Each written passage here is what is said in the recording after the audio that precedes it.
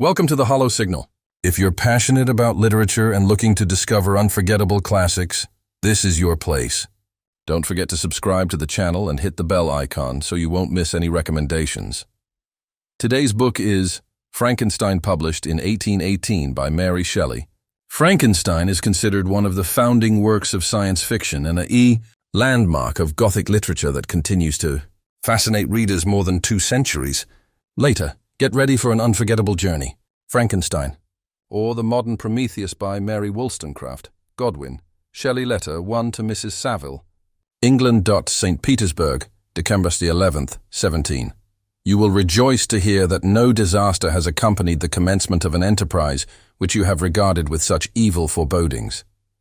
I arrived here yesterday, and my first task is to assure my dear sister of my welfare and increasing confidence in the success of my undertaking. I am already far north of London, and as I walk in the streets of Petersburg, I feel a cold northern breeze play upon my cheeks, which braces my nerves and fills me with delight. Do you understand this feeling? This breeze, which has traveled from the regions towards which I am advancing, gives me a foretaste of those icy climes. Inspirited by this wind of promise, my daydreams become more fervent and vivid. I try in vain to be persuaded that the pole is the seat of frost and desolation. It ever presents itself to my imagination as the region of beauty and delight. There, Margaret, the sun is forever visible, its broad disk just skirting the horizon and diffusing a perpetual splendor. There, for with your leave, my sister, I will put some trust in preceding navigators. There snow and frost are banished, and sailing over a calm sea, we may be wafted to a land surpassing in wonders and in beauty every region hitherto discovered on the habitable globe. Its productions and features may be without example, as the phenomena of the heavenly bodies undoubtedly are in those undiscovered solitudes. What may not be expected in a country of eternal light? I may there discover the wondrous power which attracts the needle, and may regulate 1,000 celestial observations that require only this voyage to render their seeming eccentricities consistent forever. I shall satiate my ardent curiosity with the sight of a part of the world never before visited, and may tread a land never before imprinted by the foot of man. These are my enticements, and they are sufficient to conquer all fear of danger or death, and to induce me to commence this laborious voyage with the joy a child feels when he embarks in a little boat, with his holiday mates, on an expedition of discovery up his native river. But supposing all these conjectures to be false, you cannot contest the inestimable benefit which I shall confer on all mankind, to the last generation, by discovering a passage near the pole to those countries, to reach which at present so many months are requisite, or by ascertaining the secret of the magnet, which, if at all possible, can only be effected by an undertaking such as mine. These reflections have dispelled the agitation with which I began my letter, and I feel my heart glow with an enthusiasm which elevates me to heaven, for nothing contributes so much to tranquilize the mind as a steady purpose, a point on which the soul may fix its intellectual eye. This expedition has been the favorite dream of my early years. I have read with ardor the accounts of the various voyages which have been made in the prospect of arriving at the North Pacific Ocean through the seas which surround the pole. You may remember that a history of all the voyages made for purposes of discovery composed the whole of our good Uncle Thomas's library. My education was neglected, yet I was passionately fond of reading. These volumes were my study day and night, and my familiarity with them increased that regret which I had felt as a child, on learning that my father's dying injunction had forbidden my uncle to allow me to embark in a seafaring life. These visions faded when I perused, for the first time, those poets whose effusions entranced my soul and lifted it to heaven. I also became a poet, and for 1 year lived in a paradise of my own creation. I imagined that I also might obtain a niche in the temple where the names of Homer and Shakespeare are consecrated. You are well acquainted with my failure and how heavily I bore the disappointment. But just at that time I inherited the fortune of my cousin, and my thoughts were turned into the channel of their earlier bent. 6 years have passed since I resolved on my present undertaking. I can even now remember the hour from which I dedicated myself to this great enterprise. I commenced by inuring my body to hardship. I accompanied the whale fishers on several expeditions to the North Sea, I voluntarily endured cold, famine, thirst, and want of sleep. I often worked harder than the common sailors during the day, and devoted my nights to the study of mathematics, the theory of medicine, and those branches of physical science from which a naval adventurer might derive the greatest practical advantage. Twice I actually hired myself as an undermate in a Greenland whaler and acquitted myself to admiration. I must own, I felt a little proud when my captain offered me the second dignity in the vessel and entreated me to remain with the greatest earnestness. So valuable did he consider my services. And now, dear Margaret, do I not deserve to accomplish some great purpose? My life might have been passed in ease and luxury, but I preferred glory to every enticement that wealth placed in my path. Oh, that some encouraging voice would answer in the affirmative. My courage and my resolution is firm, but my hopes fluctuate and my spirits are often depressed. I'm about to proceed on a long and difficult voyage, the emergencies of which will demand all my fortitude. I am required not only to raise the spirits of others, but sometimes to sustain my own when theirs are failing. This is the most favorable period for traveling in Russia. They fly quickly over the snow in their sledges. The motion is pleasant and, in my opinion, far more agreeable than that of an English stagecoach. The cold is not excessive, if you are wrapped in furs, a dress which I have already adopted, for there is a great difference between walking the deck and remaining seated motionless for hours. When no exercise prevents the blood from actually freezing in your veins, I have no ambition to lose my life on the post road between St. Petersburg and Archangel. I shall depart for the latter town in a fortnight or 3 weeks. And my intention is to hire a ship there, which can easily be done by paying the insurance for the owner, and to engage as many sailors as I think necessary among those who are accustomed to the whale fishing. I do not intend to sail until the month of June. And when shall I return? Ah, dear sister, how can I answer this question? If I succeed, many months, perhaps years, will pass before you and I may meet. If I fail, you will see me again soon or never. Farewell, my dear, excellent Margaret. Heaven shower down blessings on you and save me, that I may again and again testify my gratitude for all your love and kindness. Your affectionate brother, our Walton letter to Mrs. Saville, England. Archangel, 28th of March. 17. How slowly the time passes here, encompassed as I am by frost and snow. Yet a second step is taken towards my enterprise. I have hired a vessel and am occupied in collecting my sailors. Those whom I have already engaged appear to be men on whom I can depend, and are certainly possessed of dauntless courage. But I have one want, which I have never yet been able to satisfy. And the absence of the object of which I now feel is a most severe evil. I have no friend. Margaret. When I am glowing with the enthusiasm of success, there will be none to participate my joy. If I am assailed by disappointment, no one will endeavor to sustain me in dejection. I shall commit my thoughts to paper, it is true. But that is a poor medium for the communication of feeling. I desire the company of a man who could sympathize with me, whose eyes would reply to mine. You may deem me romantic, my dear sister, but I bitterly feel the want of a friend. I have no one near me, gentle yet courageous, possessed of a cultivated as well as of a capacious mind, whose tastes are like my own, to approve or amend my plans. How would such a friend repair the faults of your poor brother? I am too ardent in execution and too impatient of difficulties. But it is a still greater evil to me that I am self-educated. For the first 14 years of my life I ran wild on a common and read nothing but our Uncle Thomas's books of voyages. At that age I became acquainted with the celebrated poets of our own country, but it was only when it had ceased to be in my power to derive its most important benefits from such a conviction that I perceived the necessity of becoming acquainted with more languages than that of my native country. Now I am 28 and am in reality more illiterate than many schoolboys of 15. It is true that I have thought more and that my daydreams are more extended and magnificent, but they want, as the painters call it, keeping. And I greatly need a friend who would have sense enough not to despise me as romantic, and affection enough for me to endeavor to regulate my mind. Well, these are useless complaints. I shall certainly find no friend on the wide ocean, nor even here in Archangel, among merchants and seamen. Yet some feelings, unallied to the dross of human nature, beat even in these rugged bosoms. My lieutenant, for instance, is a man of wonderful courage and enterprise. He is madly desirous of glory, or rather, to word my phrase more characteristically, of advancement in his profession. He is an Englishman, and in the midst of national and professional prejudices, unsoftened by cultivation, retains some of the noblest endowments of humanity. I first became acquainted with him on board a whale vessel. Finding that he was unemployed in this city, I easily engaged him to assist in my enterprise. The master is a person of an excellent disposition, and is remarkable in the ship for his gentleness and the mildness of his discipline. This circumstance, added to his well-known integrity and dauntless courage, made me very desirous to engage him.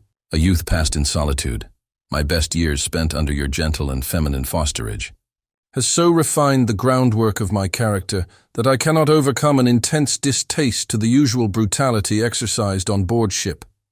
I have never believed it to be necessary, and when I heard of a mariner equally noted for his kindliness of heart and the respect and obedience paid to him by his crew, I felt myself peculiarly fortunate in being able to secure his services. I heard of him first in rather a romantic manner from a lady who owes to him the happiness of her life.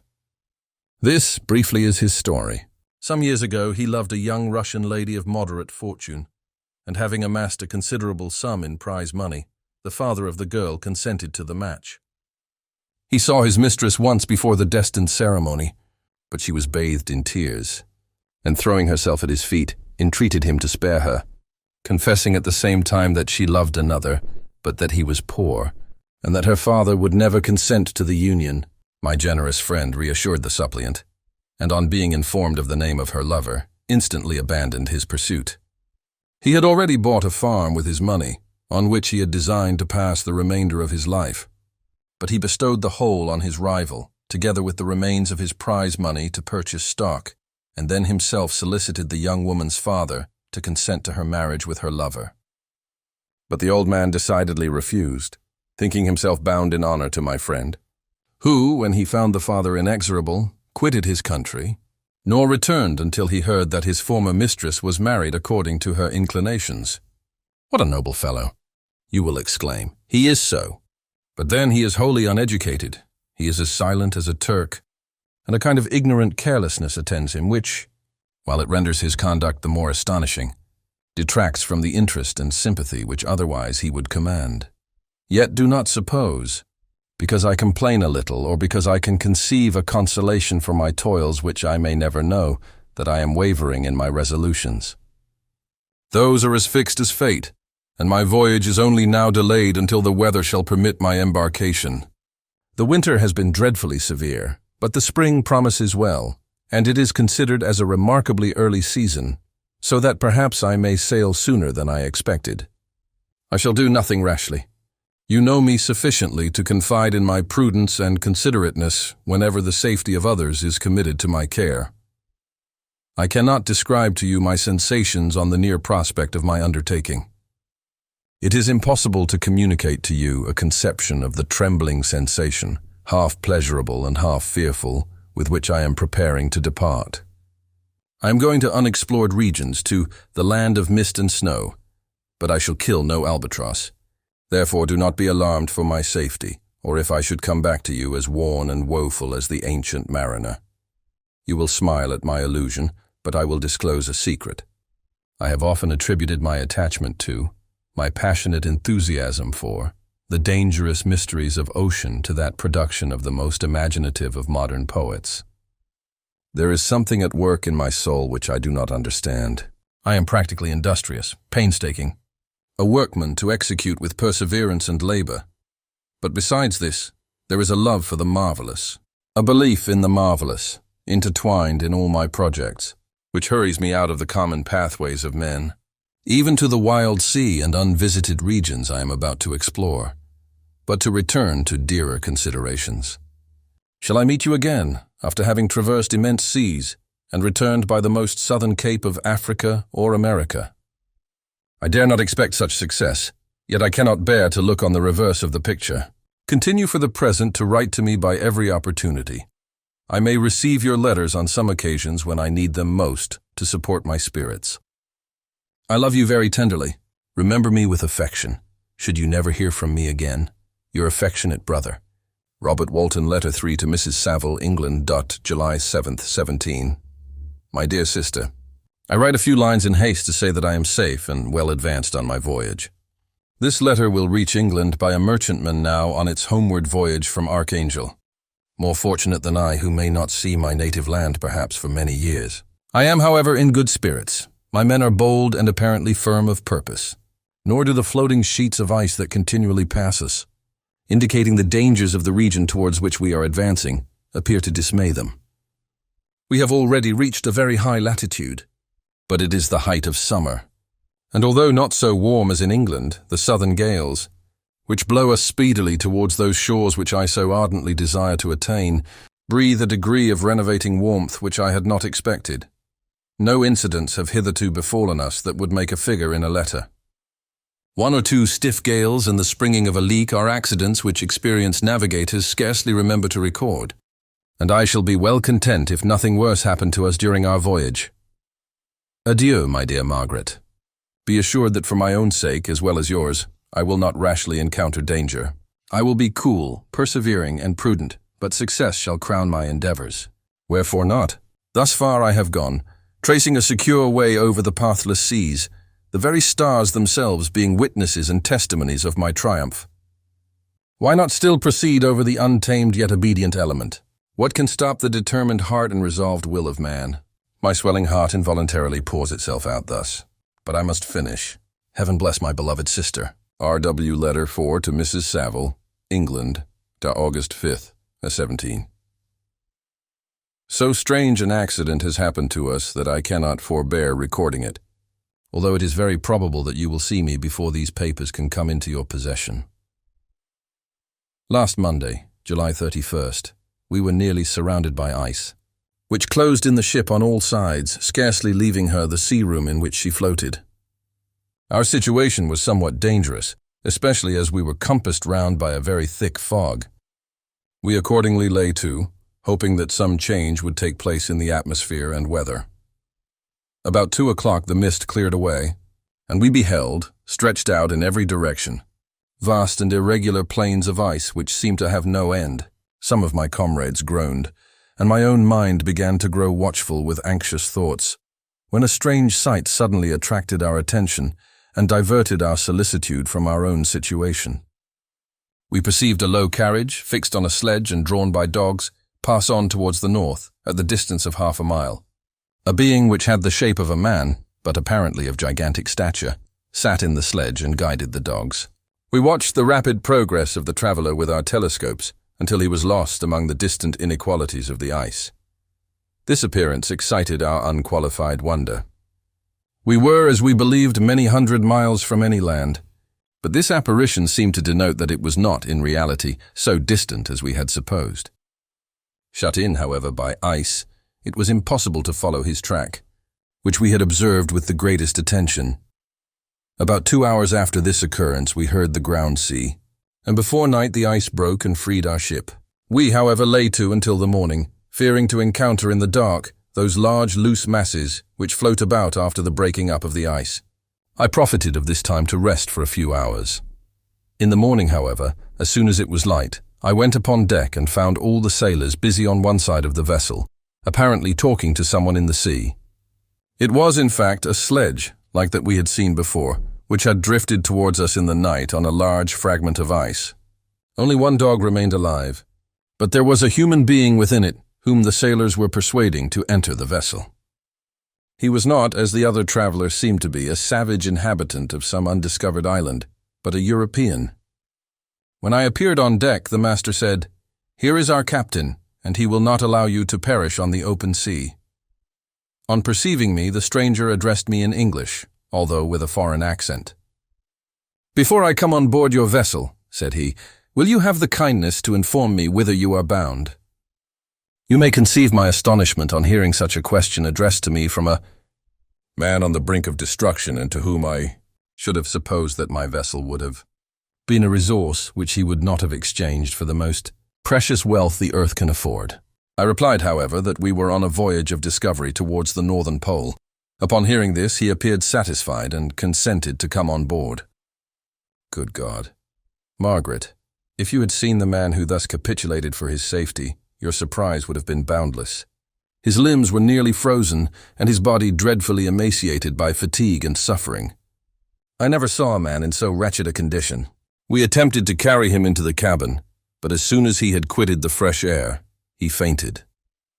We accordingly brought him back to the deck and restored him to animation by rubbing him with brandy and forcing him to swallow a small quantity. As soon as he showed signs of life, we wrapped him up in blankets and placed him near the chimney of the kitchen stove. By slow degrees he recovered and ate a little soup, which restored him wonderfully. 2 days passed in this manner before he was able to speak, and I often feared that his sufferings had deprived him of understanding. When he had in some measure recovered, I removed him to my own cabin and attended on him as much as my duty would permit. I never saw a more interesting creature. His eyes have generally an expression of wildness and even madness, but there are moments when, if anyone performs an act of kindness towards him, or does him any the most trifling service, his whole countenance is lighted up, as it were, with a beam of benevolence and sweetness that I never saw equaled. But he is generally melancholy and despairing, and sometimes he gnashes his teeth, as if impatient of the weight of woes that oppresses him. When my guest was a little recovered, I had great trouble to keep off the men, who wished to ask him 1,000 questions, but I would not allow him to be tormented by their idle curiosity, in a state of body and mind whose restoration evidently depended upon entire repose. Once, however, the lieutenant asked why he had come so far upon the ice in so strange a vehicle. His countenance instantly assumed an aspect of the deepest gloom, and he replied, "To seek one who fled from me." "And did the man whom you pursued travel in the same fashion?" "Yes." "Then I fancy we have seen him, for the day before we picked you up, we saw some dogs drawing a sledge, with a man in it, across the ice." This aroused the stranger's attention, and he asked a multitude of questions concerning the route which the daemon, as he called him, had pursued. Soon after, when he was alone with me, he said, "I have doubtless excited your curiosity, as well as that of these good people. But you are too considerate to make inquiries." "Certainly. It would indeed be very impertinent and inhuman in me to trouble you with any inquisitiveness of mine. And yet you rescued me from a strange and perilous situation. You have benevolently restored me to life." Soon after this, he inquired if I thought that the breaking up of the ice had destroyed the other sledge. I replied that I could not answer with any degree of certainty, for the ice had not broken until near midnight, and the traveller might have arrived at a place of safety before that time. But of this I could not judge. From this time a new spirit of life animated the decaying frame of the stranger. He manifested the greatest eagerness to be upon deck to watch for the sledge which had before appeared. But I have persuaded him to remain in the cabin, for he is far too weak to sustain the rawness of the atmosphere. I have promised that someone should watch for him and give him instant notice if any new object should appear in sight. Such is my journal of what relates to this strange occurrence up to the present day. The stranger has gradually improved in health, but is very silent, and appears uneasy when anyone except myself enters his cabin. Yet his manners are so conciliating and gentle that the sailors are all interested in him, although they have had very little communication with him. For my own part, I begin to love him as a brother, and his constant and deep grief fills me with sympathy and compassion. He must have been a noble creature in his better days, being even now in wreck so attractive and amiable. I said in one of my letters, my dear Margaret, that I should find no friend on the wide ocean. Yet I have found a man who, before his spirit had been broken by misery, I should have been happy to have possessed as the brother of my heart. I shall continue my journal concerning the stranger at intervals, should I have any fresh incidents to record. August 13th, 17. My affection for my guest increases every day. He excites at once my admiration and my pity to an astonishing degree. How can I see so noble a creature destroyed by misery without feeling the most poignant grief? He is so gentle yet so wise. His mind is so cultivated, and when he speaks, although his words are culled with the choicest art, yet they flow with rapidity and unparalleled eloquence. He is now much recovered from his illness and is continually on the deck, apparently watching for the sledge that preceded his own. Yet, although unhappy, he is not so utterly occupied by his own misery, but that he interests himself deeply in the projects of others. He has frequently conversed with me on mine, which I have communicated to him without disguise.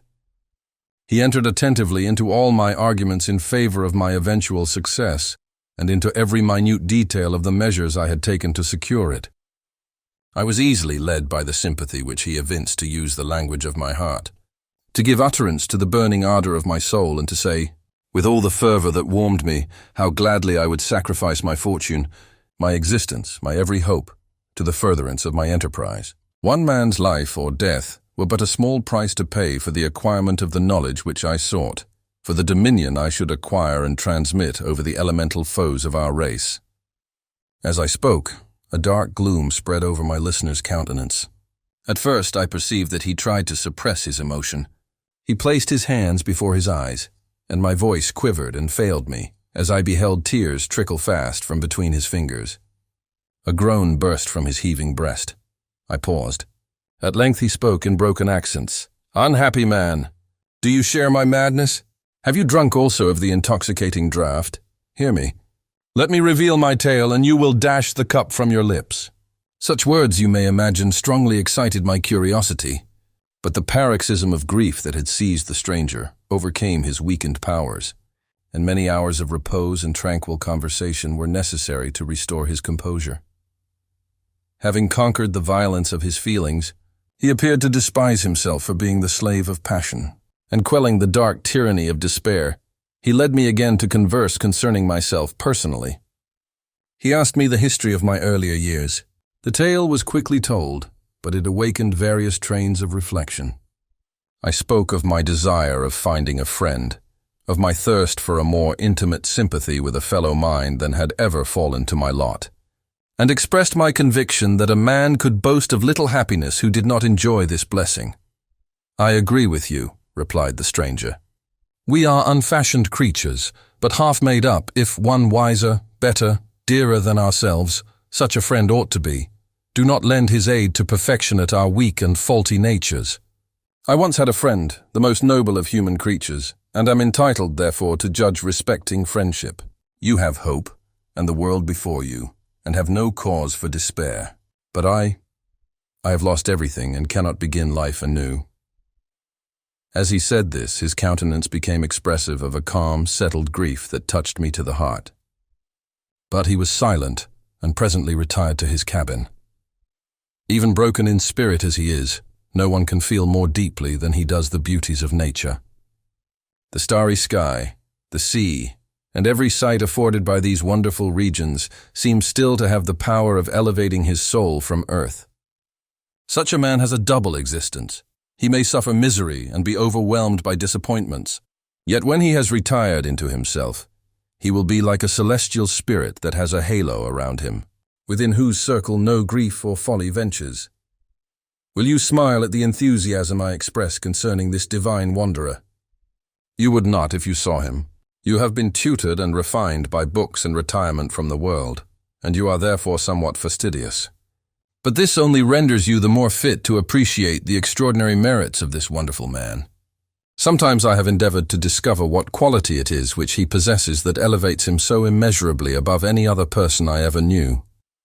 I believe it to be an intuitive discernment, a quick but never failing power of judgment, a penetration into the causes of things, unequaled for clearness and precision. Add to this a facility of expression and a voice whose varied intonations are soul-subduing music. August 19th, 17. Yesterday the stranger said to me, "You may easily perceive, Captain Walton, that I have suffered great and unparalleled misfortunes. I had determined at one time that the memory of these evils should die with me, but you have won me to alter my determination. You seek for knowledge and wisdom as I once did, and I ardently hope that the gratification of your wishes may not be a serpent to sting you, as mine has been. I do not know that the relation of my disasters will be useful to you. Yet, when I reflect that you are pursuing the same course, exposing yourself to the same dangers which have rendered me what I am, I imagine that you may deduce an apt moral from my tale, one that may direct you if you succeed in your undertaking and console you in case of failure. Prepare to hear of occurrences which are usually deemed marvelous. Were we among the tamer scenes of nature, I might fear to encounter your unbelief, perhaps your ridicule. But many things will appear possible in these wild and mysterious regions, which would provoke the laughter of those unacquainted with the ever-varied powers of nature. Nor can I doubt but that my tale conveys in its series internal evidence of the truth of the events of which it is composed. You may easily imagine that I was much gratified by the offered communication, yet I could not endure that he should renew his grief by a recital of his misfortunes. I felt the greatest eagerness to hear the promised narrative, partly from curiosity and partly from a strong desire to ameliorate his fate if it were in my power. I expressed these feelings in my answer. "I thank you," he replied, "for your sympathy. But it is useless. My fate is nearly fulfilled. I wait but for one event, and then I shall repose in peace." "I understand your feeling," continued he, perceiving that I wished to interrupt him. "But you are mistaken, my friend, if thus you will allow me to name you. Nothing can alter my destiny. Listen to my history, and you will perceive how irrevocably it is determined." He then told me that he would commence his narrative the next day when I should be at leisure. This promise drew from me the warmest thanks. I have resolved every night, when I am not imperatively occupied by my duties, to record, as nearly as possible in his own words, what he has related during the day. If I should be engaged, I will at least make notes. This manuscript will doubtless afford you the greatest pleasure, but to me who know him, and who hear it from his own lips, with what interest and sympathy shall I read it in some future day? Even now, as I commence my task, his full-toned voice swells in my ears. His lustrous eyes dwell on me with all their melancholy sweetness. I see his thin hand raised in animation, while the lineaments of his face are irradiated by the soul within. Strange and harrowing must be his story, frightful the storm which embraced the gallant vessel on its course and wrecked it. Thus, Chapter 19. Am by birth a Genovese, and my family is one of the most distinguished of that republic. My ancestors had been for many years councillors and syndics, and my father had filled several public situations with honor and reputation. He was respected by all who knew him for his integrity and indefatigable attention to public business. He passed his younger days perpetually occupied by the affairs of his country. A variety of circumstances had prevented his marrying early, nor was it until the decline of life that he became a husband and the father of a family. As the circumstances of his marriage illustrate his character, I cannot refrain from relating them. One of his most intimate friends was a merchant who, from a flourishing state, fell, through numerous mischances, into poverty. This man, whose name was Beaufort, was of a proud and unbending disposition, and could not bear to live in poverty and oblivion in the same country where he had formerly been distinguished for his rank and magnificence. Having paid his debts, therefore, in the most honorable manner, he retreated with his daughter to the town of Lucerne, where he lived unknown and in wretchedness. My father loved Beaufort with the truest friendship, and was deeply grieved by his retreat in these unfortunate circumstances. He bitterly deplored the false pride which led his friend to a conduct so little worthy of the affection that united them. He lost no time in endeavoring to seek him out, with the hope of persuading him to begin the world again through his credit and assistance. Beaufort had taken effectual measures to conceal himself, and it was 10 months before my father discovered his abode. Overjoyed at this discovery, he hastened to the house, which was situated in a mean street near the Reuss. But when he entered, misery and despair alone welcomed him. Beaufort had saved but a very small sum of money from the wreck of his fortunes, but it was sufficient to provide him with sustenance for some months, and in the meantime he hoped to procure some respectable employment in a merchant's house. The interval was, consequently, spent in inaction. His grief only became more deep and rankling when he had leisure for reflection, and at length it took so fast hold of his mind that at the end of 3 months he lay on a bed of sickness, incapable of any exertion. His daughter attended him with the greatest tenderness, but she saw with despair that their little fund was rapidly decreasing and that there was no other prospect of support. But Caroline Beaufort possessed a mind of an uncommon mold, and her courage rose to support her in her adversity. She procured plain work. She pleaded straw and by various means contrived to earn a pittance scarcely sufficient to support life. Several months passed in this manner. Her father grew worse. Her time was more entirely occupied in attending him. Her means of subsistence decreased, and in the 10th month, Her father died in her arms, leaving her an orphan and a beggar. This last blow overcame her, and she knelt by Beaufort's coffin weeping bitterly when my father entered the chamber. He came like a protecting spirit to the poor girl, who committed herself to his care. And after the interment of his friend, he conducted her to Geneva and placed her under the protection of a relation. 2 years after this event, Caroline became his wife. There was a considerable difference between the ages of my parents, but this circumstance seemed to unite them only closer in bonds of devoted affection. There was a sense of justice in my father's upright mind, which rendered it necessary that he should approve highly to love strongly. Perhaps during former years he had suffered from the late-discovered unworthiness of one beloved, and so was disposed to set a greater value on tried worth. There was a show of gratitude and worship in his attachment to my mother, differing wholly from the doting fondness of age, for it was inspired by reverence for her virtues and a desire to be the means of, in some degree, recompensing her for the sorrows she had endured, but which gave inexpressible grace to his behavior to her. Everything was made to yield to her wishes and her convenience. He strove to shelter her, as a fair exotic is sheltered by the gardener, from every rougher wind, and to surround her with all that could tend to excite pleasurable emotion in her soft and benevolent mind. Her health, and even the tranquility of her hitherto constant spirit, had been shaken by what she had gone through. During the 2 years that had elapsed previous to their marriage, my father had gradually relinquished all his public functions, and immediately after their union they sought the pleasant climate of Italy, and the change of scene and interest attendant on a tour through that land of wonders as a restorative for her weakened frame. From Italy they visited Germany and France. I, their eldest child, was born at Naples, and as an infant accompanied them in their rambles. I remained for several years their only child. Much as they were attached to each other, they seemed to draw inexhaustible stores of affection from a very mine of love to bestow them upon me. My mother's tender caresses and my father's smile of benevolent pleasure while regarding me are my first recollections. I was their plaything and their idol, and something better, their child, the innocent and helpless creature bestowed on them by heaven, whom to bring up to good, and whose future lot it was in their hands to direct to happiness or misery, according as they fulfilled their duties towards me. With this deep consciousness of what they owed towards the being to which they had given life, added to the active spirit of tenderness that animated both, it may be imagined that while during every hour of my infant life I received a lesson of patience, of charity, and of self-control, I was so guided by a silken cord that all seemed but one train of enjoyment to me. For a long time I was their only care. My mother had much desired to have a daughter, but I continued their single offspring. When I was about 5 years old, while making an excursion beyond the frontiers of Italy, they passed a week on the shores of the Lake of Como. Their benevolent disposition often made them enter the cottages of the poor. This to my mother was more than a duty. It was a necessity, a passion, remembering what she had suffered and how she had been relieved, for her to act in her turn the guardian angel to the afflicted. During one of their walks, a poor cot in the foldings of a veil attracted their notice as being singularly disconsolate, while the number of half-clothed children gathered about it spoke of penury in its worst shape.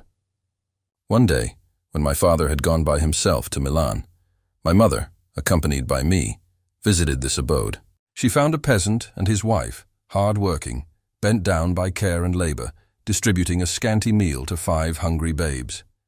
Among these there was one which attracted my mother far above all the rest. She appeared of a different stock. The 4 others were dark-eyed, hardy little vagrants. This child was thin and very fair.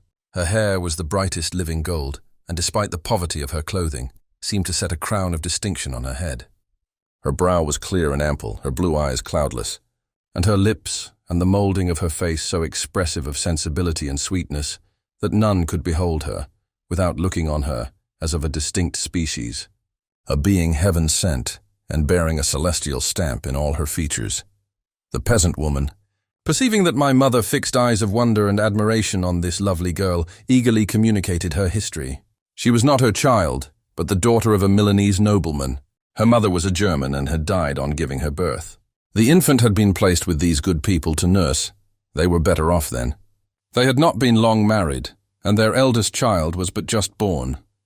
The father of their charge was one of those Italians nursed in the memory of the antique glory of Italy, one among the schiavi ognor frementi, who exerted himself to obtain the liberty of his country. He became the victim of its weakness. Whether he had died or still lingered in the dungeons of Austria was not known. His property was confiscated. His child became an orphan and a beggar. She continued with her foster parents and bloomed in their rude abode, fairer than a garden rose among dark-leaved brambles. When my father returned from Milan, he found playing with me in the hall of our villa a child fairer than pictured cherub, a creature who seemed to shed radiance from her looks, and whose form and motions were lighter than the chamois of the hills. The apparition was soon explained. With his permission, my mother prevailed on her rustic guardians to yield their charge to her. They were fond of the sweet orphan. Her presence had seemed a blessing to them, but it would be unfair to her to keep her in poverty and want when Providence afforded her such powerful protection. They consulted their village priest, and the result was that Elizabeth Lavenza became the inmate of my parents' house, my more than sister, the beautiful and adored companion of all my occupations and my pleasures. Everyone loved Elizabeth. The passionate and almost reverential attachment with which all regarded her became, while I shared it, my pride and my delight. On the evening previous to her being brought to my home, my mother had said playfully, "I have a pretty present for my Victor. Tomorrow he shall have it." And when, on the morrow, she presented Elizabeth to me as her promised gift, I, with childish seriousness, interpreted her words literally and looked upon Elizabeth as mine to protect, love, and cherish. All praises bestowed on her I received as made to a possession of my own. We called each other familiarly by the name of cousin. No word, no expression could body forth the kind of relation in which she stood to me, my more than sister, since till death she was to be mine only. Chapter 2. We were brought up together. There was not quite a year difference in our ages.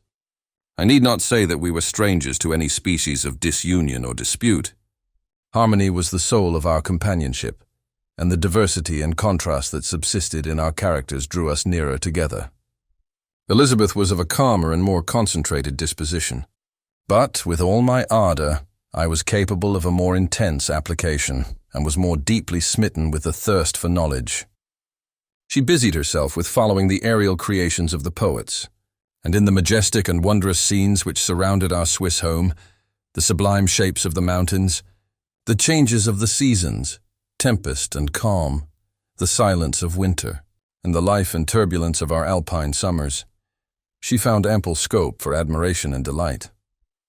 While my companion contemplated with a serious and satisfied spirit the magnificent appearances of things, I delighted in investigating their causes. The world was to me a secret which I desired to divine. Curiosity, earnest research to learn the hidden laws of nature, gladness akin to rapture as they were unfolded to me, are among the earliest sensations I can remember. On the birth of a second son, my junior by 7 years, my parents gave up entirely their wandering life and fixed themselves in their native country. We possessed a house in Geneva and a campaign on Bellerive, the eastern shore of the lake, at the distance of rather more than a league from the city.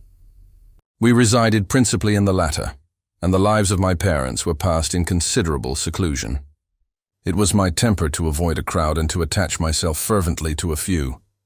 I was indifferent, therefore, to my schoolfellows in general. But I united myself in the bonds of the closest friendship to one among them. Henry Clerval was the son of a merchant of Geneva. He was a boy of singular talent and fancy. He loved enterprise, hardship, and even danger for its own sake. He was deeply read in books of chivalry and romance. He composed heroic songs and began to write many a tale of enchantment and knightly adventure. He tried to make us act plays and to enter into masquerades, in which the characters were drawn from the heroes of Roncesvalles, of the Round Table of King Arthur, and the chivalrous train who shed their blood to redeem the Holy Sepulchre from the hands of the infidels. No human being could have passed a happier childhood than myself. My parents were possessed by the very spirit of kindness and indulgence. We felt that they were not the tyrants to rule our lot according to their caprice, but the agents and creators of all the many delights which we enjoyed. When I mingled with other families, I distinctly discerned how peculiarly fortunate my lot was, and gratitude assisted the development of filial love. My temper was sometimes violent, and my passions vehement, but by some law in my temperature they were turned not towards childish pursuits but to an eager desire to learn, and not to learn all things indiscriminately. I confess that neither the structure of languages, nor the code of governments, nor the politics of various states possessed attractions for me. It was the secrets of heaven and earth that I desired to learn, and whether it was the outward substance of things, or the inner spirit of nature, and the mysterious soul of man that occupied me. Still my inquiries were directed to the metaphysical, or in its highest sense, the physical secrets of the world. Meanwhile, Clerval occupied himself, so to speak, with the moral relations of things. The busy stage of life, the virtues of heroes, and the actions of men were his theme, and his hope and his dream was to become one among those whose names are recorded in story as the gallant and adventurous benefactors of our species. The saintly soul of Elizabeth shone like a shrine-dedicated lamp in our peaceful home. Her sympathy was ours. Her smile, her soft voice, the sweet glance of her celestial eyes were ever there to bless and animate us. She was the living spirit of love to soften and attract. I might have become sullen in my study, rough through the ardor of my nature, but that she was there to subdue me to a semblance of her own gentleness. And Clerval, could aught ill entrench on the noble spirit of Clerval? Yet he might not have been so perfectly humane, so thoughtful in his generosity, so full of kindness and tenderness amidst his passion for adventurous exploit, had she not unfolded to him the real loveliness of beneficence, and made the doing good the end and aim of his soaring ambition. I feel exquisite pleasure in dwelling on the recollections of childhood. Before misfortune had tainted my mind and changed its bright visions of extensive usefulness into gloomy and narrow reflections upon self. Besides, in drawing the picture of my early days, I also record those events which led, by insensible steps, to my after-tale of misery. For when I would account to myself for the birth of that passion which afterwards ruled my destiny, I find it arise, like a mountain river, from ignoble and almost forgotten sources. But swelling as it proceeded, it became the torrent which, in its course, has swept away all my hopes and joys. Natural philosophy is the genius that has regulated my fate. I desire, therefore, in this narration, to state those facts which led to my predilection for that science. When I was 13 years of age, we all went on a party of pleasure to the baths near Thonon. The inclemency of the weather obliged us to remain a day confined to the inn. In this house I chanced to find a volume of the works of Cornelius Agrippa. I opened it with apathy. The theory which he attempts to demonstrate, and the wonderful facts which he relates, soon changed this feeling into enthusiasm. A new light seemed to dawn upon my mind, and bounding with joy, I communicated my discovery to my father. My father looked carelessly at the title page of my book and said, "Ah, Cornelius Agrippa! My dear Victor, do not waste your time upon this. It is sad trash." If instead of this remark, my father had taken the pains to explain to me that the principles of Agrippa had been entirely exploded, and that a modern system of science had been introduced which possessed much greater powers than the ancient, because the powers of the latter were chimerical, while those of the former were real and practical. Under such circumstances, I should certainly have thrown Agrippa aside and have contented my imagination, warmed as it was, by returning with greater ardor to my former studies. It is even possible that the train of my ideas would never have received the fatal impulse that led to my ruin. But the cursory glance my father had taken of my volume by no means assured me that he was acquainted with its contents, and I continued to read with the greatest avidity. When I returned home, my first care was to procure the whole works of this author, and afterwards of Paracelsus and Albertus Magnus. I read and studied the wild fancies of these writers with delight. They appeared to me treasures known to few besides myself. I have described myself as always having been imbued with a fervent longing to penetrate the secrets of nature. In spite of the intense labor and wonderful discoveries of modern philosophers, I always came from my studies discontented and unsatisfied. Sir Isaac Newton is said to have avowed that he felt like a child picking up shells beside the great and unexplored ocean of truth. Those of his successors in each branch of natural philosophy, with whom I was acquainted, appeared even to my boy's apprehensions as tyros engaged in the same pursuit. The untaught peasant beheld the elements around him and was acquainted with their practical uses.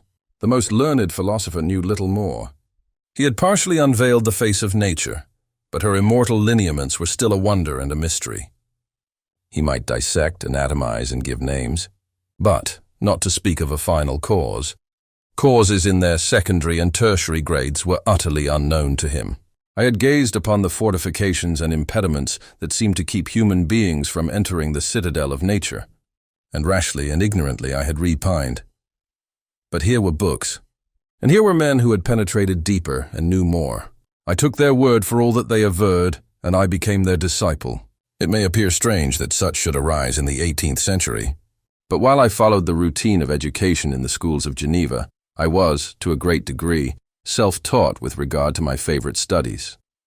My father was not scientific, and I was left to struggle with a child's blindness, added to a student's thirst for knowledge. Under the guidance of my new preceptors, I entered with the greatest diligence into the search of the philosopher's stone and the elixir of life. But the latter soon obtained my undivided attention. Wealth was an inferior object, but what glory would attend the discovery if I could banish disease from the human frame and render man invulnerable to any but a violent death? Nor were these my only visions. The raising of ghosts or devils was a promise liberally accorded by my favorite authors, the fulfillment of which I most eagerly sought. And if my incantations were always unsuccessful, I attributed the failure rather to my own inexperience and mistake than to a want of skill or fidelity in my instructors. And thus for a time I was occupied by exploded systems, mingling like an unadept, 1,000 contradictory theories and floundering desperately in a very slough of multifarious knowledge, guided by an ardent imagination and childish reasoning, till an accident again changed the current of my ideas. When I was about 15 years old, we had retired to our house near Bellerive, when we witnessed a most violent and terrible thunderstorm. It advanced from behind the mountains of Jura, and the thunder burst at once with frightful loudness from various quarters of the heavens. I remained, while the storm lasted, watching its progress with curiosity and delight. As I stood at the door, on a sudden, I beheld a stream of fire issue from an old and beautiful oak which stood about 20 yards from our house, and so soon as the dazzling light vanished, the oak had disappeared, and nothing remained but a blasted stump. When we visited it the next morning, we found the tree shattered in a singular manner. It was not splintered by the shock, but entirely reduced to thin ribbons of wood. I never beheld anything so utterly destroyed. Before this, I was not unacquainted with the more obvious laws of electricity. On this occasion, a man of great research in natural philosophy was with us, and excited by this catastrophe. He entered on the explanation of a theory which he had formed on the subject of electricity and galvanism, which was at once new and astonishing to me. All that he said threw greatly into the shade Cornelius Agrippa, Albertus Magnus, and Paracelsus, the lords of my imagination. But by some fatality, the overthrow of these men disinclined me to pursue my accustomed studies. It seemed to me as if nothing would or could ever be known. All that had so long engaged my attention suddenly grew despicable. By one of those caprices of the mind which we are perhaps most subject to in early youth, I at once gave up my former occupations, set down natural history and all its progeny as a deformed and abortive creation, and entertained the greatest disdain for a would-be science which could never even step within the threshold of real knowledge.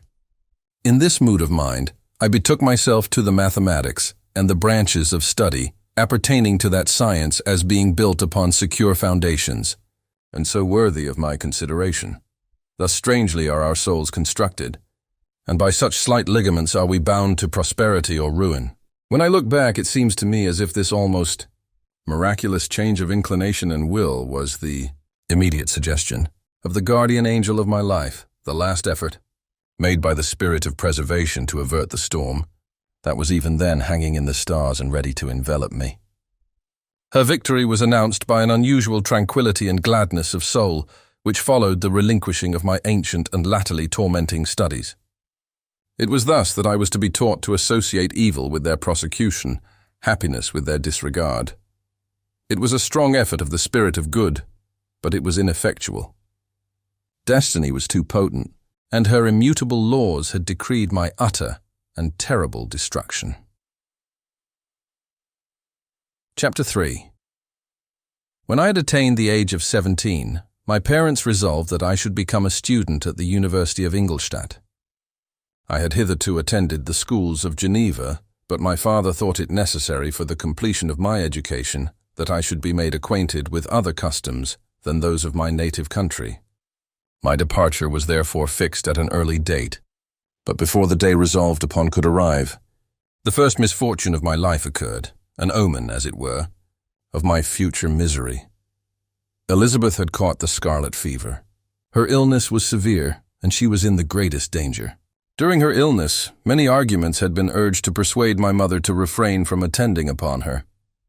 She had at first yielded to our entreaties, but when she heard that the life of her favorite was menaced, she could no longer control her anxiety. She attended her sickbed. Her watchful attentions triumphed over the malignity of the distemper. Elizabeth was saved, but the consequences of this imprudence were fatal to her preserver. On the third day my mother sickened. Her fever was accompanied by the most alarming symptoms, and the looks of her medical attendants prognosticated the worst event. On her deathbed, the fortitude and benignity of this best of women did not desert her. She joined the hands of Elizabeth and myself.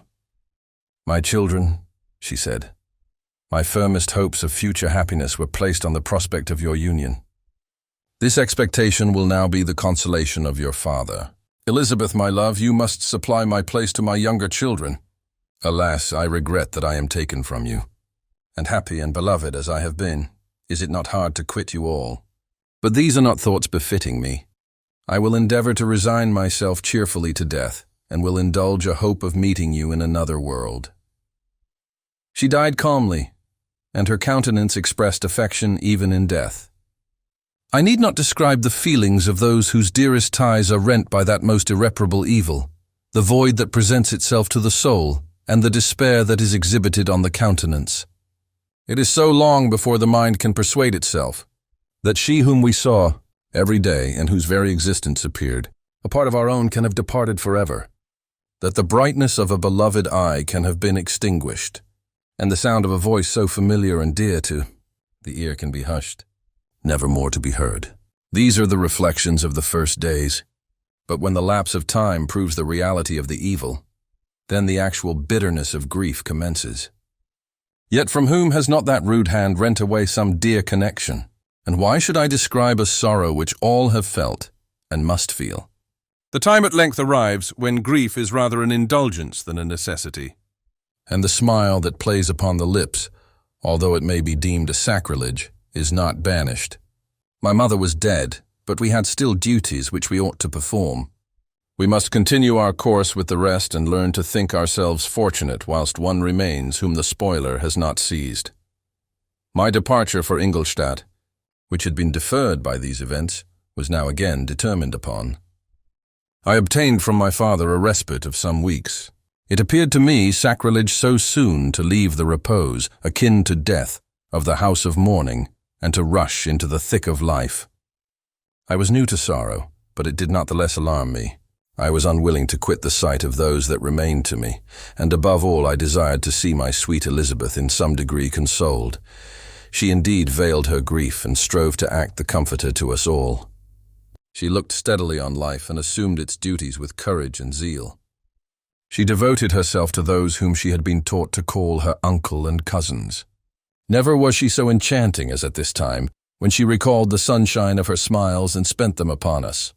She forgot even her own regret in her endeavors to make us forget. The day of my departure at length arrived. Clerval spent the last evening with us.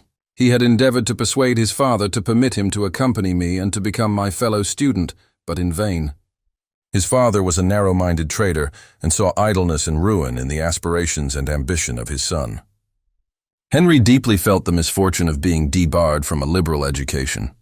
He said little, but when he spoke I read in his kindling eye and in his animated glance a restrained but firm resolve not to be chained to the miserable details of commerce. We sat late. We could not tear ourselves away from each other nor persuade ourselves to say the word farewell. It was said, and we retired under the pretense of seeking repose, each fancying that the other was deceived. But when at morning's dawn I descended to the carriage which was to convey me away, they were all there, my father again to bless me, Clerval to press my hand once more, my Elizabeth to renew her entreaties, that I would write often and to bestow the last feminine attentions on her playmate and friend, threw myself into the chaise that was to convey me away and indulged in the most melancholy reflections. I, who had ever been surrounded by amiable companions, continually engaged in endeavoring to bestow mutual pleasure, I was now alone. In the university whither I was going, I must form my own friends and be my own protector. My life had hitherto been remarkably secluded and domestic, and this had given me invincible repugnance to new countenances. I loved my brothers, Elizabeth and Clerval. These were old familiar faces, but I believed myself totally unfitted for the company of strangers. Such were my reflections as I commenced my journey. But as I proceeded, my spirits and hopes rose. I ardently desired the acquisition of knowledge. I had often, when at home, thought it hard to remain during my youth cooped up in one place and had longed to enter the world and take my station among other human beings. Now my desires were complied with, and it would, indeed, have been folly to repent. I had sufficient leisure for these and many other reflections during my journey to Ingolstadt, which was long and fatiguing. At length the high white steeple of the town met my eyes. I alighted and was conducted to my solitary apartment to spend the evening as I pleased. The next morning I delivered my letters of introduction and paid a visit to some of the principal professors. Chance, or rather the evil influence, the angel of destruction, which asserted omnipotent sway over me from the moment I turned my reluctant steps from my father's door, led me first to Monsieur Krempe, professor of natural philosophy. He was an uncouth man, but deeply imbued in the secrets of his science. He asked me several questions concerning my progress in the different branches of science appertaining to natural philosophy. I replied carelessly, and partly in contempt, mentioned the names of my alchemists as the principal authors I had studied. The professor stared. "Have you," he said, "really spent your time in studying such nonsense?" I replied in the affirmative. "Every minute," continued Monsieur Krempe with warmth, "every instant that you have wasted on those books is utterly and entirely lost. You have burdened your memory with exploded systems and useless names. Good God! In what desert land have you lived, where no one was kind enough to inform you that these fancies which you have so greedily imbibed are 1,000 years old and as musty as they are ancient? I little expected, in this enlightened and scientific age, to find a disciple of Albertus Magnus and Paracelsus. My dear sir, you must begin your studies entirely anew." So saying, he stepped aside and wrote down a list of several books treating of natural philosophy which he desired me to procure, and dismissed me after mentioning that in the beginning of the following week he intended to commence a course of lectures upon natural philosophy in its general relations, and that Monsieur Waldman, a fellow professor, would lecture upon chemistry the alternate days that he omitted. I returned home not disappointed, for I have said that I had long considered those authors useless whom the professor reprobated, but I returned not at all the more inclined to recur to these studies in any shape. Monsieur Krempe was a little squat man with a gruff voice and a repulsive countenance. The teacher, therefore, did not prepossess me in favor of his pursuits. In rather a too philosophical and connected a strain, perhaps, I have given an account of the conclusions I had come to concerning them in my early years. As a child, I had not been content with the results promised by the modern professors of natural science. With a confusion of ideas only to be accounted for by my extreme youth and my want of a guide on such matters, I had retrod the steps of knowledge along the paths of time and exchanged the discoveries of recent inquirers for the dreams of forgotten alchemists. Besides, I had a contempt for the uses of modern natural philosophy. It was very different when the masters of the science sought immortality and power. Such views, although futile, were grand. But now the scene was changed. The ambition of the inquirer seemed to limit itself to the annihilation of those visions on which my interest in science was chiefly founded. I was required to exchange chimeras of boundless grandeur for realities of little worth. Such were my reflections during the first 2 or 3 days of my residence at Ingolstadt, which were chiefly spent in becoming acquainted with the localities and the principal residents in my new abode. But as the ensuing week commenced, I thought of the information which Monsieur Krempe had given me concerning the lectures. And although I could not consent to go and hear that little conceited fellow deliver sentences out of a pulpit, I recollected what he had said of Monsieur Waldman, whom I had never seen, as he had hitherto been out of town, partly from curiosity and partly from idleness. I went into the lecturing room, which Monsieur Waldman entered shortly after. This professor was very unlike his colleague. He appeared about 50 years of age, but with an aspect expressive of the greatest benevolence. A few gray hairs covered his temples, but those at the back of his head were nearly black. His person was short but remarkably erect, and his voice the sweetest I had ever heard. He began his lecture by a recapitulation of the history of chemistry and the various improvements made by different men of learning, pronouncing with fervor the names of the most distinguished discoverers. He then took a cursory view of the present state of the science and explained many of its elementary terms. After having made a few preparatory experiments, he concluded with a panegyric upon modern chemistry, the terms of which I shall never forget. The ancient teachers of this science, said he, promised impossibilities and performed nothing. The modern masters promise very little. They know that metals cannot be transmuted, and that the elixir of life is a chimera. But these philosophers, whose hands seem only made to dabble in dirt, and their eyes to pore over the microscope or crucible, have indeed performed miracles. They penetrate into the recesses of nature and show how she works in her hiding places. They ascend into the heavens. They have discovered how the blood circulates and the nature of the air we breathe. They have acquired new and almost unlimited powers.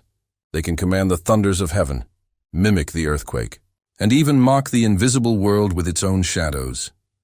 Such were the professor's words. Rather, let me say such the words of the fate, announced to destroy me. As he went on, I felt as if my soul were grappling with a palpable enemy. One by one, the various keys were touched which formed the mechanism of my being. Chord after chord was sounded, and soon my mind was filled with one thought, one conception, one purpose. So much has been done, exclaimed the soul of Frankenstein. More, far more will I achieve. Treading in the steps already marked, I will pioneer a new way, explore unknown powers, and unfold to the world the deepest mysteries of creation. I closed not my eyes that night. My internal being was in a state of insurrection and turmoil. I felt that order would thence arise, but I had no power to produce it. By degrees, after the morning's dawn, sleep came. I awoke, and my yesternight's thoughts were as a dream. There only remained a resolution to return to my ancient studies and to devote myself to a science for which I believed myself to possess a natural talent.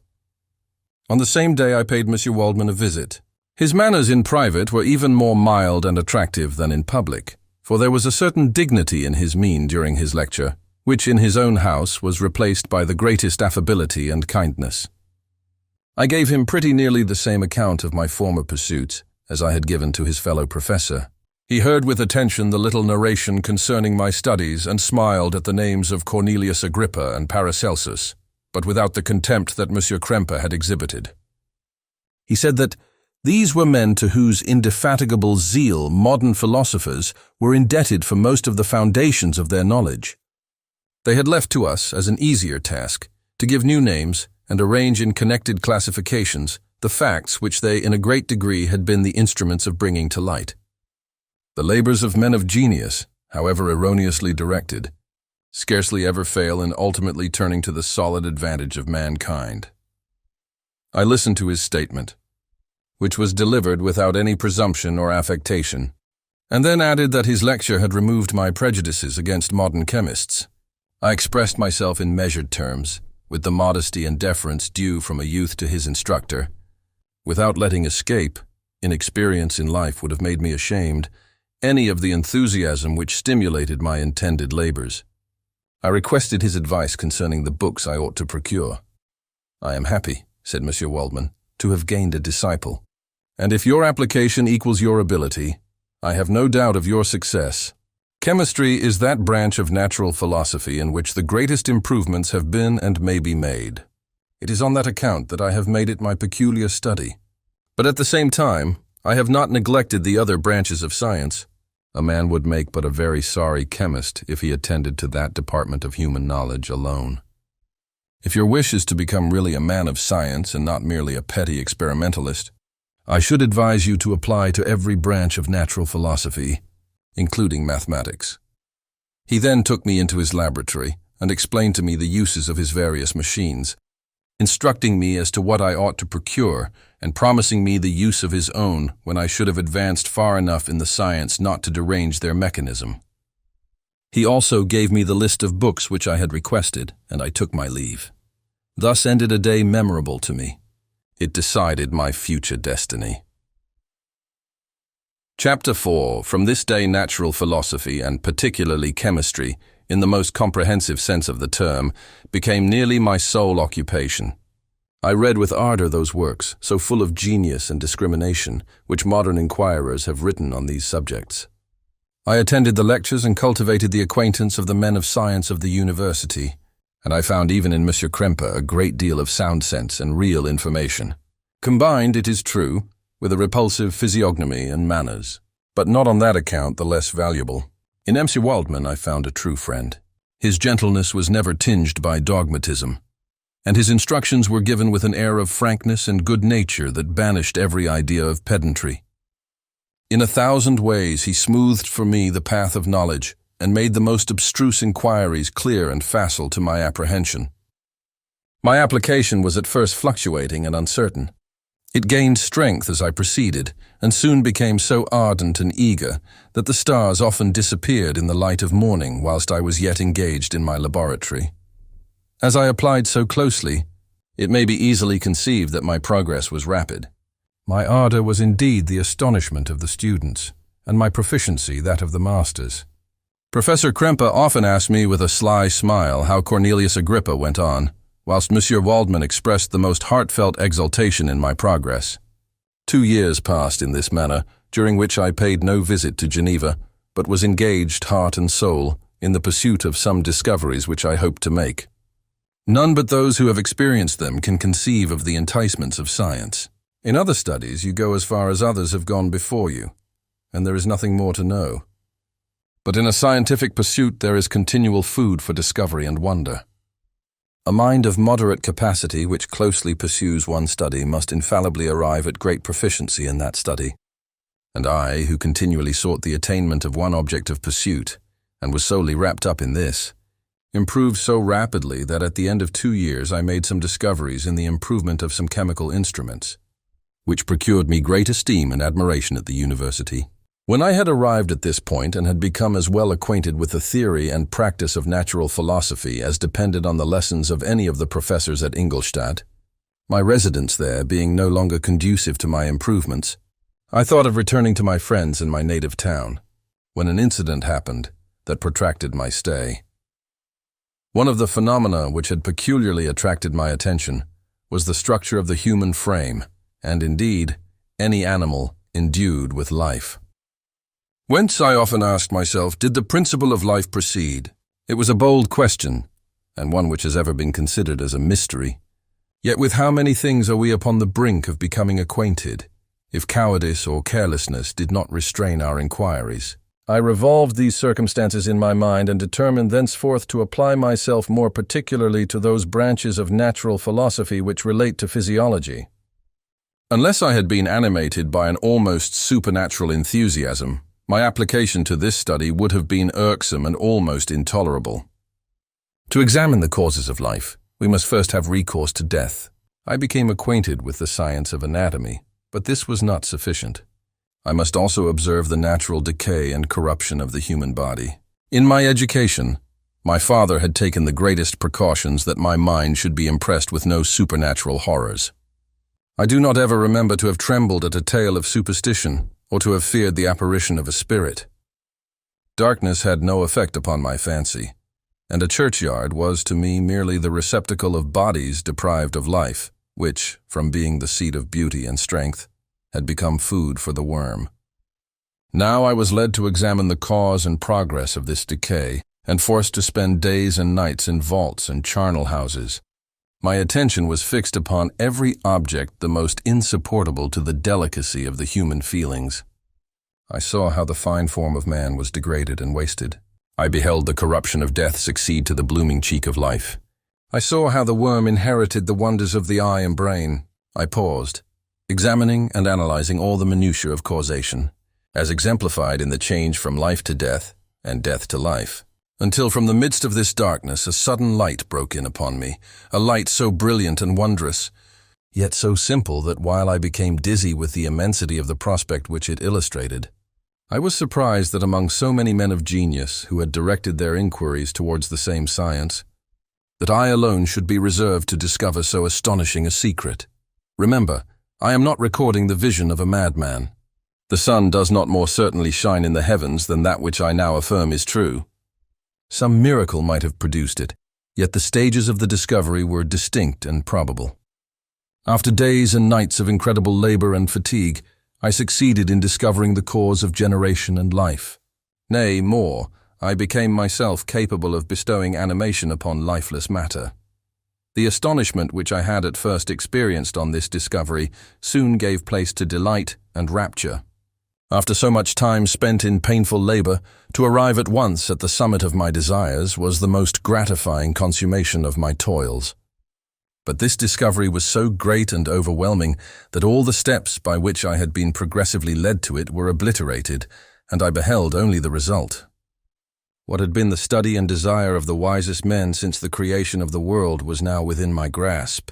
Not that like a magic scene. It all opened upon me at once. The information I had obtained was of a nature rather to direct my endeavors so soon as I should point them towards the object of my search than to exhibit that object already accomplished.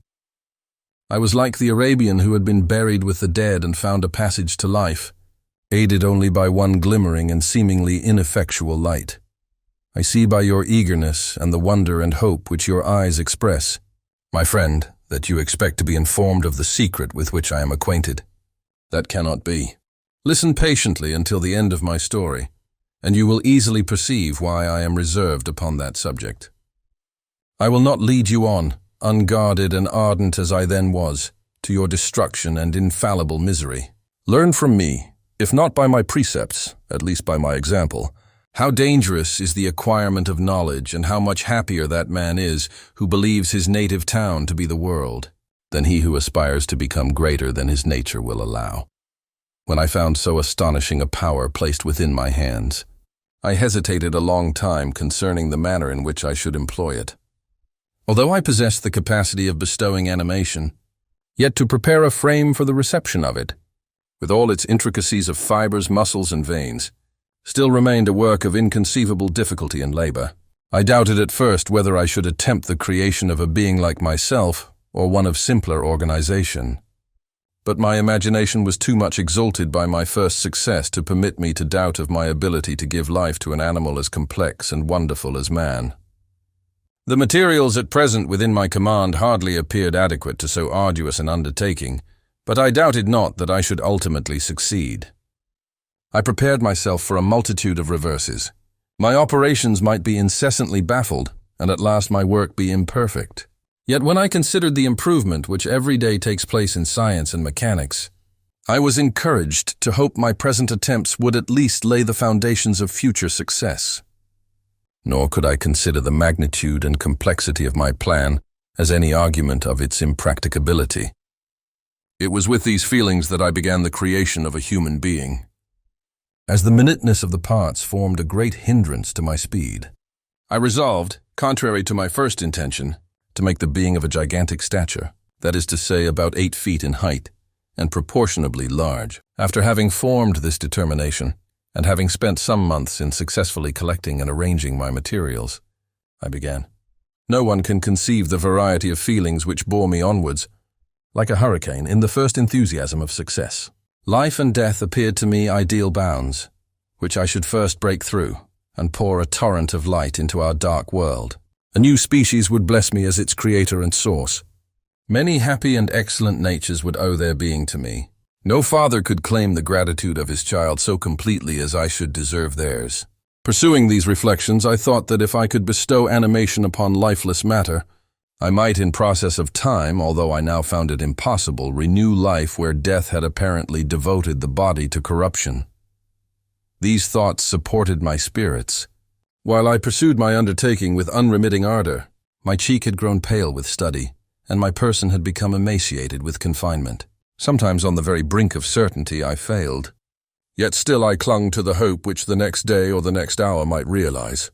One secret which I alone possessed was the hope to which I had dedicated myself, and the moon gazed on my midnight labors, while with unrelaxed and breathless eagerness I pursued nature to her hiding places. Who shall conceive the horrors of my secret toil as I dabbled among the unhallowed damps of the grave or tortured the living animal to animate the lifeless clay? My limbs now tremble and my eyes swim with the remembrance. But then a resistless and almost frantic impulse urged me forward. I seemed to have lost all soul or sensation but for this one pursuit. It was indeed but a passing trance that only made me feel with renewed acuteness so soon as, the unnatural stimulus ceasing to operate, I had returned to my old habits. I collected bones from charnel houses and disturbed with profane fingers the tremendous secrets of the human frame. In a solitary chamber, or rather cell, at the top of the house, and separated from all the other apartments by a gallery and staircase, I kept my workshop of filthy creation. My eyeballs were starting from their sockets in attending to the details of my employment. The dissecting room and the slaughterhouse furnished many of my materials, and often did my human nature turn with loathing from my occupation, whilst still urged on by an eagerness which perpetually increased. I brought my work near to a conclusion. The summer months passed while I was thus engaged, heart and soul, in one pursuit. It was a most beautiful season. Never did the fields bestow a more plentiful harvest, or the vines yield a more luxuriant vintage, but my eyes were insensible to the charms of nature, and the same feelings which made me neglect the scenes around me caused me also to forget those friends who were so many miles absent, and whom I had not seen for so long a time. I knew my silence disquieted them, and I well remembered the words of my father. I know that while you are pleased with yourself, you will think of us with affection, and we shall hear regularly from you. You must pardon me if I regard any interruption in your correspondence as a proof that your other duties are equally neglected. I knew well, therefore, what would be my father's feelings, but I could not tear my thoughts from my employment, loathsome in itself, but which had taken an irresistible hold of my imagination. I wished, as it were, to procrastinate all that related to my feelings of affection until the great object, which swallowed up every habit of my nature, should be completed. I then thought that my father would be unjust if he ascribed my neglect to vice or faultiness on my part, but I am now convinced that he was justified in conceiving that I should not be altogether free from blame. A human being in perfection ought always to preserve a calm and peaceful mind, and never to allow passion or a transitory desire to disturb his tranquility. I do not think that the pursuit of knowledge is an exception to this rule. If the study to which you apply yourself has a tendency to weaken your affections and to destroy your taste for those simple pleasures in which no alloy can possibly mix, then that study is certainly unlawful, that is to say, not befitting the human mind. If this rule were always observed, if no man allowed any pursuit whatsoever to interfere with the tranquility of his domestic affections, Greece had not been enslaved, Caesar would have spared his country, America would have been discovered more gradually, and the empires of Mexico and Peru had not been destroyed. But I forget that I am moralizing in the most interesting part of my tale, and your looks remind me to proceed. My father made no reproach in his letters, and only took notice of my silence by inquiring into my occupations more particularly than before. Winter, spring, and summer passed away during my labors, but I did not watch the blossom or the expanding leaves, sights which before always yielded me supreme delight, so deeply was I engrossed in my occupation. The leaves of that year had withered before my work drew near to a close, and now every day showed me more plainly how well I had succeeded. But my enthusiasm was checked by my anxiety, and I appeared rather like one doomed by slavery to toil in the mines, or any other unwholesome trade than an artist occupied by his favorite employment. Every night I was oppressed by a slow fever, and I became nervous to a most painful degree. The fall of a leaf startled me, and I shunned my fellow creatures as if I had been guilty of a crime. Sometimes I grew alarmed at the wreck I perceived that I had become. The energy of my purpose alone sustained me. My labors would soon end, and I believed that exercise and amusement would then drive away incipient disease. And I promised myself both of these when my creation should be complete. Chapter 5. It was on a dreary night of November that I beheld the accomplishment of my toils. With an anxiety that almost amounted to agony, I collected the instruments of life around me, that I might infuse a spark of being into the lifeless thing that lay at my feet. It was already 1 in the morning.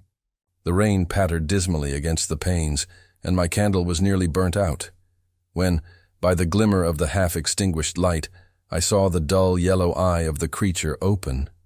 It breathed hard, and a convulsive motion agitated its limbs.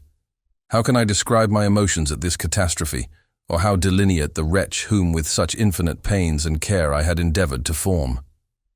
His limbs were in proportion, and I had selected his features as beautiful. Beautiful. Great God! His yellow skin scarcely covered the work of muscles and arteries beneath. His hair was of a lustrous black and flowing, his teeth of a pearly whiteness. But these luxuriances only formed a more horrid contrast with his watery eyes, that seemed almost of the same color as the dun-white sockets in which they were set, his shriveled complexion and straight black lips. The different accidents of life are not so changeable as the feelings of human nature. I had worked hard for nearly 2 years, for the sole purpose of infusing life into an inanimate body. For this I had deprived myself of rest and health. I had desired it with an ardor that far exceeded moderation, but now that I had finished, the beauty of the dream vanished, and breathless horror and disgust filled my heart. Unable to endure the aspect of the being I had created, I rushed out of the room and continued a long time traversing my bedchamber, unable to compose my mind to sleep. At length lassitude succeeded to the tumult I had before endured, and I threw myself on the bed in my clothes, endeavoring to seek a few moments of forgetfulness. But it was in vain. I slept indeed, but I was disturbed by the wildest dreams. I thought I saw Elizabeth, in the bloom of health, walking in the streets of Ingolstadt. Delighted and surprised, I embraced her, but as I imprinted the first kiss on her lips, they became livid with the hue of death. Her features appeared to change, and I thought that I held the corpse of my dead mother in my arms. A shroud enveloped her form, and I saw the grave worms crawling in the folds of the flannel. I started from my sleep with horror. A cold dew covered my forehead, my teeth chattered, and every limb became convulsed, when by the dim and yellow light of the moon, as it forced its way through the window shutters, I beheld the wretch, the miserable monster whom I had created. He held up the curtain of the bed, and his eyes, if eyes they may be called, were fixed on me. His jaws opened, and he muttered some inarticulate sounds, while a grin wrinkled his cheeks. He might have spoken, but I did not hear. One hand was stretched out, seemingly to detain me, but I escaped and rushed downstairs. I took refuge in the courtyard belonging to the house which I inhabited, where I remained during the rest of the night, walking up and down in the greatest agitation, listening attentively, catching and fearing each sound as if it were to announce the approach of the demoniacal corpse to which I had so miserably given life. Oh, no mortal could support the horror of that countenance. A mummy again endued with animation could not be so hideous as that wretch. I had gazed on him while unfinished. He was ugly then, but when those muscles and joints were rendered capable of motion, it became a thing such as even Dante could not have conceived. I passed the night wretchedly. Sometimes my pulse beat so quickly and hardly that I felt the palpitation of every artery. At others I nearly sank to the ground through languor and extreme weakness. Mingled with this horror, I felt the bitterness of disappointment. Dreams that had been my food and pleasant rest for so long a space were now become a hell to me. And the change was so rapid, the overthrow so complete. Morning, dismal and wet, at length dawned and discovered to my sleepless and aching eyes the church of Ingolstadt, its white steeple and clock, which indicated the 6th hour.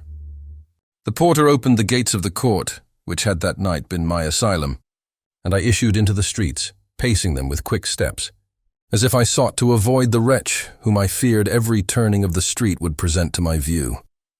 I did not dare return to the apartment which I inhabited, but felt impelled to hurry on, although drenched by the rain which poured from a black and comfortless sky. I continued walking in this manner for some time, endeavoring by bodily exercise to ease the load that weighed upon my mind. I traversed the streets without any clear conception of where I was or what I was doing. My heart palpitated in the sickness of fear, and I hurried on with irregular steps, not daring to look about me like one who, on a lonely road, doth walk in fear and dread, and having once turned round, walks on, and turns no more his head. because he knows a frightful fiend doth close behind him tread, Coleridge's Ancient Mariner. Continuing thus, I came at length opposite to the inn at which the various diligences and carriages usually stopped. Here I paused. I knew not why, but I remained some minutes with my eyes fixed on a coach that was coming towards me from the other end of the street. As it drew nearer, I observed that it was the Swiss diligence. It stopped just where I was standing, and on the door being opened, I perceived Henri Clerval, who, on seeing me, instantly sprung out. "My dear Frankenstein," exclaimed he, "how glad I am to see you. How fortunate that you should be here at the very moment of my alighting." Nothing could equal my delight on seeing Clerval. His presence brought back to my thoughts my father, Elizabeth, and all those scenes of home so dear to my recollection. I grasped his hand, and in a moment forgot my horror and misfortune. I felt suddenly, and for the first time during many months, calm and serene joy. I welcomed my friend, therefore, in the most cordial manner, and we walked towards my college. Clerval continued talking for some time about our mutual friends and his own good fortune in being permitted to come to Ingolstadt. "You may easily believe," said he, "how great was the difficulty to persuade my father that all necessary knowledge was not comprised in the noble art of bookkeeping. And indeed I believe I left him incredulous to the last, for his constant answer to my unwearied entreaties was the same as that of the Dutch schoolmaster in The Vicar of Wakefield. 'I have 10,000 florins a year without Greek. I eat heartily without Greek.' But his affection for me at length overcame his dislike of learning, and he has permitted me to undertake a voyage of discovery to the land of knowledge. It gives me the greatest delight to see you. But tell me how you left my father, brothers, and Elizabeth." "Very well and very happy, only a little uneasy that they hear from you so seldom. By the by, I mean to lecture you a little upon their account myself. But, my dear Frankenstein," continued he, stopping short and gazing full in my face, "I did not before remark how very ill you appear. So thin and pale, you look as if you had been watching for several nights. You have guessed right. I have lately been so deeply engaged in one occupation that I have not allowed myself sufficient rest, as you see. But I sincerely hope, that all these employments are now at an end, and that I am at length free." I trembled excessively. I could not endure to think of, and far less to allude to, the occurrences of the preceding night. I walked with a quick pace, and we soon arrived at my college. I then reflected, and the thought made me shiver, that the creature whom I had left in my apartment might still be there, alive and walking about. I dreaded to behold this monster, but I feared still more that Henry should see him. Entreating him, therefore, to remain a few minutes at the bottom of the stairs, I darted up towards my own room. My hand was already on the lock of the door before I recollected myself. I then paused, and a cold shivering came over me. I threw the door forcibly open, as children are accustomed to do when they expect a spectre to stand in waiting for them on the other side. But nothing appeared. I stepped fearfully in. The apartment was empty, and my bedroom was also freed from its hideous guest. I could hardly believe that so great a good fortune could have befallen me. But when I became assured that my enemy had indeed fled, I clapped my hands for joy and ran down to Clerval. We ascended into my room, and the servant presently brought breakfast, but I was unable to contain myself. It was not joy only that possessed me. I felt my flesh tingle with excess of sensitiveness, and my pulse beat rapidly. I was unable to remain for a single instant in the same place. I jumped over the chairs, clapped my hands, and laughed aloud. Clerval at first attributed my unusual spirits to joy on his arrival, but when he observed me more attentively, he saw a wildness in my eyes for which he could not account, and my loud, unrestrained, heartless laughter frightened and astonished him. "My dear Victor," cried he, "what, for God's sake, is the matter? Do not laugh in that manner. How ill you are! What is the cause of all this?" "Do not ask me," cried I, putting my hands before my eyes, for I thought I saw the dreaded spectre glide into the room. "He can tell." "Oh, save me, save me!" I imagined that the monster seized me. I struggled furiously and fell down in a fit. Poor Clerval! What must have been his feelings? A meeting, which he anticipated with such joy, so strangely turned to bitterness. But I was not the witness of his grief, for I was lifeless, and did not recover my senses for a long, long time. This was the commencement of a nervous fever which confined me for several months. During all that time, Henry was my only nurse.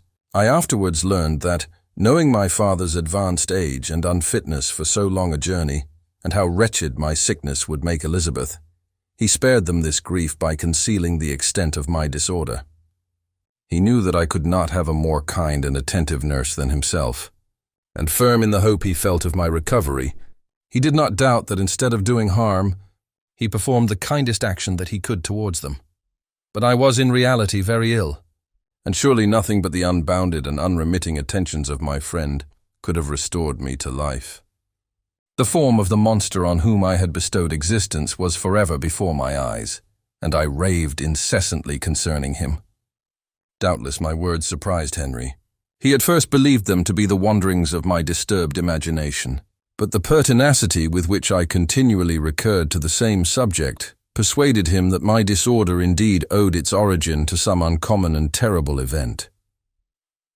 By very slow degrees, and with frequent relapses that alarmed and grieved my friend, I recovered. I remember the first time I became capable of observing outward objects with any kind of pleasure. I perceived that the fallen leaves had disappeared, and that the young buds were shooting forth from the trees that shaded my window. It was a divine spring, and the season contributed greatly to my convalescence. I felt also sentiments of joy and affection revive in my bosom. My gloom disappeared, and in a short time I became as cheerful as before I was attacked by the fatal passion. "Dearest Clerval," exclaimed I, "how kind, how very good you are to me.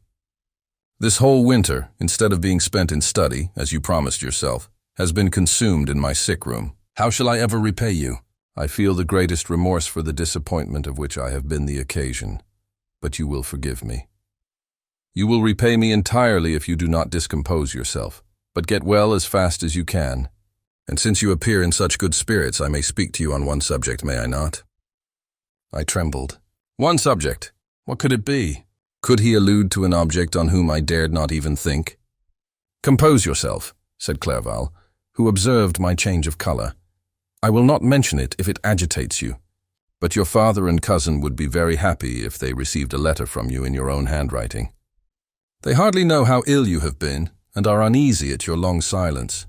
Is that all, my dear Henry? How could you suppose that my first thought would not fly towards those dear, dear friends whom I love, and who are so deserving of my love? If this is your present temper, my friend, you will perhaps be glad to see a letter that has been lying here some days for you. It is from your cousin, I believe." Chapter 6. Clerval then put the following letter into my hands. It was from my own Elizabeth.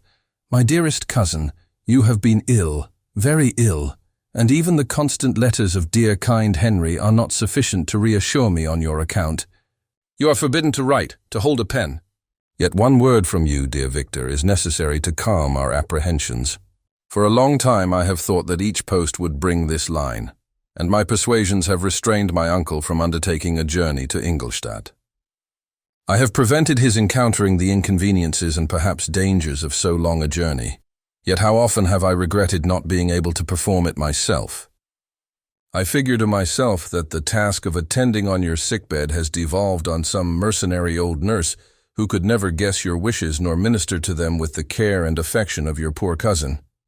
Yet that is over now. Clerval writes that indeed you are getting better.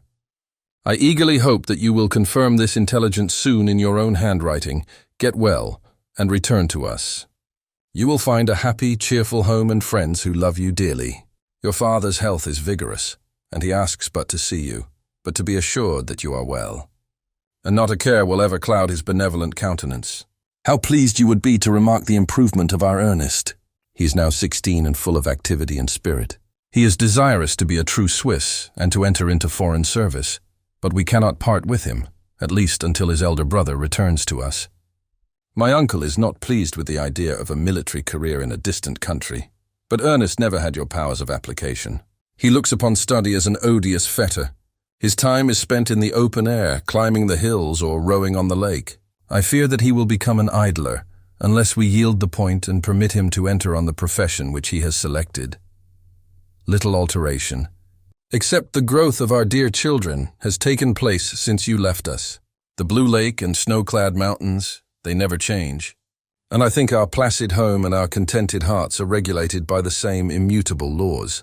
My trifling occupations take up my time and amuse me, and I am rewarded for any exertions by seeing none but happy, kind faces around me. Since you left us, but one change has taken place in our little household. Do you remember on what occasion Justine Moritz entered our family? Probably you do not. I will relate her history, therefore in a few words. Madame Moritz, her mother, was a widow with 4 children, of whom Justine was the third. This girl had always been the favorite of her father, but through a strange perversity, her mother could not endure her, and after the death of Monsieur Moritz, treated her very ill. My aunt observed this, and when Justine was 12 years of age, prevailed on her mother to allow her to live at our house. The republican institutions of our country have produced simpler and happier manners than those which prevail in the great monarchies that surround it. Hence there is less distinction between the several classes of its inhabitants, and the lower orders being neither so poor nor so despised, their manners are more refined and moral. A servant in Geneva does not mean the same thing as a servant in France and England. Justine, thus received in our family, learned the duties of a servant, a condition which, in our fortunate country, does not include the idea of ignorance and a sacrifice of the dignity of a human being. Justine, you may remember, was a great favorite of yours, and I recollect you once remarked that if you were in an ill humor, one glance from Justine could dissipate it. For the same reason that Ariosto gives concerning the beauty of Angelica, she looked so frank-hearted and happy. My aunt conceived a great attachment for her, by which she was induced to give her an education superior to that which she had at first intended. This benefit was fully repaid. Justine was the most grateful little creature in the world. I do not mean that she made any professions I never heard one pass her lips, but you could see by her eyes that she almost adored her protectress.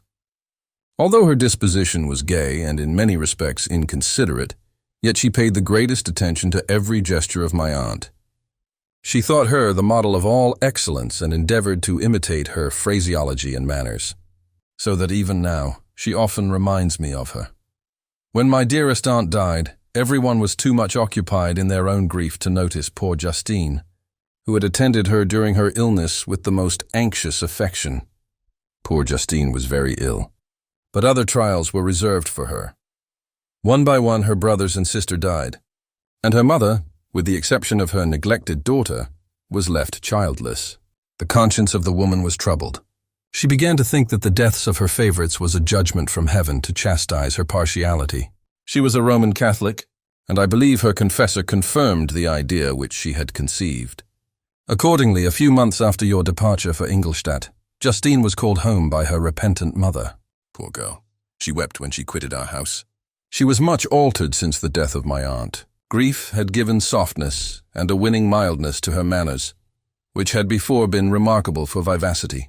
Nor was her residence at her mother's house of a nature to restore her gaiety. The poor woman was very vacillating in her repentance. She sometimes begged Justine to forgive her unkindness, but much oftener accused her of having caused the deaths of her brothers and sister. Perpetual fretting at length threw Madame Moritz into a decline, which at first increased her irritability, but she is now at peace forever. She died on the first approach of cold weather, at the beginning of this last winter. Justine has just returned to us, and I assure you I love her tenderly. She is very clever and gentle and extremely pretty.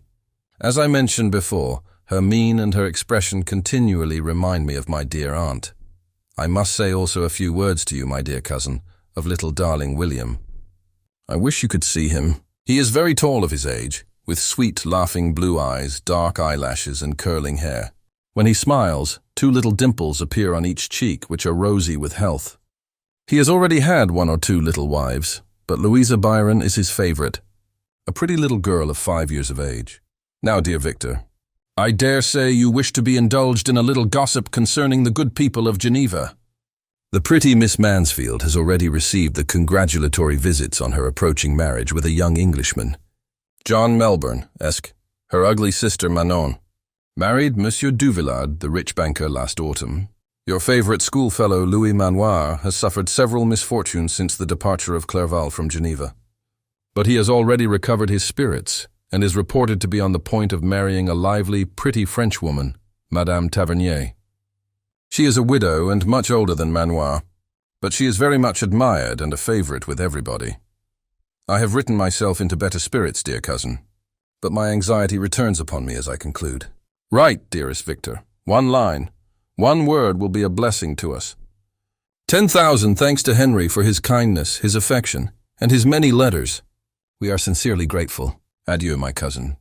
Take care of yourself. And I entreat you, write. Elizabeth Lavenza, Geneva, March 18th, 17th.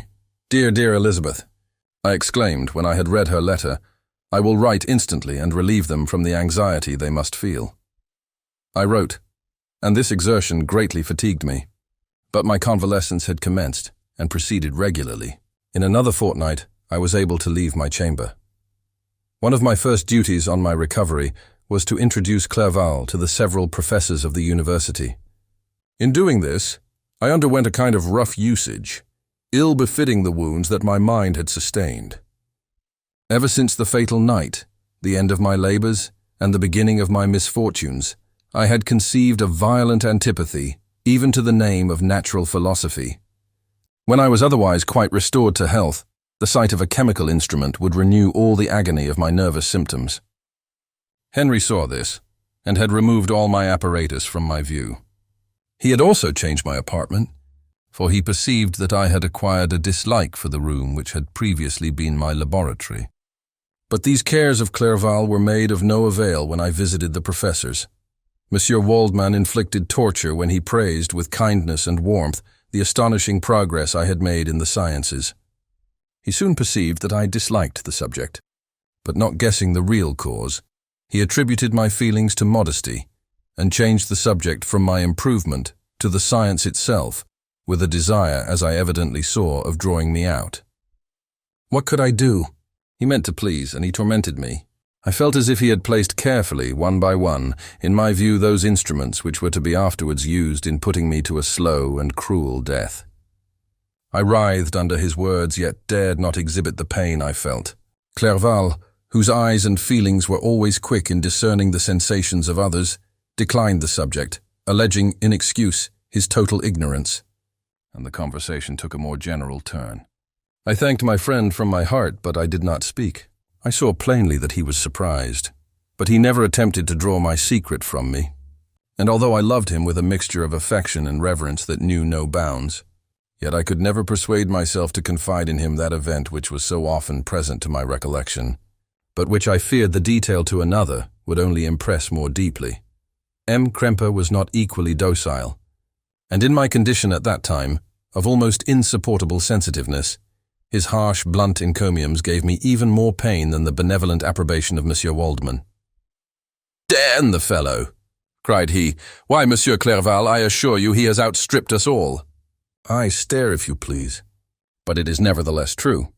A youngster who, but a few years ago, believed in Cornelius Agrippa as firmly as in the gospel, has now set himself at the head of the university, and if he is not soon pulled down, we shall all be out of countenance. Aye, continued he, observing my face expressive of suffering. Monsieur Frankenstein is modest, an excellent quality in a young man. Young men should be diffident of themselves, you know, Monsieur Clerval. I was myself when young, but that wears out in a very short time. Kremper had now commenced an eulogy on himself, which happily turned the conversation from a subject that was so annoying to me. Clerval had never sympathized in my tastes for natural science, and his literary pursuits differed wholly from those which had occupied me. He came to the university with the design of making himself complete master of the Oriental languages, and thus he should open a field for the plan of life he had marked out for himself. Resolved to pursue no inglorious career, he turned his eyes toward the east, as affording scope for his spirit of enterprise. The Persian, Arabic, and Sanskrit languages engaged his attention, and I was easily induced to enter on the same studies. Idleness had ever been irksome to me, and now that I wished to fly from reflection and hated my former studies, I felt great relief in being the fellow pupil with my friend, and found not only instruction but consolation in the works of the Orientalists. I did not like him, attempt a critical knowledge of their dialects, for I did not contemplate making any other use of them than temporary amusement. I read merely to understand their meaning, and they well repaid my labors. Their melancholy is soothing, and their joy elevating, to a degree I never experienced in studying the authors of any other country. When you read their writings, life appears to consist in a warm sun and a garden of roses, in the smiles and frowns of a fair enemy, and the fire that consumes your own heart. How different from the manly and heroical poetry of Greece and Rome! Summer passed away in these occupations, and my return to Geneva was fixed for the latter end of autumn. But being delayed by several accidents, winter and snow arrived. The roads were deemed impassable, and my journey was retarded until the ensuing spring.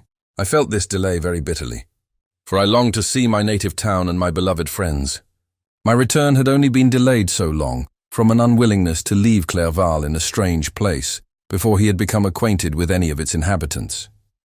The winter, however, was spent cheerfully, and although the spring was uncommonly late, when it came its beauty compensated for its dilatoriness. The month of May had already commenced, and I expected the letter daily which was to fix the date of my departure. When Henry proposed a pedestrian tour in the environs of Ingolstadt, that I might bid a personal farewell to the country I had so long inhabited, I acceded with pleasure to this proposition. I was fond of exercise, and Clerval had always been my favorite companion in the ramble of this nature that I had taken among the scenes of my native country. We passed a fortnight in these perambulations. My health and spirits had long been restored, and they gained additional strength from the salubrious air I breathed, the natural incidents of our progress, and the conversation of my friend. Study had before secluded me from the intercourse of my fellow creatures, and rendered me unsocial. But Clerval called forth the better feelings of my heart. He again taught me to love the aspect of nature, and the cheerful faces of children. Excellent friend! How sincerely you did love me, and endeavor to elevate my mind until it was on a level with your own. A selfish pursuit had cramped and narrowed me, until your gentleness and affection warmed and opened my senses. I became the same happy creature who a few years ago, loved and beloved by all, had no sorrow or care. When happy, inanimate nature had the power of bestowing on me the most delightful sensations. A serene sky and verdant fields filled me with ecstasy. The present season was indeed divine. The flowers of spring bloomed in the hedges, while those of summer were already in bud. I was undisturbed by thoughts which, during the preceding year, had pressed upon me, notwithstanding my endeavors to throw them off. With an invincible burden, Henry rejoiced in my gaiety, and sincerely sympathized in my feelings. He exerted himself to amuse me, while he expressed the sensations that filled his soul. The resources of his mind on this occasion were truly astonishing. His conversation was full of imagination. And very often, in imitation of the Persian and Arabic writers, he invented tales of wonderful fancy and passion. At other times, he repeated my favorite poems, or drew me out into arguments, which he supported with great ingenuity. We returned to our college on a Sunday afternoon. The peasants were dancing, and everyone we met appeared gay and happy. My own spirits were high, and I bounded along with feelings of unbridled joy and hilarity. Chapter 7 to my return. I found the following letter from my father. My dear Victor, you have probably waited impatiently for a letter to fix the date of your return to us. And I was at first tempted to write only a few lines, merely mentioning the day on which I should expect you. But that would be a cruel kindness, and I dare not do it. What would be your surprise, my son, when you expected a happy and glad welcome to behold, on the contrary, tears and wretchedness? And how, Victor, can I relate our misfortune? Absence cannot have rendered you callous to our joys and griefs. And how shall I inflict pain on my long-absent son? I wish to prepare you for the woeful news, but I know it is impossible. Even now your eye skims over the page to seek the words which are to convey to you the horrible tidings. William is dead, that sweet child, whose smiles delighted and warmed my heart, who was so gentle yet so gay. Victor, he is murdered! I will not attempt to console you, but will simply relate the circumstances of the transaction. Last Thursday, May 7th, I, my niece, and your 2 brothers went to walk in Plain Palais. The evening was warm and serene, and we prolonged our walk farther than usual. It was already dusk before we thought of returning, and then we discovered that William and Ernest, who had gone on before, were not to be found. We accordingly rested on a seat until they should return. Presently Ernest came and inquired if we had seen his brother. He said that he had been playing with him, that William had run away to hide himself, and that he vainly sought for him, and afterwards waited for a long time, but that he did not return. This account rather alarmed us, and we continued to search for him until night fell, when Elizabeth conjectured that he might have returned to the house. He was not there. We returned again with torches, for I could not rest when I thought that my sweet boy had lost himself and was exposed to all the damps and dews of night. Elizabeth also suffered extreme anguish. About 5 in the morning I discovered my lovely boy, whom the night before I had seen blooming and active in health, stretched on the grass, livid and motionless. The print of the murder's finger was on his neck. He was conveyed home, and the anguish that was visible in my countenance betrayed the secret to Elizabeth. She was very earnest to see the corpse. At first I attempted to prevent her, but she persisted, and entering the room where it lay, hastily examined the neck of the victim, and clasping her hands exclaimed, "O God, I have murdered my darling child." She fainted and was restored with extreme difficulty. When she again lived, it was only to weep and sigh. She told me that same evening William had teased her to let him wear a very valuable miniature that she possessed of your mother. This picture is gone, and was doubtless the temptation which urged the murderer to the deed. We have no trace of him at present, although our exertions to discover him are unremitted. But they will not restore my beloved William. Come, dearest Victor. You alone can console Elizabeth. She weeps continually, and accuses herself unjustly as the cause of his death. Her words pierce my heart. We are all unhappy, but will not that be an additional motive for you, my son, to return and be our comforter? Your dear mother. Alas, Victor! I now say, thank God she did not live to witness the cruel, miserable death of her youngest darling. Come, Victor. Not brooding thoughts of vengeance against the assassin, but with feelings of peace and gentleness that will heal instead of festering the wounds of our minds. Enter the house of mourning, my friend, but with kindness and affection for those who love you, and not with hatred for your enemies. Your affectionate and afflicted father. Alphonse Frankenstein, Geneva, May 12, 17. Clerval, who had watched my countenance as I read this letter, was surprised to observe the despair that succeeded the joy I at first expressed on receiving news from my friends.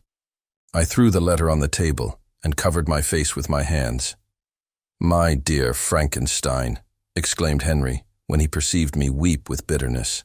Are you always to be unhappy? My dear friend, what has happened?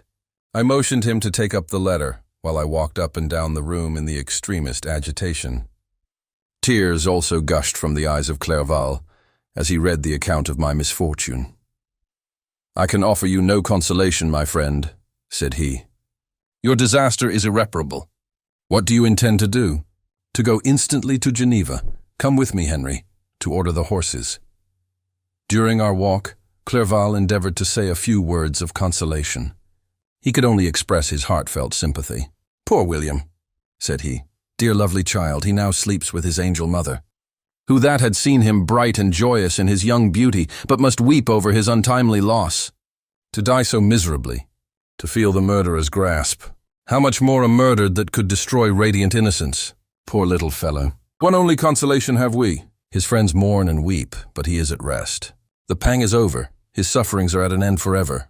A sod covers his gentle form, and he knows no pain. He can no longer be a subject for pity. We must reserve that for his miserable survivors. Clerval spoke thus as we hurried through the streets. The words impressed themselves on my mind, and I remembered them afterwards in solitude.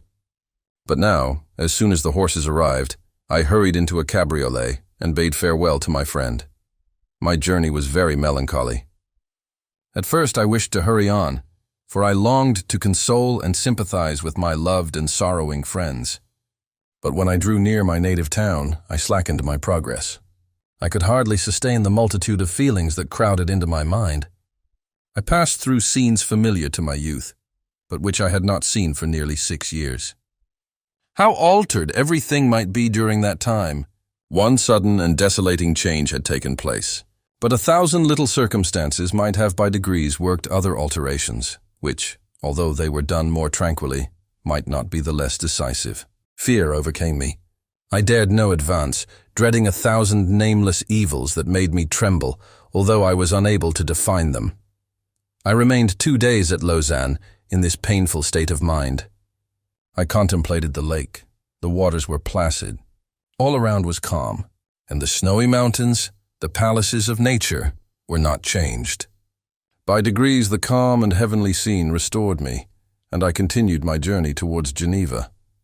The road ran by the side of the lake, which became narrower as I approached my native town. I discovered more distinctly the black sides of Jura and the bright summit of Mont Blanc. I wept like a child. Dear mountains, my own beautiful lake, how do you welcome your wanderer? Your summits are clear. The sky and lake are blue and placid. Is this to prognosticate peace or to mock at my unhappiness? I fear, my friend, that I shall render myself tedious by dwelling on these preliminary circumstances. But they were days of comparative happiness, and I think of them with pleasure. My country, my beloved country, who but a native can tell the delight I took in again beholding thy streams, thy mountains, and more than all, thy lovely lake. Yet as I drew nearer home, grief and fear again overcame me. Night also closed around, and when I could hardly see the dark mountains, I felt still more gloomily. The picture appeared a vast and dim scene of evil, and I foresaw obscurely that I was destined to become the most wretched of human beings. Alas, I prophesied truly and failed only in one single circumstance, that in all the misery I imagined and dreaded, I did not conceive the 100th part of the anguish I was destined to endure. It was completely dark when I arrived in the environs of Geneva. The gates of the town were already shut, and I was obliged to pass the night at Secheron, a village at the distance of half a league from the city. The sky was serene, and, as I was unable to rest, I resolved to visit the spot where my poor William had been murdered. As I could not pass through the town, I was obliged to cross the lake in a boat to arrive at Plainpalais. During this short voyage, I saw the lightning playing on the summit of Mont Blanc in the most beautiful figures. The storm appeared to approach rapidly, and on landing I ascended a low hill that I might observe its progress. It advanced. The heavens were clouded, and I soon felt the rain coming slowly in large drops. But its violence quickly increased. I quitted my seat and walked on, although the darkness and storm increased every minute, and the thunder burst with a terrific crash over my head. It was echoed from Salève, the Jura, and the Alps of Savoy. Vivid flashes of lightning dazzled my eyes, illuminating the lake, making it appear like a vast sheet of fire. Then for an instant, everything seemed of a pitchy darkness, until the eye recovered itself from the preceding flash. The storm, as is often the case in Switzerland, appeared at once in various parts of the heavens. The most violent storm hung exactly north of the town, over the part of the lake which lies between the promontory of Belle-Rive and the village of Copette. Another storm enlightened Jura with faint flashes, and another darkened and sometimes disclosed the Mole, a peaked mountain to the east of the lake. While I watched the tempest, so beautiful yet terrific, I wandered on with a hasty step. This noble war in the sky elevated my spirits. I clasped my hands and exclaimed aloud, "William, dear angel, this is thy funeral, this thy dirge." As I said these words, I perceived in the gloom a figure which stole from behind a clump of trees near me. I stood fixed, gazing intently. I could not be mistaken. A flash of lightning illuminated the object and discovered its shape plainly to me. Its gigantic stature, and the deformity of its aspect more hideous than belongs to humanity, instantly informed me that it was the wretch, the filthy Damon, to whom I had given life. What did he there? Could he be, I shuddered at the conception, the murderer of my brother? No sooner did that idea cross my imagination than I became convinced of its truth. My teeth chattered, and I was forced to lean against a tree for support. The figure passed me quickly, and I lost it in the gloom. Nothing in human shape could have destroyed the fair child. He was the murderer! I could not doubt it. The mere presence of the idea was an irresistible proof of the fact. I thought of pursuing the devil, but it would have been in vain, for another flash discovered him to me, hanging among the rocks of the nearly perpendicular ascent of Mont Salève, a hill that bounds Plainpalais on the south. He soon reached the summit and disappeared. I remained motionless. The thunder ceased, but the rain still continued, and the scene was enveloped in an impenetrable darkness. I revolved in my mind the events which I had until now sought to forget. The whole train of my progress toward the creation, the appearance of the works of my own hands at my bedside. Its departure. 2 years had now nearly elapsed since the night on which he first received life. And was this his first crime? Alas! I had turned loose into the world a depraved wretch, whose delight was in carnage and misery. Had he not murdered my brother? No one can conceive the anguish I suffered during the remainder of the night, which I spent, cold and wet, in the open air. But I did not feel the inconvenience of the weather. My imagination was busy in scenes of evil and despair. I considered the being whom I had cast among mankind, and endowed with the will and power to effect purposes of horror, such as the deed which he had now done, nearly in the light of my own vampire, my own spirit let loose from the grave, and forced to destroy all that was dear to me. Day dawned, and I directed my steps towards the town. The gates were open, and I hastened to my father's house. My first thought was to discover what I knew of the murderer, and cause instant pursuit to be made. But I paused when I reflected on the story that I had to tell. A being whom I myself had formed and endued with life had met me at midnight among the precipices of an inaccessible mountain.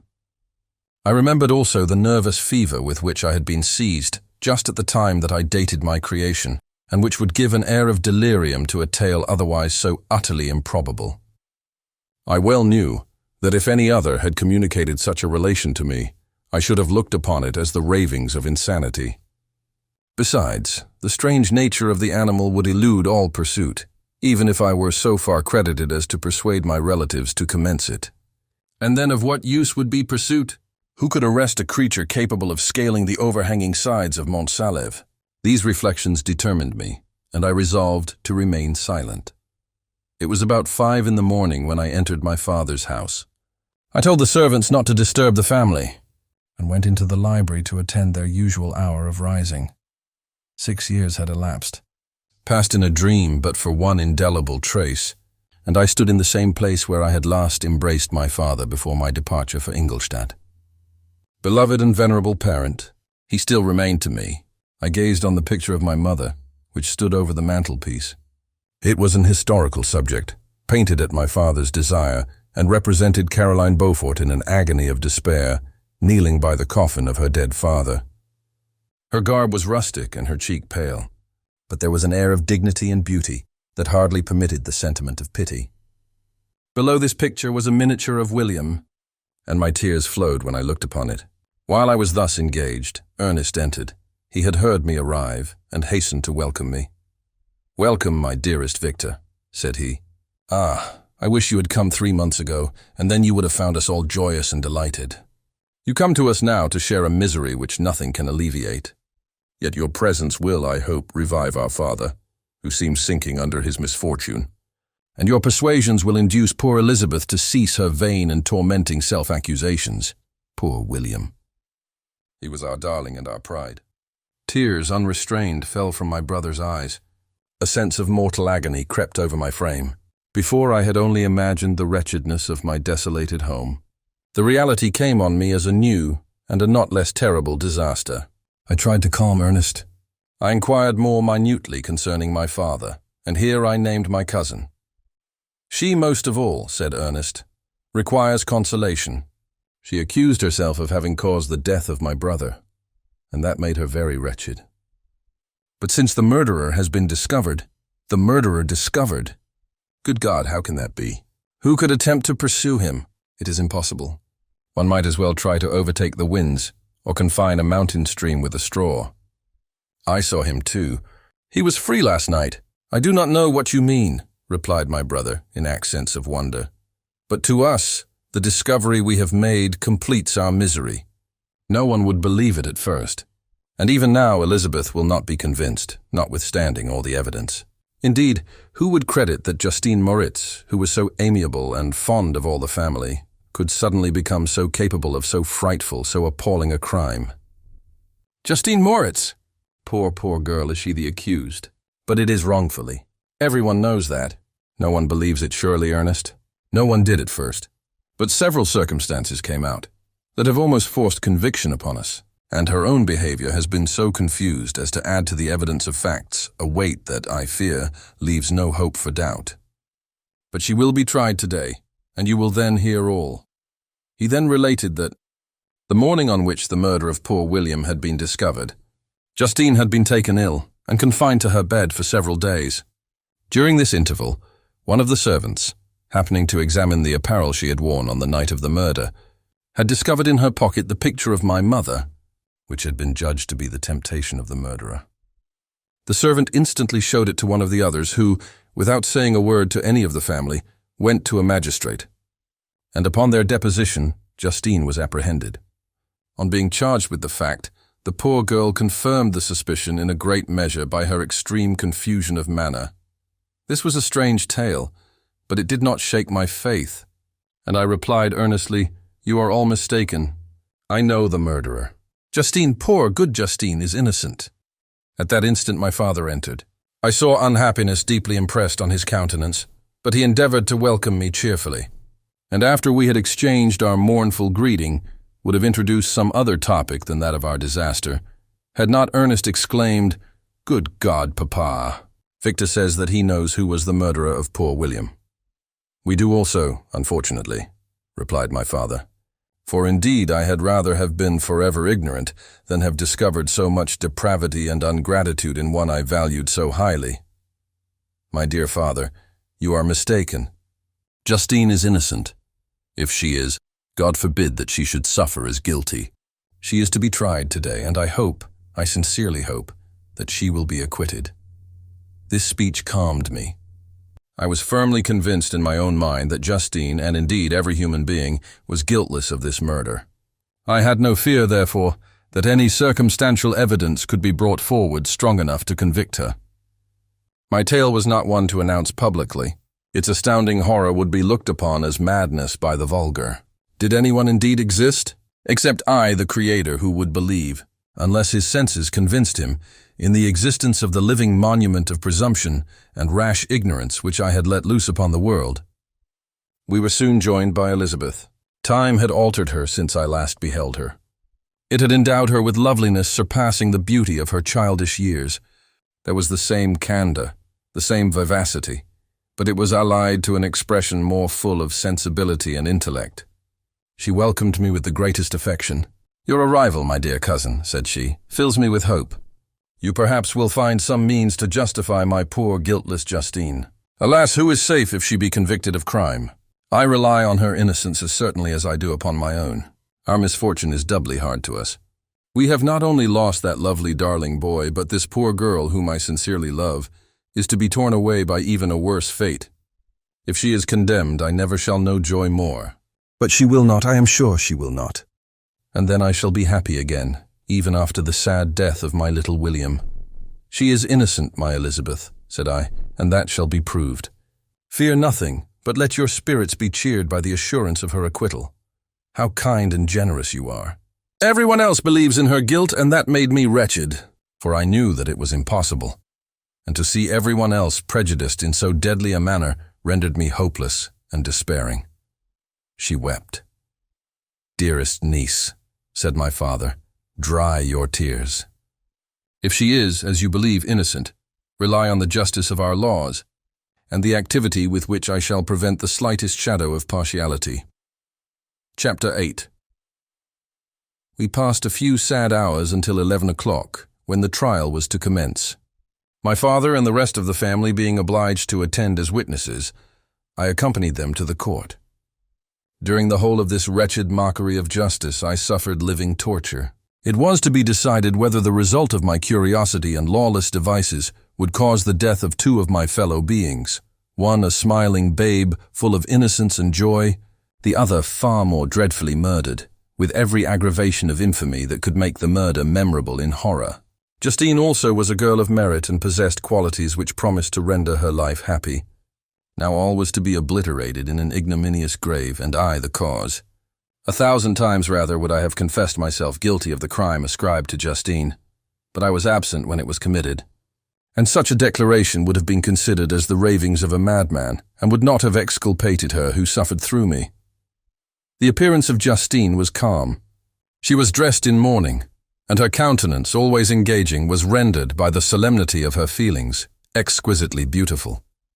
Yet she appeared confident in innocence and did not tremble, although gazed on and execrated by thousands, for all the kindness which her beauty might otherwise have excited was obliterated in the minds of the spectators by the imagination of the enormity she was supposed to have committed.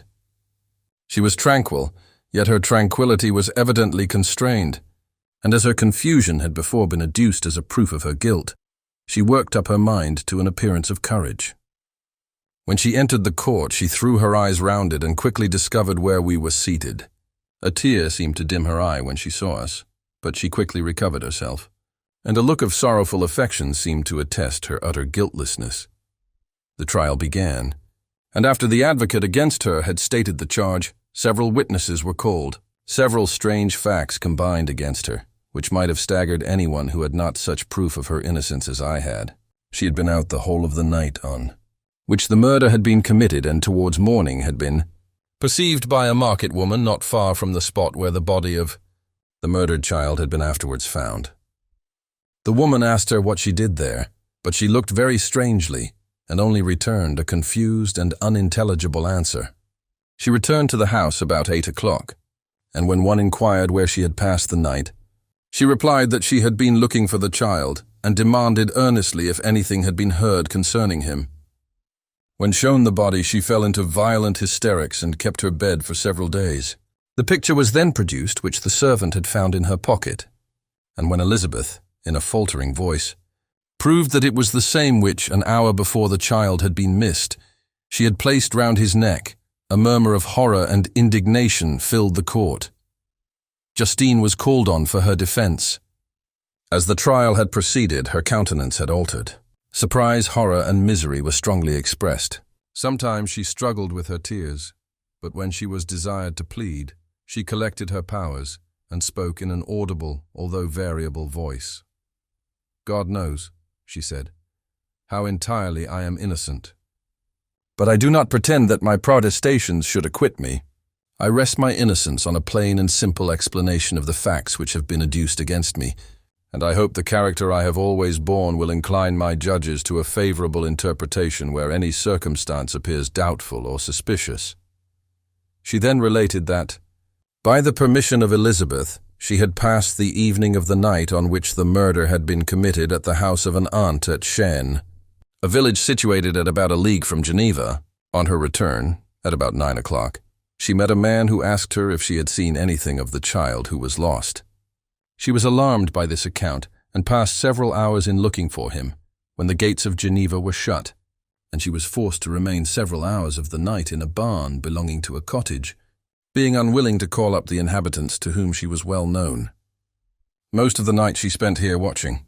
Towards morning she believed that she slept for a few minutes. Some steps disturbed her and she awoke. It was dawn, and she quitted her asylum, that she might again endeavor to find my brother. If she had gone near the spot where his body lay, it was without her knowledge. That she had been bewildered when questioned by the market woman was not surprising, since she had passed a sleepless night, and the fate of poor William was yet uncertain. Concerning the picture, she could give no account.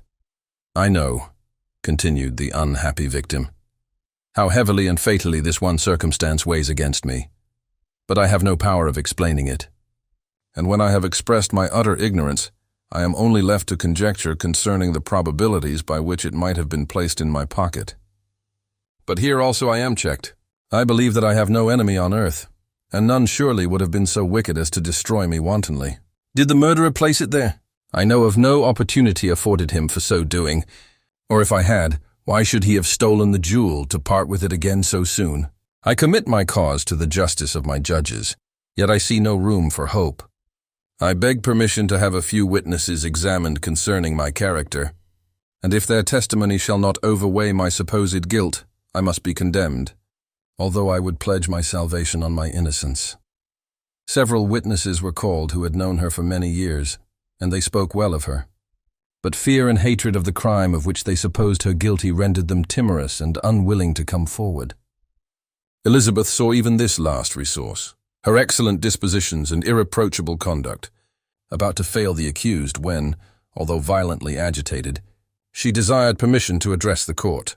"I am," said she, "the cousin of the unhappy child who was murdered, or rather his sister.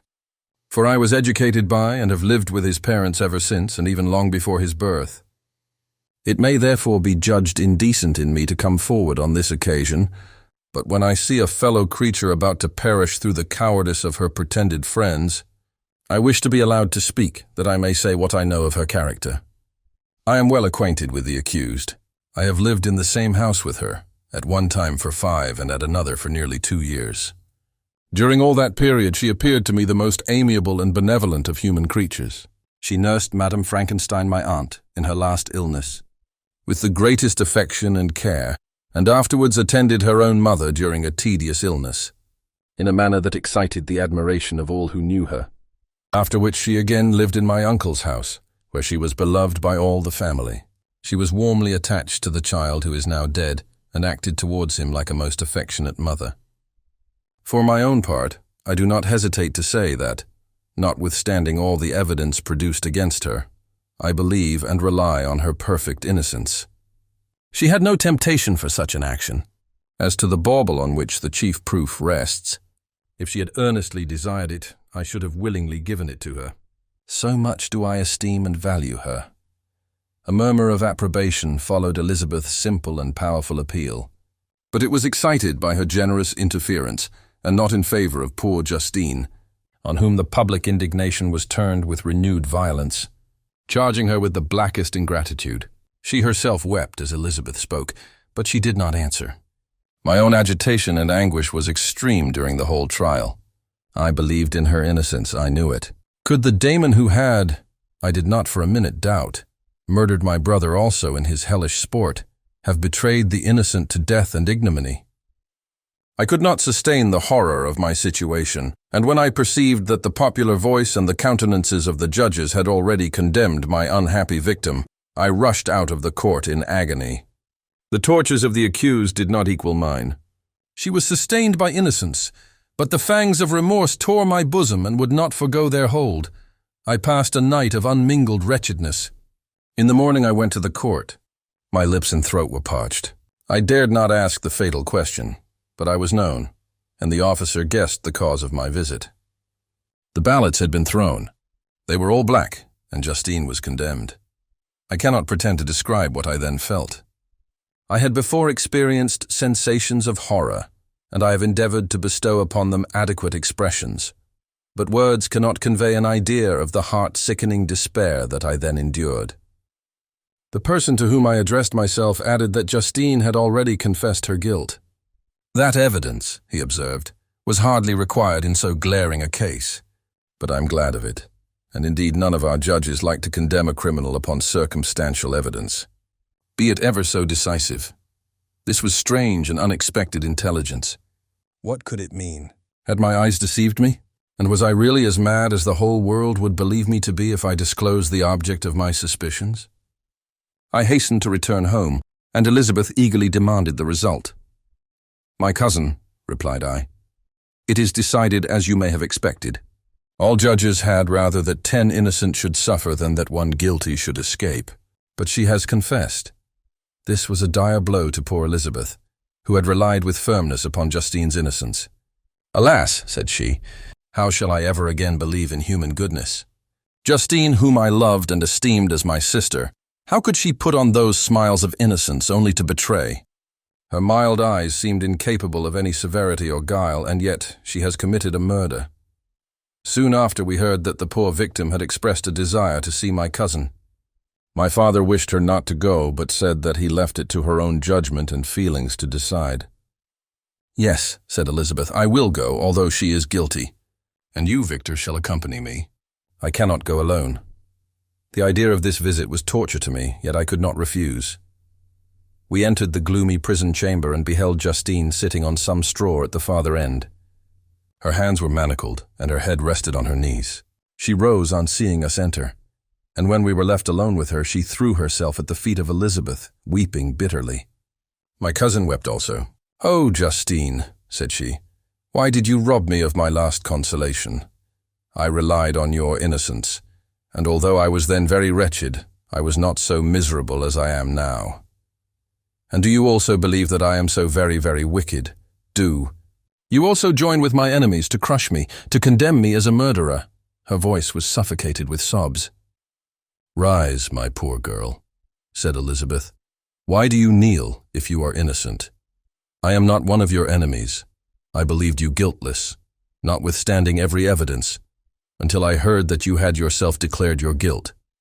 That report, you say, is false, and be assured, dear Justine, that nothing can shake my confidence in you for a moment but your own confession.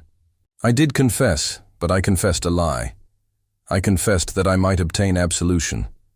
But now that falsehood lies heavier at my heart than all my other sins. The God of heaven forgive me.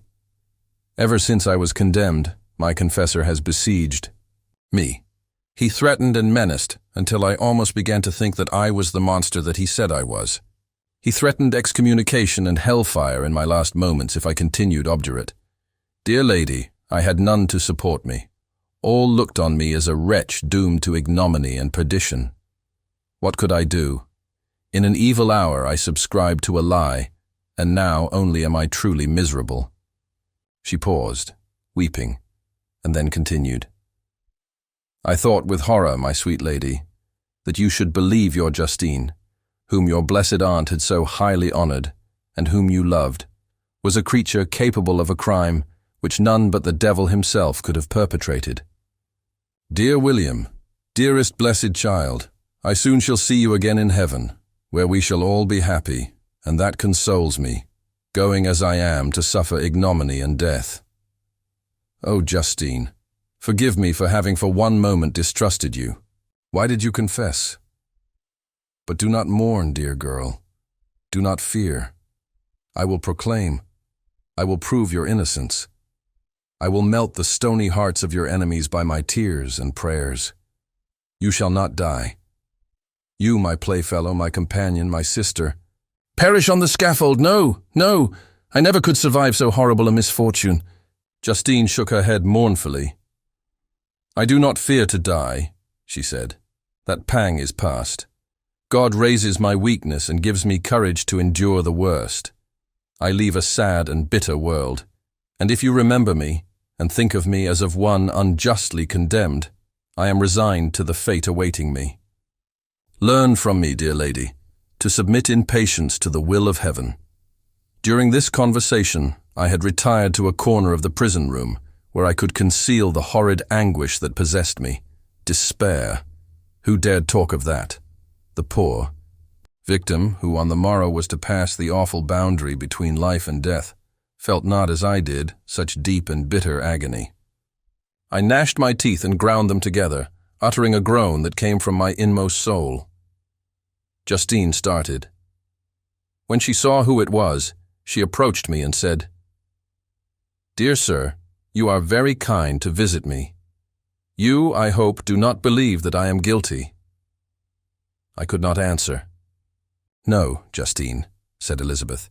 He is more convinced of your innocence than I was, for even when he heard that you had confessed, he did not credit it. I truly thank him. In these last moments I feel the sincerest gratitude towards those who think of me with kindness.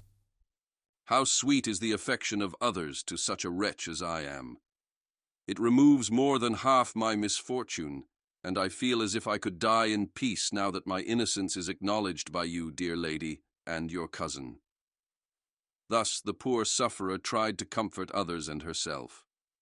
She indeed gained the resignation she desired, but I, the true murderer, felt the never-dying worm alive in my bosom, which allowed of no hope or consolation. Elizabeth also wept and was unhappy, but hers also was the misery of innocence, which, like a cloud that passes over the fair moon, for a while hides but cannot tarnish its brightness. Anguish and despair had penetrated into the core of my heart. I bore a hell within me, which nothing could extinguish. We stayed several hours with Justine, and it was with great difficulty that Elizabeth could tear herself away. I wish, cried she, that I were to die with you, I cannot live in this world of misery." Justine assumed an air of cheerfulness, while she with difficulty repressed her bitter tears. She embraced Elizabeth and said in a voice of half-suppressed emotion, "Farewell, sweet lady, dearest Elizabeth, my beloved and only friend. May heaven, in its bounty, bless and preserve you. May this be the last misfortune that you will ever suffer. Live and be happy, and make others so." And on the morrow, Justine died. Elizabeth's heart-rending eloquence failed to move the judges from their settled conviction in the criminality of the saintly sufferer. My passionate and indignant appeals were lost upon them, and when I received their cold answers and heard the harsh, unfeeling reasoning of these men, my purposed avowal died away on my lips. Thus I might proclaim myself a madman, but not revoke the sentence passed upon my wretched victim. She perished on the scaffold as a murderess. From the tortures of my own heart, I turned to contemplate the deep and voiceless grief of my Elizabeth. This also was my doing, and my father's woe, and the desolation of that late so smiling home, all was the work of my thrice accursed hands. Ye weep, unhappy ones, but these are not your last tears. Again shall you raise the funeral wail, and the sound of your lamentations shall again and again be heard. Frankenstein, your son, your kinsman, your early, much-loved friend, he who would spend each vital drop of blood for your sakes, who has no thought nor sense of joy, except as it is, mirrored also in your dear countenances, who would fill the air with blessings and spend his life in serving you. He bids you weep, to shed countless tears, happy beyond his hopes, if thus inexorable fate be satisfied, and if the destruction, pause before the peace of the grave have succeeded to your sad torments. Thus spoke my prophetic soul as, torn by remorse, horror, and despair, I beheld those I loved spend vain sorrow upon the graves of William and Justine, the first hapless victims to my unhallowed arts. Chapter 9. Nothing is more painful to the human mind than, after the feelings have been worked up by a quick succession of events, the dead calmness of inaction and certainty which follows and deprives the soul both of hope and fear. Justine died, she rested, and I was alive. The blood flowed freely in my veins, but a weight of despair and remorse pressed on my heart which nothing could remove. Sleep fled from my eyes. I wandered like an evil spirit, for I had committed deeds of mischief beyond description horrible. And more, much more, I persuaded myself, was yet behind. Yet my heart overflowed with kindness and the love of virtue. I had begun life with benevolent intentions, and thirsted for the moment when I should put them in practice and make myself useful to my fellow beings. Now all was blasted. Instead of that serenity of conscience which allowed me to look back upon the past with self-satisfaction, and from thence to gather promise of new hopes, I was seized by remorse and the sense of guilt, which hurried me away to a hell of intense tortures, such as no language can describe. This state of mind preyed upon my health, which had perhaps never entirely recovered from the first shock it had sustained. I shunned the face of man. All sound of joy or complacency was torture to me. Solitude was my only consolation. Deep, dark, death-like solitude. My father observed with pain the alteration perceptible in my disposition and habits, and endeavored by arguments deduced from the feelings of his serene conscience and guiltless life to inspire me with fortitude and awaken in me the courage to dispel the dark cloud which brooded over me. "Do you think, Victor," said he, "that I do not suffer also? No one could love a child more than I loved your brother." Tears came into his eyes as he spoke. "But is it not a duty to the survivors that we should refrain from augmenting their unhappiness by an appearance of immoderate grief? It is also a duty owed to yourself, for excessive sorrow prevents improvement or enjoyment, or even the discharge of daily usefulness, without which no man is fit for society." This advice, although good, was totally inapplicable to my case. I should have been the first to hide my grief and console my friends if remorse had not mingled its bitterness and terror its alarm with my other sensations. Now I could only answer my father with a look of despair and endeavor to hide myself from his view. About this time we retired to our house at Belrive. This change was particularly agreeable to me. The shutting of the gates regularly at 10 o'clock and the impossibility of remaining on the lake after that hour had rendered our residence within the walls of Geneva very irksome to me. I was now free. Often, after the rest of the family had retired for the night, I took the boat and passed many hours upon the water. Sometimes with my sails set, I was carried by the wind, and sometimes after rowing into the middle of the lake, I left the boat to pursue its own course and gave way to my own miserable reflections.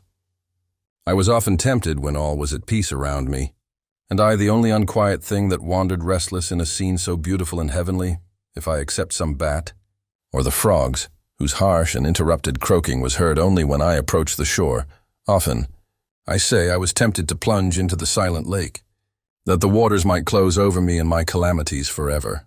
But I was restrained when I thought of the heroic and suffering Elizabeth, whom I tenderly loved, and whose existence was bound up in mine. I thought also of my father and surviving brother. Should I by my base desertion leave them exposed and unprotected to the malice of the fiend whom I had let loose among them? At these moments I wept bitterly and wished that peace would revisit my mind, only that I might afford them consolation and happiness. But that could not be. Remorse extinguished every hope. I had been the author of unalterable evils, and I lived in daily fear lest the monster whom I had created should perpetrate some new wickedness.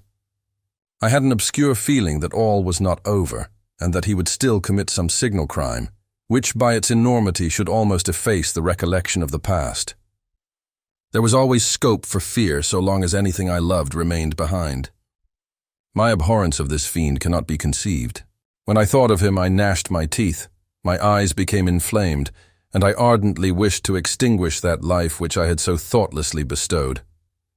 When I reflected on his crimes and malice, my hatred and revenge burst all bounds of moderation. I would have made a pilgrimage to the highest peak of the Andes, could I, when there, have precipitated him to their base. I wished to see him again, that I might wreak the utmost extent of abhorrence on his head and avenge the deaths of William and Justine. Our house was the house of mourning. My father's health was deeply shaken by the horror of the recent events. Elizabeth was sad and desponding. She no longer took delight in her ordinary occupations. All pleasure seemed to her sacrilege toward the dead. Eternal woe and tears she then thought was the just tribute she should pay to innocence so blasted and destroyed. She was no longer that happy creature who in earlier youth wandered with me on the banks of the lake and talked with ecstasy of our future prospects. The first of those sorrows which are sent to wean us from the earth had visited her, and its dimming influence quenched her dearest smiles. When I reflect, "My dear cousin," said she, "on the miserable death of Justine Moritz, I no longer see the world and its works as they before appeared to me. Before, I looked upon the accounts of vice and injustice that I read in books or heard from others as tales of ancient days or imaginary evils. At least they were remote and more familiar to reason than to the imagination. But now, misery has come home, and men appear to me as monsters thirsting for each other's blood. Yet I am certainly unjust. Everybody believed that poor girl to be guilty, and if she could have committed the crime for which she suffered, assuredly she would have been the most depraved of human creatures. For the sake of a few jewels, to have murdered the son of her benefactor and friend, a child whom she had nursed from its birth, and appeared to love as if it had been her own. I could not consent to the death of any human being, but certainly I should have thought such a creature unfit to remain in the society of men. But she was innocent. I feel she was innocent. You are of the same opinion, and that confirms me. Alas, Victor, when falsehood can look so like the truth, who can assure themselves of certain happiness? I feel as if I were walking on the edge of a precipice, towards which thousands are crowding and endeavoring to plunge me into the abyss. William and Justine were assassinated, and the murderer escapes. He walks about the world free and perhaps respected. But even if I were condemned to suffer on the scaffold for the same crimes, I would not change places with such a wretch. I listened to this discourse with the extremest agony. I, not in deed, but in effect, was the true murderer. Elizabeth read my anguish in my countenance, and kindly taking my hand said, "My dearest friend, You must calm yourself. These events have affected me, God knows how deeply. But I am not so wretched as you are. There is an expression of despair, and sometimes of revenge in your countenance that makes me tremble. Dear Victor, banish these dark passions. Remember the friends around you who center all their hopes in you. Have we lost the power of rendering you happy? Ah! While we love, while we are true to each other, here in this land of peace and beauty, your native country, we may reap every tranquil blessing. What can disturb our peace? And could not such words from her whom I fondly prized before every other gift of fortune suffice to chase away the fiend that lurked in my heart? Even as she spoke, I drew near to her as if in terror, lest at that very moment the destroyer had been near to rob me of her. Thus, not the tenderness of friendship, nor the beauty of earth nor of heaven could redeem my soul from woe. The very accents of love were ineffectual. I was encompassed by a cloud which no beneficial influence could penetrate, the wounded deer dragging its fainting limbs to some untrodden brake. There to gaze upon the arrow which had pierced it, and to die, was but a type of me. Sometimes I could cope with the sullen despair that overwhelmed me, but sometimes the whirlwind passions of my soul drove me to seek, by bodily exercise and by change of place, some relief from my intolerable sensations. It was during an access of this kind that I suddenly left my home, and bending my steps towards the near alpine valleys, sought in the magnificence, the eternity of such scenes, to forget myself and my ephemeral because human sorrows. My wanderings were directed towards the valley of Chamonix. I had visited it frequently during my boyhood. 6 years had passed since then. I was a wreck, but naught had changed in those savage and enduring scenes. I performed the first part of my journey on horseback. I afterwards hired a mule, as the more sure-footed and least liable to receive injury on these rugged roads. The weather was fine. It was about the middle of the month of August, nearly 2 months after the death of Justine, that miserable epoch from which I dated all my woe. The weight upon my spirit was sensibly lightened as I plunged yet deeper in the ravine of Arve. The immense mountains and precipices that overhung me on every side, the sound of the river raging among the rocks, and the dashing of the waterfalls around spoke of a power mighty as omnipotence, and I ceased to fear or to bend before any being less almighty than that which had created and ruled the elements, here displayed in their most terrific guise. Still, as I ascended higher, the valley assumed a more magnificent and astonishing character. Ruined castles hanging on the precipices of piney mountains, the impetuous Arve, and cottages every here and there peeping forth from among the trees formed a scene of singular beauty. But it was augmented and rendered sublime by the mighty Alps, whose white and shining pyramids and domes towered above all as belonging to another earth, the habitations of another race of beings. I passed the bridge of Pélissier, where the ravine which the river forms opened before me, and I began to ascend the mountain that overhangs it. Soon after I entered the valley of Chamonix. This valley is more wonderful and sublime, but not so beautiful and picturesque as that of Servox, through which I had just passed. The high and snowy mountains were its immediate boundaries, but I saw no more ruined castles and fertile fields. Immense glaciers approached the road. I heard the rumbling thunder of the falling avalanche, and marked the smoke of its passage. Mont Blanc, the supreme and magnificent Mont Blanc, raised itself from the surrounding aiguilles, and its tremendous dome overlooked the valley. A tingling, long-lost sense of pleasure often came across me during this journey. Some turn in the road, some new object suddenly perceived and recognized, reminded me of days gone by and were associated with the light-hearted gaiety of boyhood.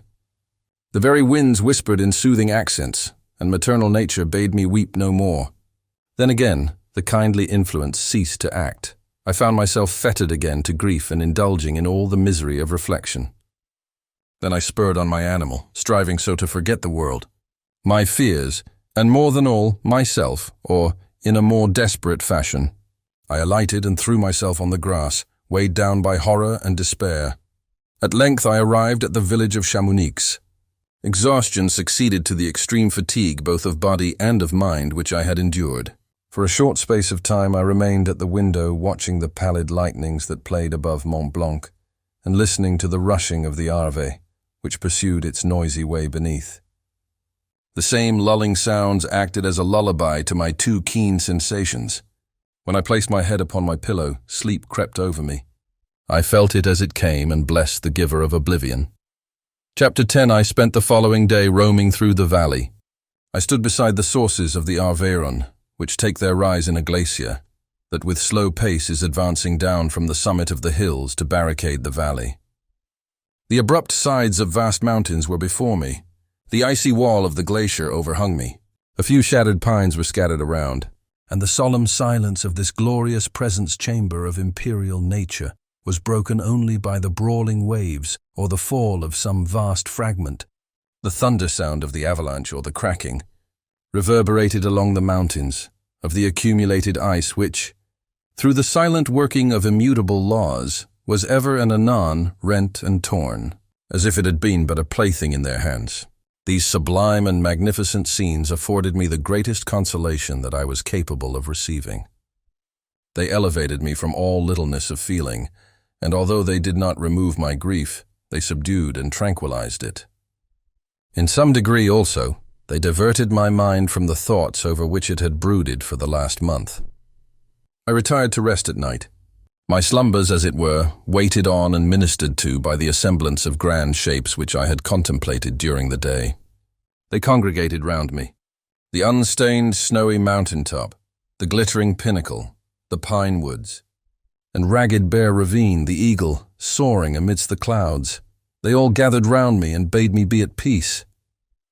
Where had they fled when the next morning I awoke? All of soul-inspiriting fled with sleep, and dark melancholy clouded every thought. The rain was pouring in torrents, and thick mists hid the summits of the mountains, so that I even saw not the faces of those mighty friends. Still I would penetrate their misty veil and seek them in their cloudy retreats. What were rain and storm to me? My mule was brought to the door, and I resolved to ascend to the summit of Montanvert. I remembered the effect that the view of the tremendous and ever-moving glacier had produced upon my mind when I first saw it. It had then filled me with a sublime ecstasy that gave wings to the soul and allowed it to soar from the obscure world to light and joy. The sight of the awful and majestic in nature had indeed always the effect of solemnizing my mind and causing me to forget the passing cares of life.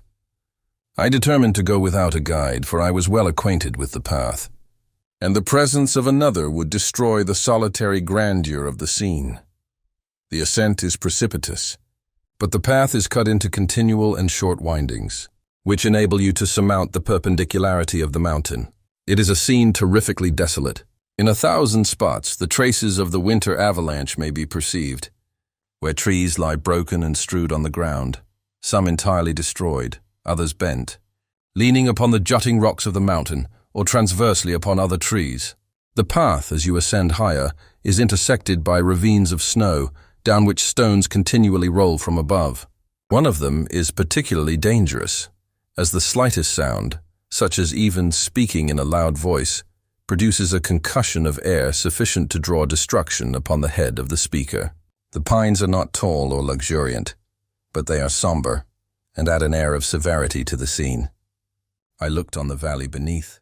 Vast mists were rising from the rivers which ran through it, and curling in thick wreaths around the opposite mountains, whose summits were hid in the uniform clouds, while rain poured from the dark sky and added to the melancholy impression I received from the objects around me. Alas, why does man boast of sensibilities superior to those apparent in the brute? It only renders them more necessary beings. If our impulses were confined to hunger, thirst, and desire, we might be nearly free. But now we are moved by every wind that blows, and a chance word or scene that word may convey to us. We rest. A dream has power to poison sleep. We rise. One wandering thought pollutes the day. We feel, conceive, or reason.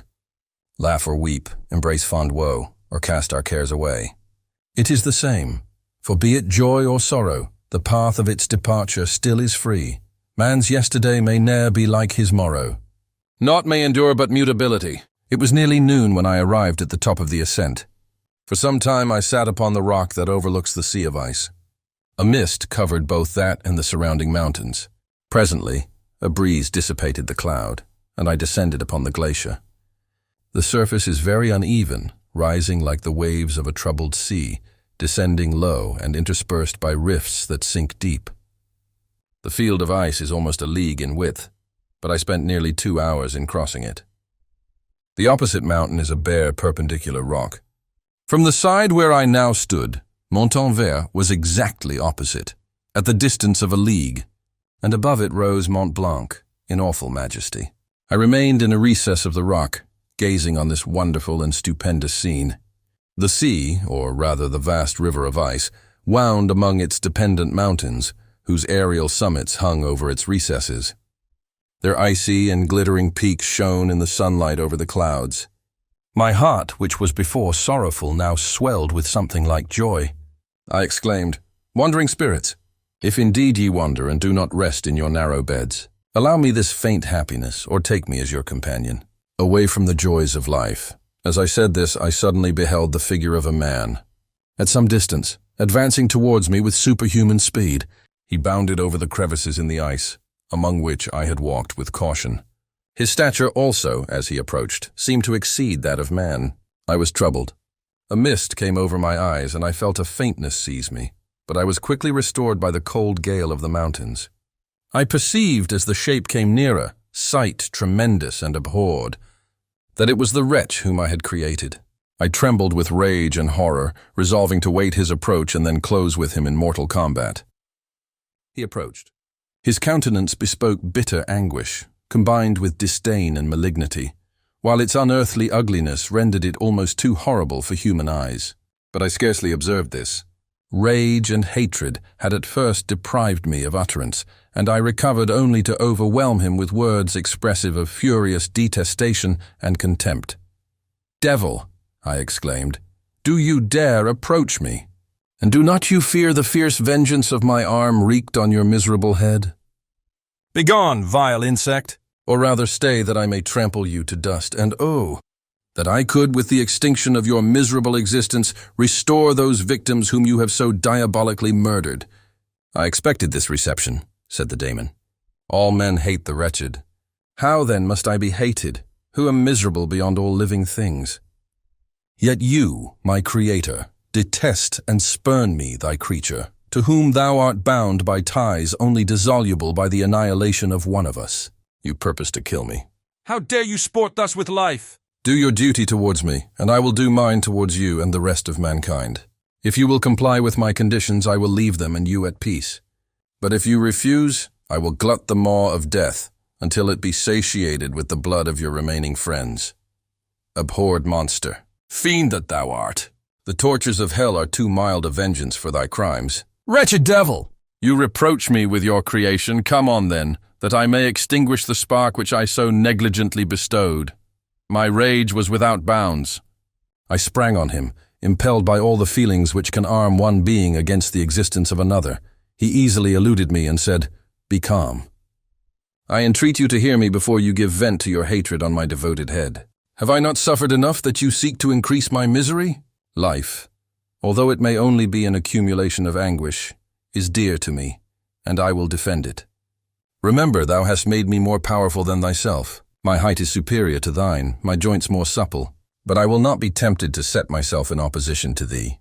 I am thy creature, and I will be even mild and docile to my natural lord and king if thou wilt also perform thy part, the which thou owest me. O Frankenstein, be not equitable to every other and trample upon me alone, to whom thy justice and even thy clemency and affection is most due. Remember that I am thy creature. I ought to be thy Adam, but I am rather the fallen angel, whom thou drivest from joy for no misdeed. Everywhere I see bliss, from which I alone am irrevocably excluded. I was benevolent and good. Misery made me a fiend. Make me happy, and I shall again be virtuous. Begone. I will not hear you. There can be no community between you and me. We are enemies. Begone, or let us try our strength in a fight, in which one must fall. How can I move thee? Will no entreaties cause thee to turn a favorable eye upon thy creature, who implores thy goodness and compassion? Believe me, Frankenstein, I was benevolent. My soul glowed with love and humanity. But am I not alone, miserably alone? You, my creator, abhor me. What hope can I gather from your fellow creatures who owe me nothing? They spurn and hate me. The desert mountains and dreary glaciers are my refuge. I have wandered here many days. The caves of ice, which I only do not fear, are a dwelling to me, and the only one which man does not grudge. These bleak skies I hail, for they are kinder to me than your fellow beings. If the multitude of mankind knew of my existence, they would do as you do, and arm themselves for my destruction. Shall I not then hate them who abhor me? I will keep no terms with my enemies. I am miserable, and they shall share my wretchedness. Yet it is in your power to recompense me, and deliver them from an evil which it only remains for you to make so great, that not only you and your family, but thousands of others, shall be swallowed up in the whirlwinds of its rage. Let your compassion be moved, and do not disdain me. Listen to my tale. When you have heard that, abandon or commiserate me, as you shall judge that I deserve. But hear me. The guilty are allowed by human laws, bloody as they are, to speak in their own defense before they are condemned. Listen to me, Frankenstein. You accuse me of murder, and yet you would, with a satisfied conscience, destroy your own creature. Oh, praise the eternal justice of man. Yet I ask you not to spare me. Listen to me, and then, if you can, and if you will, destroy the work of your hands. Why do you call to my remembrance, I rejoined, circumstances of which I shudder to reflect, that I have been the miserable origin and author? Cursed be the day, abhorred devil, in which you first saw light. Cursed, although I curse myself, be the hands that formed you. You have made me wretched beyond expression. You have left me no power to consider whether I am just to you or not. Be gone! Relieve me from the sight of your detested form. Thus I relieve thee, my Creator, he said, and placed his hated hands before my eyes, which I flung from me with violence. Thus I take from thee a sight which you abhor. Still thou canst listen to me and grant me thy compassion. By the virtues that I once possessed, I demand this from you. Hear my tale. It is long and strange, and the temperature of this place is not fitting to your fine sensations. Come to the hut upon the mountain. The sun is yet high in the heavens. Before it descends to hide itself behind your snowy precipices and illuminate another world, you will have heard my story and can decide. On you it rests, whether I quit forever the neighborhood of man and lead a harmless life, or become the scourge of your fellow creatures and the author of your own speedy ruin. As he said this, he led the way across the ice. I followed. My heart was full, and I did not answer him. But as I proceeded, I weighed the various arguments that he had used and determined at least to listen to his tale. I was partly urged by curiosity, and compassion confirmed my resolution. I had hitherto supposed him to be the murderer of my brother, and I eagerly sought a confirmation or denial of this opinion. For the first time, also, I felt what the duties of a creator towards his creature were, and that I ought to render him happy, before I complained of his wickedness. These motives urged me to comply with his demand. We crossed the ice, therefore, and ascended the opposite rock. The air was cold, and the rain again began to descend. We entered the hut, the fiend with an air of exultation, I with a heavy heart and depressed spirits. But I consented to listen, and seating myself by the fire which my odious companion had lighted, he thus began his tale.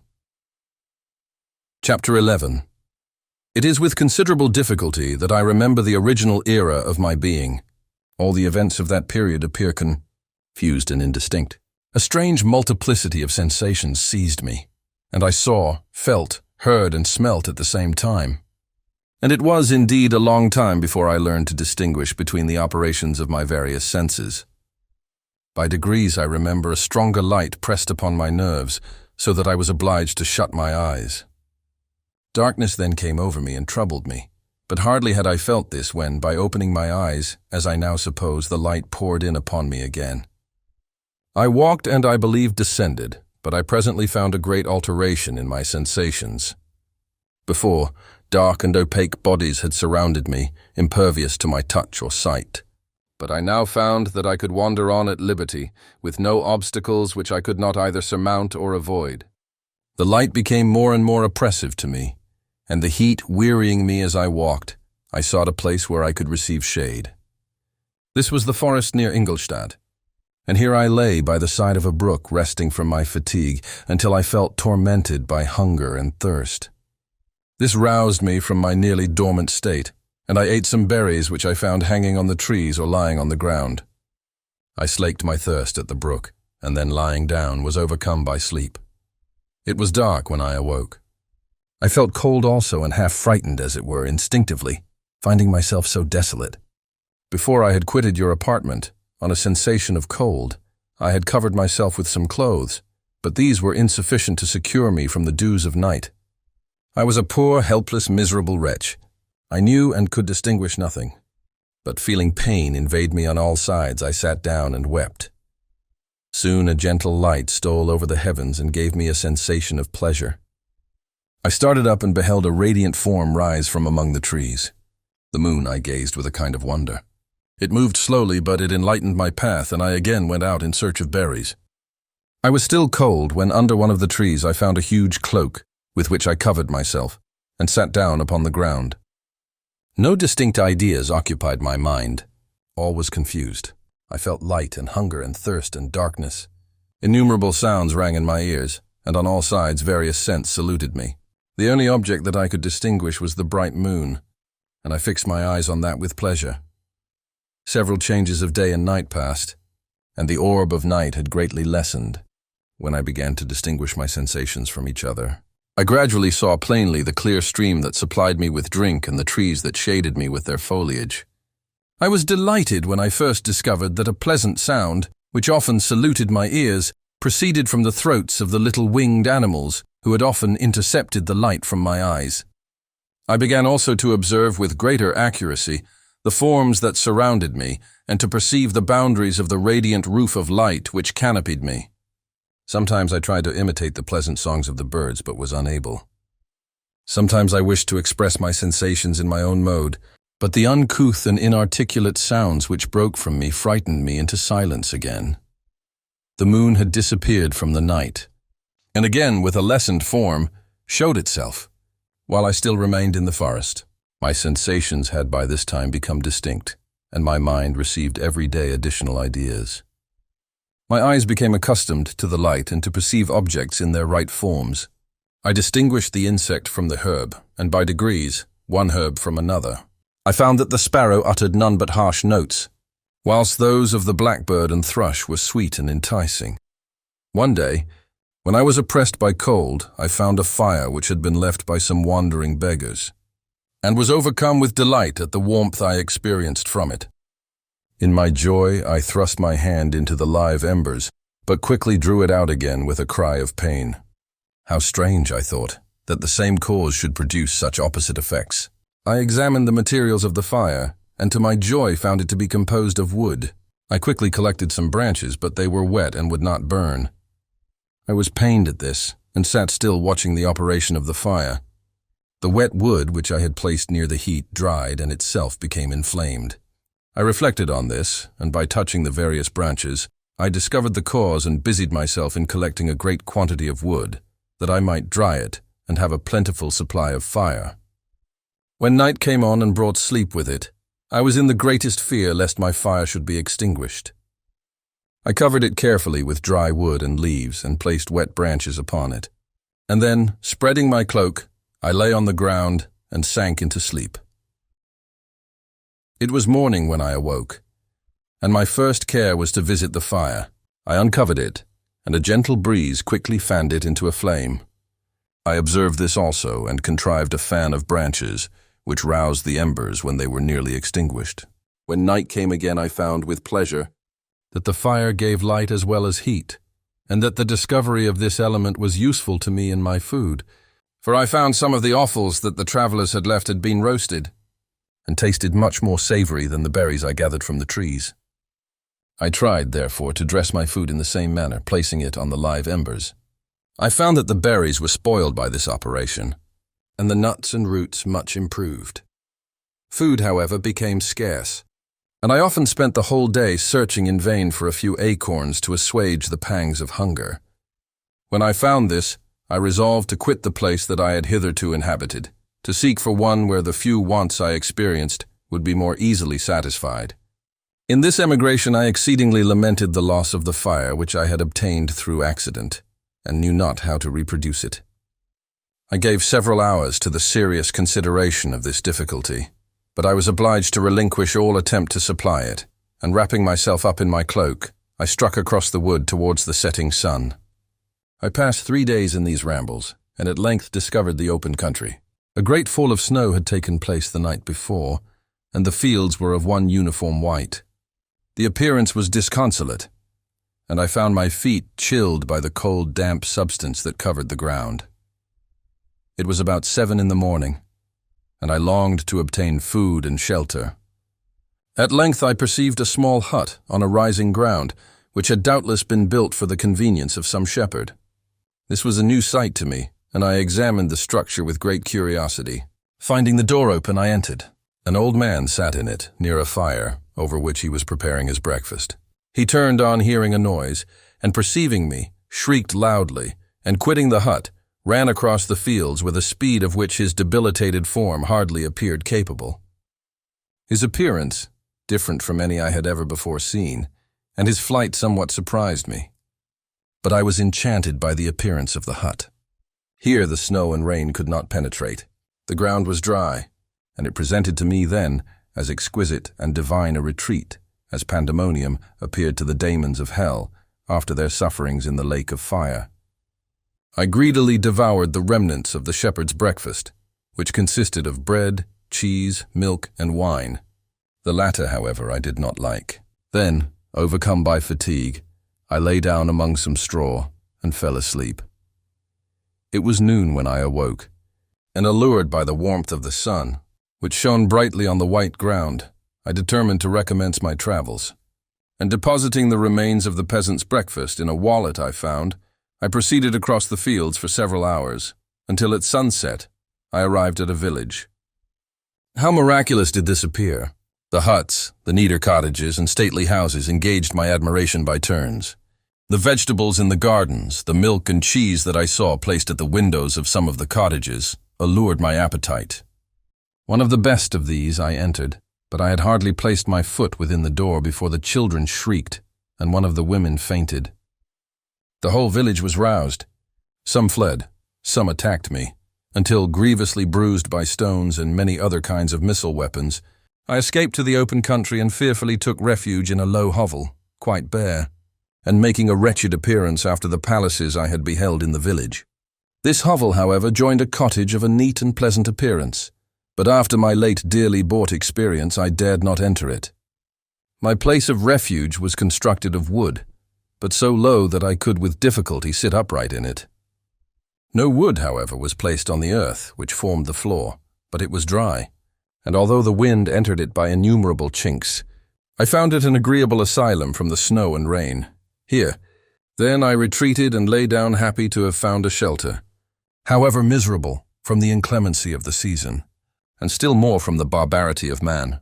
As soon as morning dawned, I crept from my kennel, that I might view the adjacent cottage and discover if I could remain in the habitation I had found. It was situated against the back of the cottage and surrounded on the sides, which were exposed by a pigsty and a clear pool of water. One part was open, and by that I had crept in. But now I covered every crevice by which I might be perceived with stones and wood, yet in such a manner that I might move them on occasion to pass out. All the light I enjoyed came through the sty, and that was sufficient for me. Having thus arranged my dwelling and carpeted it with clean straw, I retired, for I saw the figure of a man at a distance, and I remembered too well my treatment the night before to trust myself in his power. I had first, however, provided for my sustenance for that day by a loaf of coarse bread which I purloined, and a cup with which I could drink more conveniently than from my hand of the pure water which flowed by my retreat. The floor was a little raised, so that it was kept perfectly dry, and by its vicinity to the chimney of the cottage, it was tolerably warm. Being thus provided, I resolved to reside in this hovel until something should occur which might alter my determination. It was indeed a paradise compared to the bleak forest, my former residence, the rain-dropping branches and dank earth. I ate my breakfast with pleasure, and was about to remove a plank to procure myself a little water when I heard a step. And looking through a small chink, I beheld a young creature, with a pail on her head, passing before my hovel. The girl was young and of gentle demeanor, unlike what I have since found cottagers and farmhouse servants to be. Yet she was meanly dressed, a coarse blue petticoat and a linen jacket being her only garb. Her fair hair was plaited but not adorned. She looked patient, yet sad. I lost sight of her, and in about a quarter of an hour she returned bearing the pail, which was now partly filled with milk. As she walked along, seemingly incommoded by the burden, a young man met her, whose countenance expressed a deeper despondence. Uttering a few sounds with an air of melancholy, he took the pail from her head and bore it to the cottage himself. She followed, and they disappeared. Presently I saw the young man again, with some tools in his hand, cross the field behind the cottage. And the girl was also busied, sometimes in the house and sometimes in the yard. On examining my dwelling, I found that one of the windows of the cottage had formerly occupied a part of it, but the panes had been filled up with wood.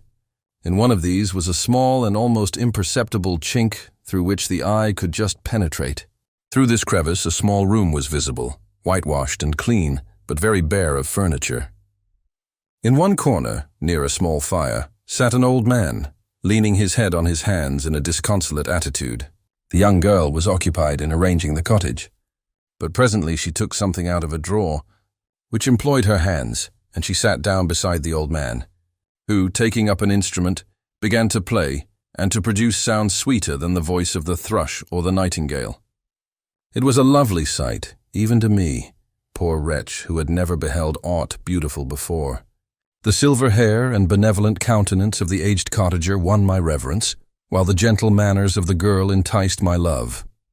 He played a sweet mournful air which I perceived drew tears from the eyes of his amiable companion, of which the old man took no notice, until she sobbed audibly. He then pronounced a few sounds, and the fair creature, leaving her work, knelt at his feet. He raised her and smiled with such kindness and affection that I felt sensations of a peculiar and overpowering nature.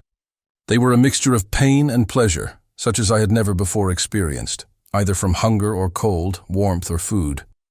And I withdrew from the window, unable to bear these emotions. Soon after this the young man returned, bearing on his shoulders a load of wood. The girl met him at the door, helped to relieve him of his burden, and taking some of the fuel into the cottage, placed it on the fire. Then she and the youth went apart into a nook of the cottage, and he showed her a large loaf and a piece of cheese.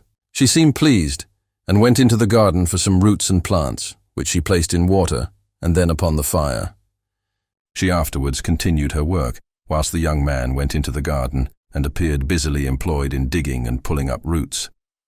After he had been employed thus about an hour, the young woman joined him, and they entered the cottage together. The old man had in the meantime been pensive, but on the appearance of his companions he assumed a more cheerful air, and they sat down to eat. The meal was quickly dispatched. The young woman was again occupied in arranging the cottage. The old man walked before the cottage in the sun for a few minutes, leaning on the arm of the youth. Nothing could exceed in beauty the contrast between these two excellent creatures. One was old, with silver hairs and a countenance beaming with benevolence and love. The younger was slight and graceful in his figure, and his features were molded with the finest symmetry, yet his eyes and attitude expressed the utmost sadness and despondency. The old man returned to the cottage, and the youth, with tools different from those he had used in the morning, directed his steps across the fields. Night quickly shut in, but to my extreme wonder, I found that the cottagers had a means of prolonging light by the use of tapers, and was delighted to find that the setting of the sun did not put an end to the pleasure I experienced in watching my human neighbors. In the evening, the young girl and her companion were employed in various occupations which I did not understand, and the old man again took up the instrument which produced the divine sounds that had enchanted me in the morning. So soon as he had finished, the youth began, not to play, but to utter sounds that were monotonous, and neither resembling the harmony of the old man's instrument, nor the songs of the birds. I since found that he read aloud, but at that time I knew nothing of the science of words or letters. The family, after having been thus occupied for a short time, extinguished their lights and retired, as I conjectured, to rest. Chapter 12. I lay on my straw, but I could not sleep. I thought of the occurrences of the day. What chiefly struck me was the gentle manners of these people, and I longed to join them, but dared not. I remembered too well the treatment I had suffered the night before from the barbarous villagers, and resolved, whatever course of conduct I might hereafter think it right to pursue, that for the present I would remain quietly in my hovel, watching and endeavoring to discover the motives which influenced their actions. The cottagers arose the next morning before the sun. The young woman arranged the cottage and prepared the food, and the youth departed after the first meal. This day was passed in the same routine as that which preceded it. The young man was constantly employed out of doors and the girl in various laborious occupations within. The old man, whom I soon perceived to be blind, employed his leisure hours on his instrument or in contemplation. Nothing could exceed the love and respect which the younger cottagers exhibited towards their venerable companion. They performed towards him every little office of affection and duty with gentleness, and he rewarded them by his benevolent smiles. They were not entirely happy. The young man and his companion often went apart and appeared to weep. I saw no cause for their unhappiness, but I was deeply affected by it. If such lovely creatures were miserable, it was less strange that I, an imperfect and solitary being, should be wretched. Yet why were these gentle beings unhappy? They possessed a delightful house, for such it was in my eyes, and every luxury. They had a fire to warm them when chill and delicious viands when hungry.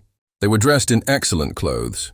And still more, they enjoyed one another's company and speech, interchanging each day looks of affection and kindness. What did their tears imply? Did they really express pain? I was at first unable to solve these questions. But perpetual attention and time explained to me many appearances, which were at first enigmatic. Considerable period elapsed before I discovered one of the causes of the uneasiness of this amiable family.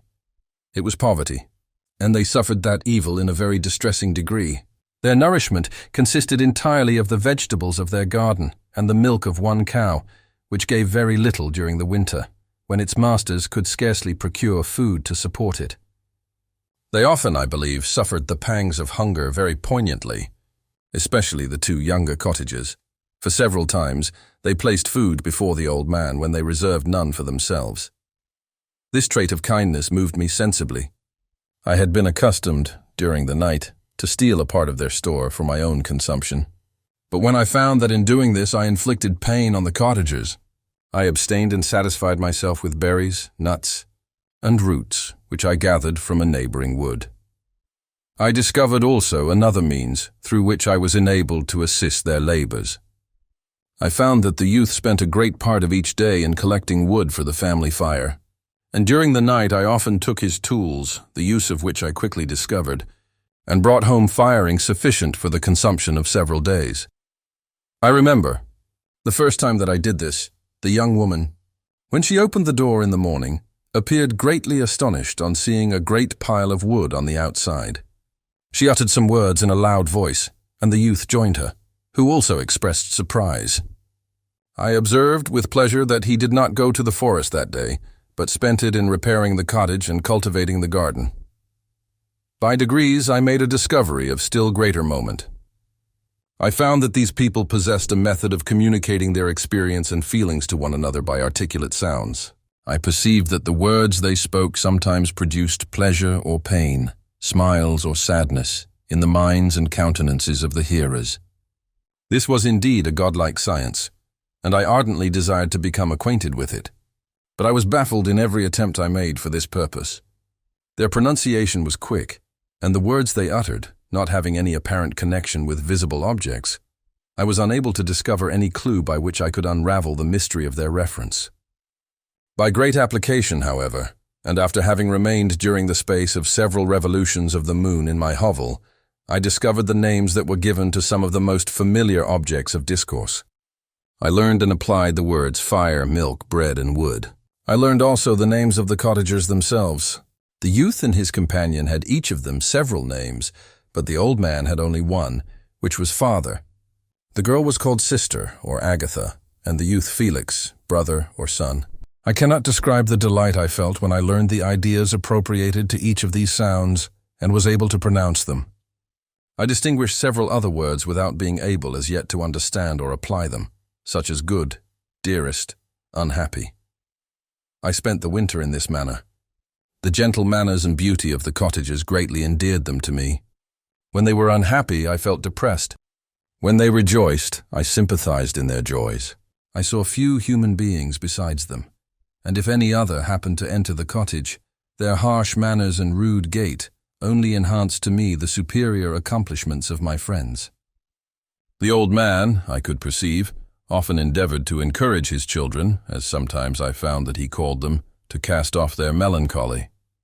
He would talk in a cheerful accent, with an expression of goodness that bestowed pleasure even upon me.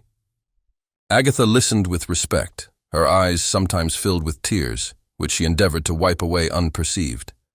But I generally found that her countenance and tone were more cheerful after having listened to the exhortations of her father. It was not thus with Felix. He was always the saddest of the group, and even to my unpracticed senses, he appeared to have suffered more deeply than his friends. But if his countenance was more sorrowful, his voice was more cheerful than that of his sister. Especially when he addressed the old man, I could mention innumerable instances which, although slight, mark the dispositions of these amiable cottagers. In the midst of poverty and want, Felix carried with pleasure to his sister the first little white flower that peeped out from beneath the snowy ground. Early in the morning, before she had risen, he cleared away the snow that obstructed her path to the milk house, drew water from the well, and brought the wood from the outhouse, where to his perpetual astonishment he found his store always replenished by an invisible hand. In the day, I believe, he worked sometimes for a neighboring farmer, because he often went forth and did not return until dinner, yet brought no wood with him. At other times he worked in the garden, but as there was little to do in the frosty season, he read to the old man and Agatha. This reading had puzzled me extremely at first, but by degrees I discovered that he uttered many of the same sounds when he read as when he talked. I conjectured, therefore, that he found on the paper signs for speech which he understood, and I ardently longed to comprehend these also, but how was that possible when I did not even understand the sounds for which they stood as signs? I improved, however, sensibly in this science, but not sufficiently to follow up any kind of conversation, although I applied my whole mind to the endeavor, for I easily perceived that, although I eagerly longed to discover myself to the cottagers, I ought not to make the attempt until I had first become master of their language, which knowledge might enable me to make them overlook the deformity of my figure. For with this also the contrast perpetually presented to my eyes had made me acquainted. I had admired the perfect forms of my cottagers, their grace, beauty, and delicate complexions. But how was I terrified when I viewed myself in a transparent pool? At first I started back, unable to believe that it was indeed I who was reflected in the mirror. And when I became fully convinced that I was in reality the monster that I am, I was filled with the bitterest sensations of despondence and mortification. Alas, I did not yet entirely know the fatal effects of this miserable deformity. As the sun became warmer and the light of day longer, the snow vanished, and I beheld the bare trees and the black earth. From this time Felix was more employed, and the heart-moving indications of impending famine disappeared. Their food, as I afterwards found, was coarse, but it was wholesome, and they procured a sufficiency of it. Several new kinds of plants sprang up in the garden which they dressed, and these signs of comfort increased daily as the season advanced. The old man, leaning on his son, walked each day at noon, when it did not rain, as I found it was called when the heavens poured forth its waters. This frequently took place, but a high wind quickly dried the earth, and the season became far more pleasant than it had been. My mode of life in my hovel was uniform. During the morning I attended the motions of the cottagers, and when they were dispersed in various occupations, I slept. The remainder of the day was spent in observing my friends. When they had retired to rest, if there was any moon or the night was starlight, I went into the woods and collected my own food and fuel for the cottage. When I returned, as often as it was necessary, I cleared their path from the snow and performed those offices that I had seen done by Felix. I afterwards found that these labors, performed by an invisible hand, greatly astonished them, and once or twice I heard them on these occasions utter the words, "Good spirit, wonderful." But I did not then understand the signification of these terms. My thoughts now became more active, and I longed to discover the motives and feelings of these lovely creatures. I was inquisitive to know why Felix appeared so miserable and Agatha so sad. I thought, foolish wretch, that it might be in my power to restore happiness to these deserving people. When I slept or was absent, the forms of the venerable blind father, the gentle Agatha, and the excellent Felix flitted before me. I looked upon them as superior beings who would be the arbiters of my future destiny. I formed in my imagination 1,000 pictures of presenting myself to them and their reception of me. I imagined that they would be disgusted until, by my gentle demeanor and conciliating words, I should first win their favor and afterwards their love. These thoughts exhilarated me and led me to apply with fresh ardor to the acquiring the art of language.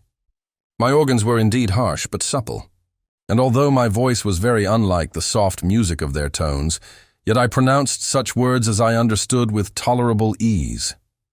It was as the ass and the lapdog, yet surely the gentle ass whose intentions were affectionate, although his manners were rude, deserved better treatment than blows and execration.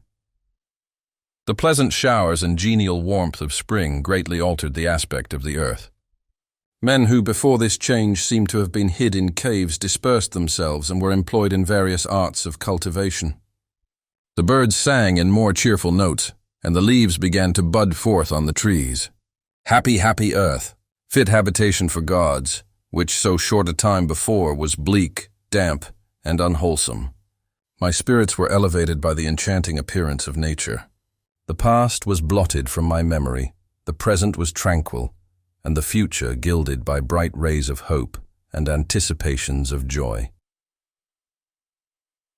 Chapter 13. I now hasten to the more moving part of my story. I shall relate events that impressed me with feelings which, from what I had been, have made me what I am. Spring advanced rapidly. The weather became fine and the skies cloudless. It surprised me that what before was desert and gloomy should now bloom with the most beautiful flowers and verdure. My senses were gratified and refreshed by 1,000 scents of delight and 1,000 sights of beauty. It was on one of these days, when my cottagers periodically rested from labor, the old man played on his guitar, and the children listened to him, that I observed the countenance of Felix was melancholy beyond expression. He sighed frequently, and once his father paused in his music, and I conjectured by his manner that he inquired the cause of his son's sorrow. Felix replied in a cheerful accent, and the old man was recommencing his music when someone tapped at the door. It was a lady on horseback, accompanied by a countryman as a guide. The lady was dressed in a dark suit and covered with a thick black veil. Agatha asked a question, to which the stranger only replied by pronouncing, in a sweet accent, the name of Felix. Her voice was musical, but unlike that of either of my friends. On hearing this word, Felix came up hastily to the lady, who, when she saw him, threw up her veil, and I beheld a countenance of angelic beauty and expression. Her hair of a shining raven black and curiously braided. Her eyes were dark, but gentle, although animated. Her features of a regular proportion, and her complexion wondrously fair, each cheek tinged with a lovely pink. Felix seemed ravished with delight when he saw her. Every trait of sorrow vanished from his face, and it instantly expressed a degree of ecstatic joy, of which I could hardly have believed it capable. His eyes sparkled as his cheek flushed with pleasure, and at that moment I thought him as beautiful as the stranger. She appeared affected by different feelings. Wiping a few tears from her lovely eyes, she held out her hand to Felix, who kissed it rapturously and called her, as well as I could distinguish, his sweet Arabian. She did not appear to understand him, but smiled. He assisted her to dismount, and dismissing her guide, conducted her into the cottage. Some conversation took place between him and his father, and the young stranger knelt at the old man's feet and would have kissed his hand, but he raised her and embraced her affectionately. I soon perceived that although the stranger uttered articulate sounds and appeared to have a language of her own, she was neither understood by nor herself understood the cottagers. They made many signs which I did not comprehend, but I saw that her presence diffused gladness through the cottage, dispelling their sorrow as the sun dissipates the morning mists. Felix seemed peculiarly happy, and with smiles of delight welcomed his Arabian. Agatha, the ever-gentle Agatha, kissed the hands of the lovely stranger, and pointing to her brother made signs which appeared to me to mean that he had been sorrowful until she came. Some hours passed thus, while they, by their countenances, expressed joy, the cause of which I did not comprehend. Presently I found, by the frequent recurrence of some sound which the stranger repeated after them, that she was endeavoring to learn their language, and the idea instantly occurred to me that I should make use of the same instructions to the same end. The stranger learned about 20 words at the first lesson. Most of them, indeed, were those which I had before understood, but I profited by the others. As night came on, Agatha and the Arabian retired early. When they separated, Felix kissed the hand of the stranger and said, "Good night, sweet Safie." He sat up much longer, conversing with his father, and by the frequent repetition of her name I conjectured that their lovely guest was the subject of their conversation. I ardently desired to understand them, and bent every faculty towards that purpose, but found it utterly impossible.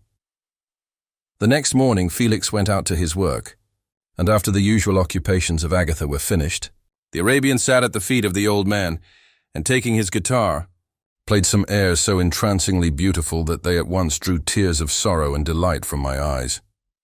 She sang, and her voice flowed in a rich cadence, swelling or dying away like a nightingale of the woods. When she had finished, she gave the guitar to Agatha, who at first declined it. She played a simple air, and her voice accompanied it in sweet accents, but unlike the wondrous strain of the stranger. The old man appeared enraptured, and said some words which Agatha endeavored to explain to Safie, and by which he appeared to wish to express that she bestowed on him the greatest delight by her music. The days now passed as peaceably as before, with the sole alteration that joy had taken place of sadness in the countenances of my friends. Safie was always gay and happy. She and I improved rapidly in the knowledge of language, so that in 2 months I began to comprehend most of the words uttered by my protectors. In the meanwhile also the black ground was covered with herbage, and the green banks interspersed with innumerable flowers, sweet to the scent and the eyes, stars of pale radiance among the moonlight woods. The sun became warmer, the nights clear and balmy, and my nocturnal rambles were an extreme pleasure to me, although they were considerably shortened by the late setting and early rising of the sun, for I never ventured abroad during daylight, fearful of meeting with the same treatment I had formerly endured in the first village which I entered. My days were spent in close attention, that I might more speedily master the language, and I may boast that I improved more rapidly than the Arabian, who understood very little and conversed in broken accents, whilst I comprehended and could imitate almost every word that was spoken. While I improved in speech, I also learned the science of letters as it was taught to the stranger, and this opened before me a wide field for wonder and delight. The book from which Felix instructed Safie was Volney's Ruins of Empires.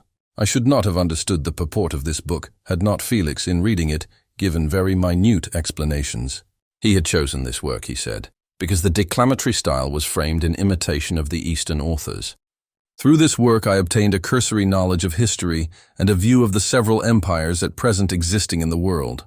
It gave me an insight into the manners, governments, and religions of the different nations of the earth. I heard of the slothful Asiatics, of the stupendous genius and mental activity of the Grecians, of the wars and wonderful virtue of the early Romans, of their subsequent degenerating, of the decline of that mighty empire, of chivalry, Christianity, and kings. I heard of the discovery of the American hemisphere and wept with Safie over the hapless fate of its original inhabitants. These wonderful narrations inspired me with strange feelings. Was man indeed at once so powerful, so virtuous and magnificent, yet so vicious and base? He appeared at one time a mere scion of the evil principle, and at another as all that can be conceived of noble and godlike. To be a great and virtuous man appeared the highest honor that can befall a sensitive being.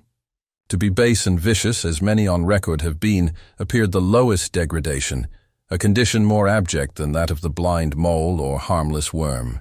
For a long time I could not conceive how one man could go forth to murder his fellow, or even why there were laws and governments. But when I heard details of vice and bloodshed, my wonder ceased, and I turned away with disgust and loathing. Every conversation of the cottagers now opened new wonders to me. While I listened to the instructions which Felix bestowed upon the Arabian, the strange system of human society was explained to me. I heard of the division of property, of immense wealth and squalid poverty, of rank, descent, and noble blood. The words induced me to turn towards myself. I learned that the possessions most esteemed by your fellow creatures were high and unsullied descent united with riches. A man might be respected with only one of these advantages, but without either he was considered, except in very rare instances, as a vagabond and a slave, doomed to waste his powers for the profits of the chosen few. And what was I? Of my creation and creator I was absolutely ignorant, but I knew that I possessed no money, no friends, no kind of property. I was, besides, endued with a figure hideously deformed and loathsome. I was not even of the same nature as man. I was more agile than they and could subsist upon coarser diet. I bore the extremes of heat and cold with less injury to my frame. My stature far exceeded theirs. When I looked around I saw and heard of none like me. Was I then a monster, a blot upon the earth, from which all men fled and whom all men disowned? I cannot describe to you the agony that these reflections inflicted upon me. I tried to dispel them, but sorrow only increased with knowledge. Oh, that I had forever remained in my native wood, nor known nor felt beyond the sensations of hunger, thirst, and heat. Of what a strange nature is knowledge. It clings to the mind when it has once seized on it like a lichen on the rock. I wished sometimes to shake off all thought and feeling, but I learned that there was but one means to overcome the sensation of pain, and that was death, a state which I feared yet did not understand. I admired virtue and good feelings and loved the gentle manners and amiable qualities of my cottagers, but I was shut out from intercourse with them, except through means which I obtained by stealth when I was unseen and unknown, and which rather increased than satisfied the desire I had of becoming one among my fellows. The gentle words of Agatha and the animated smiles of the charming Arabian were not for me.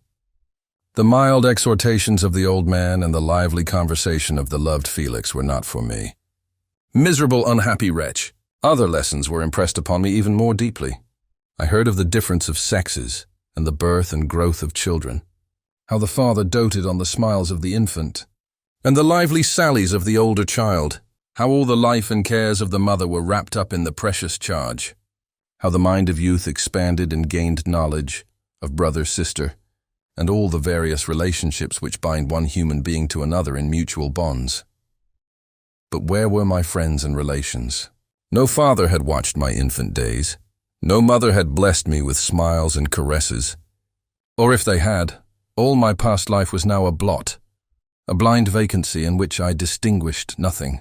From my earliest remembrance I had been as I then was in height and proportion. I had never yet seen a being resembling me, or who claimed any intercourse with me. What was I? The question again recurred, to be answered only with groans.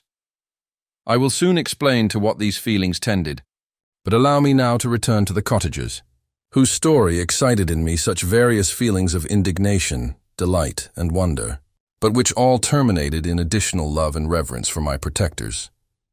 For so I loved, in an innocent, half-painful self-deceit, to call them. Chapter 14. Some time elapsed before I learned the history of my friends. It was one which could not fail to impress itself deeply on my mind, unfolding as it did a number of circumstances, each interesting and wonderful to one so utterly inexperienced as I was. The name of the old man was de Lacy. He was descended from a good family in France, where he had lived for many years in affluence, respected by his superiors and beloved by his equals. His son was bred in the service of his country, and Agatha had ranked with ladies of the highest distinction. A few months before my arrival, they had lived in a large and luxurious city called Paris, surrounded by friends and possessed of every enjoyment which virtue, refinement of intellect or taste, accompanied by a moderate fortune, could afford. The father of Saifi had been the cause of their ruin. He was a Turkish merchant and had inhabited Paris for many years when, for some reason which I could not learn, he became obnoxious to the government. He was seized and cast into prison the very day that Safi arrived from Constantinople to join him. He was tried and condemned to death. The injustice of his sentence was very flagrant. All Paris was indignant, and it was judged that his religion and wealth, rather than the crime alleged against him, had been the cause of his condemnation. Felix had accidentally been present at the trial. His horror and indignation were uncontrollable when he heard the decision of the court.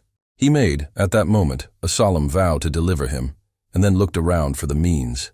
After many fruitless attempts to gain admittance to the prison, he found a strongly grated window in an unguarded part of the building, which lighted the dungeon of the unfortunate Mohammedan, who, loaded with chains, waited in despair the execution of the barbarous sentence.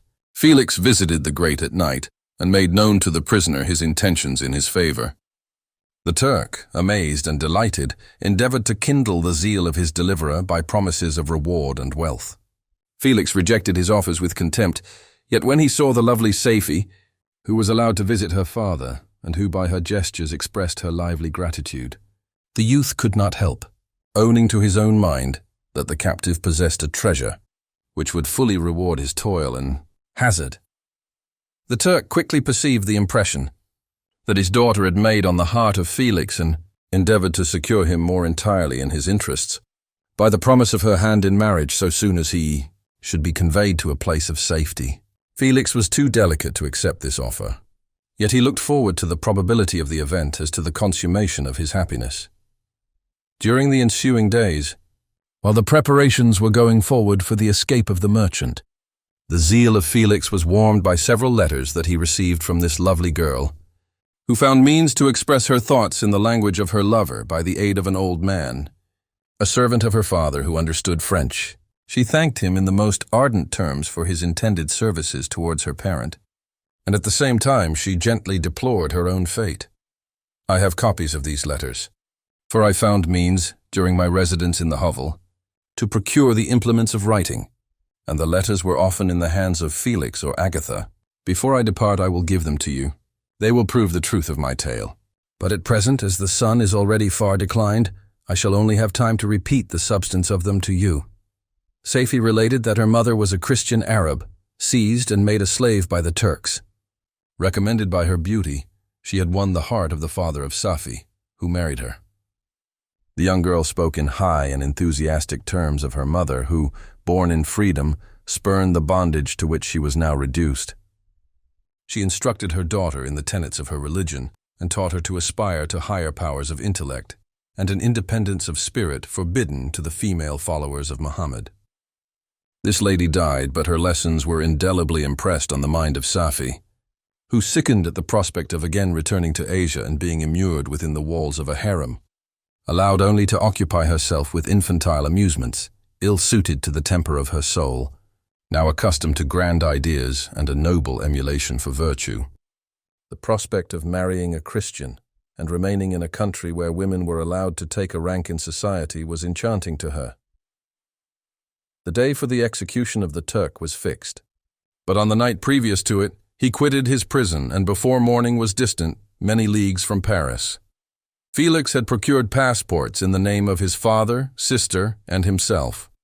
He had previously communicated his plan to the former, who aided the deceit by quitting his house, under the pretense of a journey, and concealed himself, with his daughter, in an obscure part of Paris.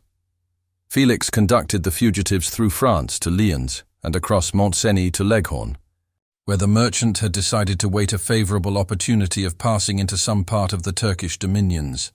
Safie resolved to remain with her father until the moment of his departure, before which time the Turk renewed his promise that she should be united to his deliverer, and Felix remained with them in expectation of that event. And in the meantime he enjoyed the society of the Arabian, who exhibited towards him the simplest and tenderest affection. They conversed with one another through the means of an interpreter, and sometimes with the interpretation of looks, and Safie sang to him the divine airs of her native country. The Turk allowed this intimacy to take place and encouraged the hopes of the youthful lovers, while in his heart he had formed far other plans.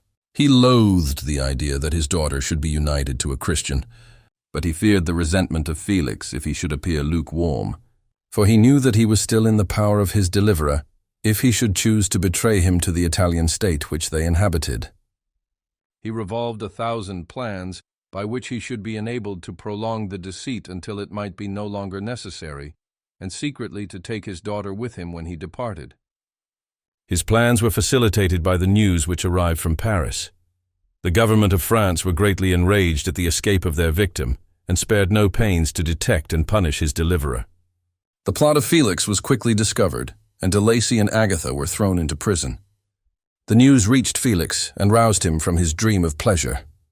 His blind and aged father and his gentle sister lay in a noisome dungeon while he enjoyed the free air and the society of her whom he loved. This idea was torture to him.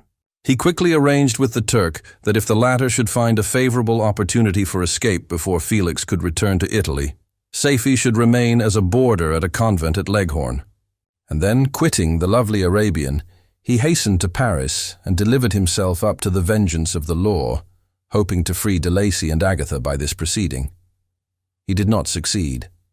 They remained confined for 5 months before the trial took place, the result of which deprived them of their fortune and condemned them to a perpetual exile from their native country. They found a miserable asylum in the cottage in Germany where I discovered them. Felix soon learned that the treacherous Turk, for whom he and his family endured such unheard-of oppression, on discovering that his deliverer was thus reduced to poverty and ruin, became a traitor to good feeling and honor and had quitted Italy with his daughter, insultingly sending Felix a pittance of money to aid him, as he said, in some plan of future maintenance. Such were the events that preyed on the heart of Felix and rendered him, when I first saw him, the most miserable of his family. He could have endured poverty, and while this distress had been the meed of his virtue, he gloried in it. But the ingratitude of the Turk and the loss of his beloved Safie were misfortunes more bitter and irreparable. The arrival of the Arabian now infused new life into his soul. When the news reached Leghorn that Felix was deprived of his wealth and rank, the merchant commanded his daughter to think no more of her lover, but to prepare to return to her native country. The generous nature of Safie was outraged by this command. She attempted to expostulate with her father, but he left her angrily, reiterating his tyrannical mandate. A few days after, the Turk entered his daughter's apartment and told her hastily that he had reason to believe that his residence at Leghorn had been divulged and that he should speedily be delivered up to the French government. He had consequently hired a vessel to convey him to Constantinople, for which city he should sail in a few hours. He intended to leave his daughter under the care of a confidential servant, to follow at her leisure with the greater part of his property, which had not yet arrived at Leghorn. When alone, Safie resolved in her own mind the plan of conduct that it would become her to pursue in this emergency. A residence in Turkey was abhorrent to her. Her religion and her feelings were alike averse to it. By some papers of her father which fell into her hands, she heard of the exile of her lover and learnt the name of the spot where he then resided. She hesitated some time, but at length she formed her determination. Taking with her some jewels that belonged to her and a sum of money, she quitted Italy with an attendant, a native of Leghorn, but who understood the common language of Turkey, and departed for Germany. She arrived in safety at a town about 20 leagues from the cottage of de Lacy, when her attendant fell dangerously ill. Safie nursed her with the most devoted affection, but the poor girl died, and the Arabian was left alone, unacquainted with the language of the country and utterly ignorant of the customs of the world. She fell, however, into good hands. The Italian had mentioned the name of the spot for which they were bound, and after her death, the woman of the house in which they had lived took care that Safie should arrive in safety at the cottage of her lover. Chapter 15. Such was the history of my beloved cottagers. It impressed me deeply. I learned, from the views of social life which it developed, to admire their virtues and to deprecate the vices of mankind. As yet I looked upon crime as a distant evil. Benevolence and generosity were ever present before me, inciting within me a desire to become an actor in the busy scene where so many admirable qualities were called forth and displayed. But in giving an account of the progress of my intellect, I must not omit a circumstance which occurred in the beginning of the month of August of the same year. One night during my accustomed visit to the neighboring wood where I collected my own food and brought home firing for my protectors, I found on the ground a leathern portmanteau containing several articles of dress and some books. I eagerly seized the prize and returned with it to my hovel. Fortunately, the books were written in the language, the elements of which I had acquired at the cottage. They consisted of Paradise Lost, a volume of Plutarch's Lives, and the Sorrows of Werther. The possession of these treasures gave me extreme delight. I now continually studied and exercised my mind upon these histories, whilst my friends were employed in their ordinary occupations.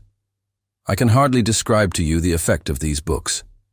They produced in me an infinity of new images and feelings that sometimes raised me to ecstasy, but more frequently sunk me into the lowest dejection. In the Sorrows of Werther, besides the interest of its simple and affecting story, So many opinions are canvassed and so many lights thrown upon what had hitherto been to me obscure subjects that I found in it a never-ending source of speculation and astonishment. The gentle and domestic manners it described, combined with lofty sentiments and feelings, which had for their object something out of self, accorded well with my experience among my protectors, and with the wants which were forever alive in my own bosom. But I thought Werther himself a more divine being than I had ever beheld or imagined. His character contained no pretension, but it sank deep. The disquisitions upon death and suicide were calculated to fill me with wonder. I did not pretend to enter into the merits of the case, yet I inclined towards the opinions of the hero, whose extinction I wept, without precisely understanding it. As I read, however, I applied much personally to my own feelings and condition. I found myself similar, yet at the same time strangely unlike to the beings concerning whom I read, and to whose conversation I was a listener. I sympathized with and partly understood them, but I was unformed in mind. I was dependent on none and related to none. The path of my departure was free, and there was none to lament my annihilation. My person was hideous and my stature gigantic. What did this mean? Who was I? What was I? Whence did I come? What was my destination? These questions continually recurred, but I was unable to solve them. The volume of Plutarch's Lives, which I possessed, contained the histories of the first founders of the ancient republics. This book had a far different effect upon me from the sorrows of Werther. I learned from Werther's imaginations despondency and gloom, but Plutarch taught me high thoughts. He elevated me above the wretched sphere of my own reflections to admire and love the heroes of past ages. Many things I read surpassed my understanding and experience. I had a very confused knowledge of kingdoms, wide extents of country, mighty rivers, and boundless seas. But I was perfectly unacquainted with towns and large assemblages of men. The cottage of my protectors had been the only school in which I had studied human nature. But this book developed new and mightier scenes of action. I read of men concerned in public affairs, governing or massacring their species. I felt the greatest ardor for virtue rise within me, and abhorrence for vice, as far as I understood the signification of those terms, relative as they were, as I applied them, to pleasure and pain alone. Induced by these feelings, I was of course led to admire peaceable lawgivers, Numa, Solon, and Lycurgus, in preference to Romulus and Theseus. The patriarchal lives of my protectors caused these impressions to take a firm hold on my mind. Perhaps if my first introduction to humanity had been made by a young soldier, burning for glory and slaughter, I should have been imbued with different sensations. But Paradise Lost excited different and far deeper emotions. I read it, as I had read the other volumes which had fallen into my hands, as a true history. It moved every feeling of wonder and awe that the picture of an omnipotent God warring with his creatures was capable of exciting. I often referred the several situations, as their similarity struck me, to my own. Like Adam, I was apparently united by no link to any other being in existence. But his state was far different from mine in every other respect. He had come forth from the hands of God a perfect creature, happy and prosperous, guarded by the especial care of his Creator. He was allowed to converse with and acquire knowledge from beings of a superior nature, but I was wretched, helpless, and alone. Many times I considered Satan as the fitter emblem of my condition, for often, like him, when I viewed the bliss of my protectors, the bitter gall of envy rose within me. Another circumstance strengthened and confirmed these feelings. Soon after my arrival in the hovel, I discovered some papers in the pocket of the dress which I had taken from your laboratory. At first, I had neglected them, but now that I was able to decipher the characters in which they were written, I began to study them with diligence. It was your journal of the 4 months that preceded my creation. You minutely described in these papers every step you took in the progress of your work. This history was mingled with accounts of domestic occurrences. You doubtless recollect these papers. Here they are. Everything is related in them which bears reference to my accursed origin.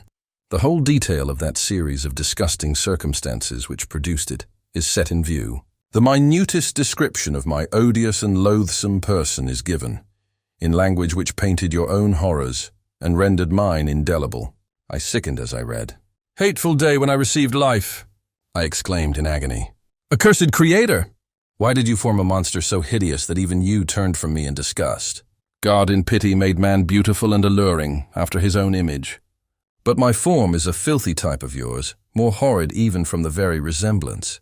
Satan had his companions, fellow devils, to admire and encourage him, but I am solitary and abhorred. These were the reflections of my hours of despondency and solitude. But when I contemplated the virtues of the cottagers, their amiable and benevolent dispositions, I persuaded myself that when they should become acquainted with my admiration of their virtues, they would compassionate me and overlook my personal deformity. Could they turn from their door one, however monstrous, who solicited their compassion and friendship? I resolved at least not to despair, but in every way to fit myself for an interview with them which would decide my fate. I postponed this attempt for some months longer, for the importance attached to its success inspired me with a dread lest I should fail. Besides, I found that my understanding improved so much with every day's experience that I was unwilling to commence this undertaking until a few more months should have added to my sagacity. Several changes, in the meantime, took place in the cottage. The presence of Safie diffused happiness among its inhabitants, and I also found that a greater degree of plenty reigned there.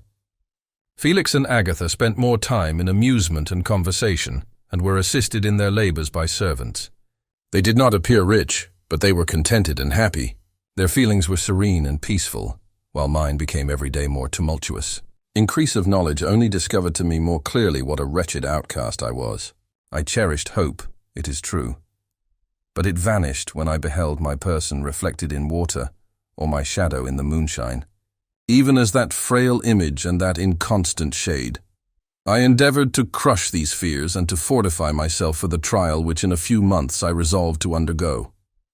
And sometimes I allowed my thoughts, unchecked by reason, to ramble in the fields of paradise, and dared to fancy amiable and lovely creatures sympathizing with my feelings and cheering my gloom.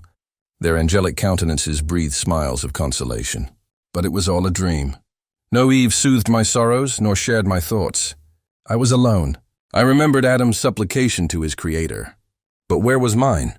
He had abandoned me, and in the bitterness of my heart I cursed him. Autumn passed thus. I saw, with surprise and grief, the leaves decay and fall, and nature again assume the barren and bleak appearance it had worn when I first beheld the woods and the lovely moon. Yet I did not heed the bleakness of the weather. I was better fitted by my conformation for the endurance of cold than heat. But my chief delights were the sight of the flowers, the birds, and all the gay apparel of summer. When those deserted me, I turned with more attention towards the cottagers. Their happiness was not decreased by the absence of summer. They loved and sympathized with one another, and their joys, depending on each other, were not interrupted by the casualties that took place around them. The more I saw of them, the greater became my desire to claim their protection and kindness. My heart yearned to be known and loved by these amiable creatures. To see their sweet looks directed towards me with affection was the utmost limit of my ambition. I dared not think that they would turn them from me with disdain and horror.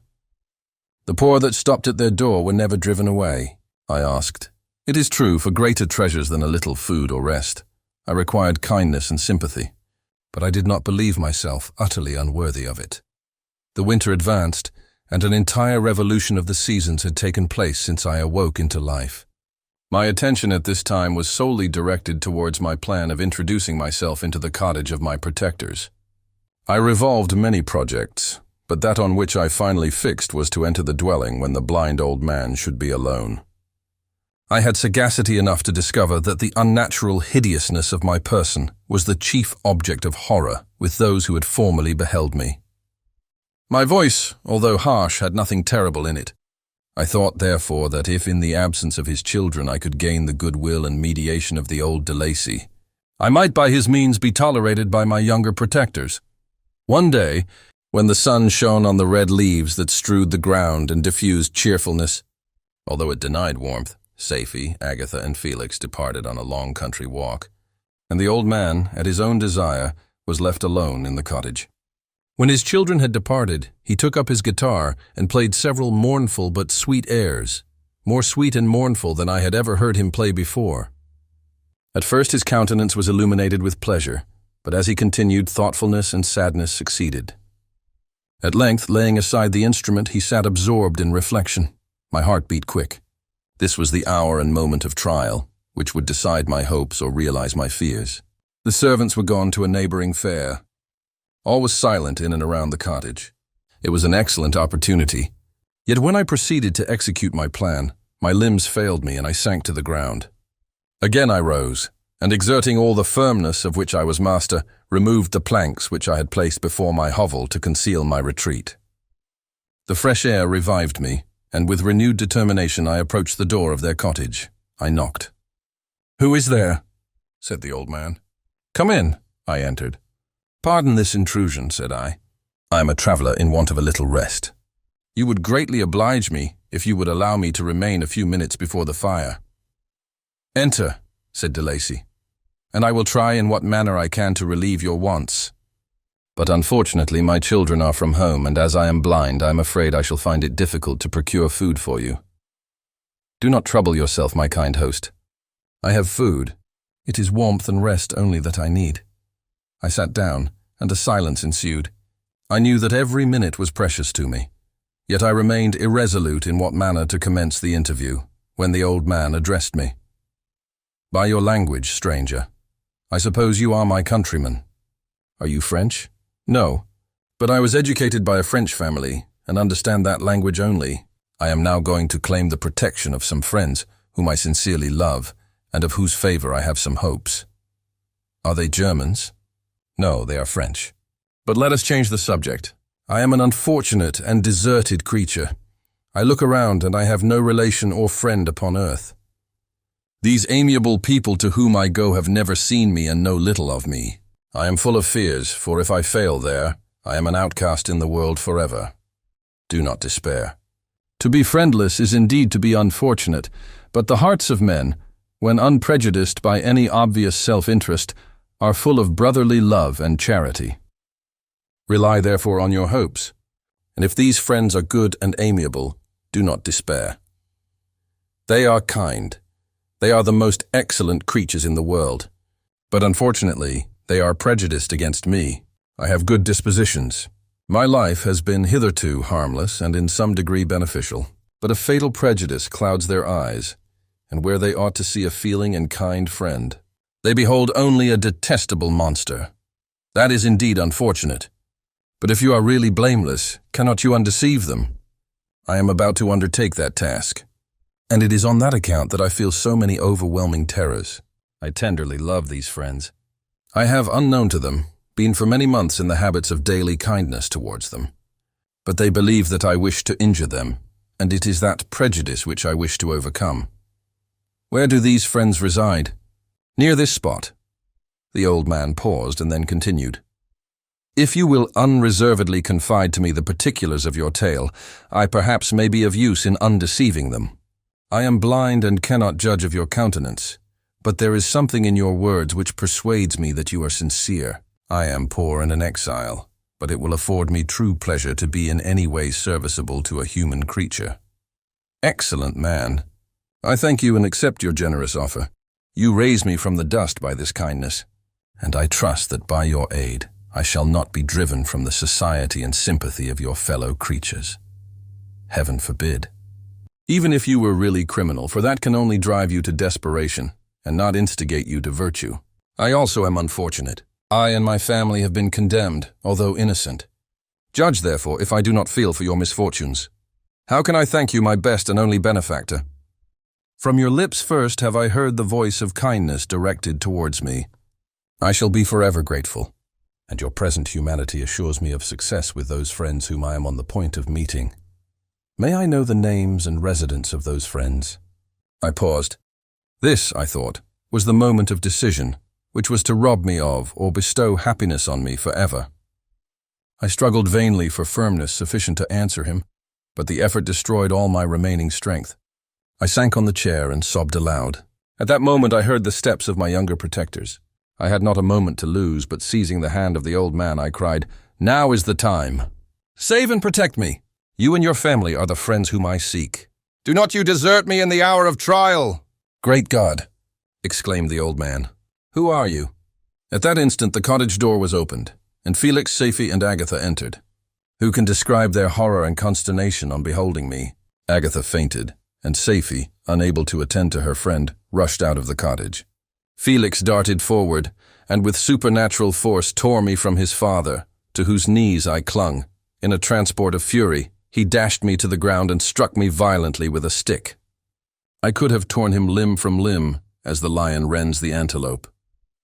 But my heart sank within me as with bitter sickness, and I refrained.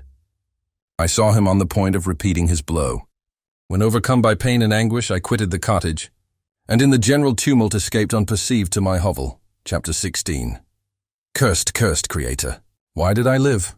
Why in that instant did I not extinguish the spark of existence which you had so wantonly bestowed? I know not.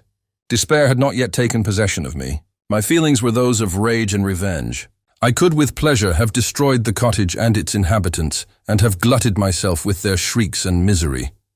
When night came, I quitted my retreat, and wandered in the wood.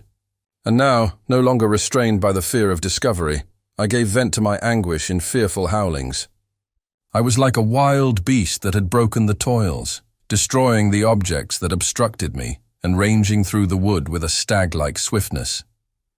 Oh, what a miserable night I passed. The cold stars shone in mockery, and the bare trees waved their branches above me. Now and then the sweet voice of a bird burst forth amidst the universal stillness. All save I were at rest or in enjoyment. I, like the archfiend, bore a hell within me, and finding myself unsympathized with, wished to tear up the trees, spread havoc and destruction around me, and then to have sat down and enjoyed the ruin. But this was a luxury of sensation that could not endure. I became fatigued with excess of bodily exertion, and sank on the damp grass in the sick impotence of despair. There was none among the myriads of men that existed who would pity or assist me.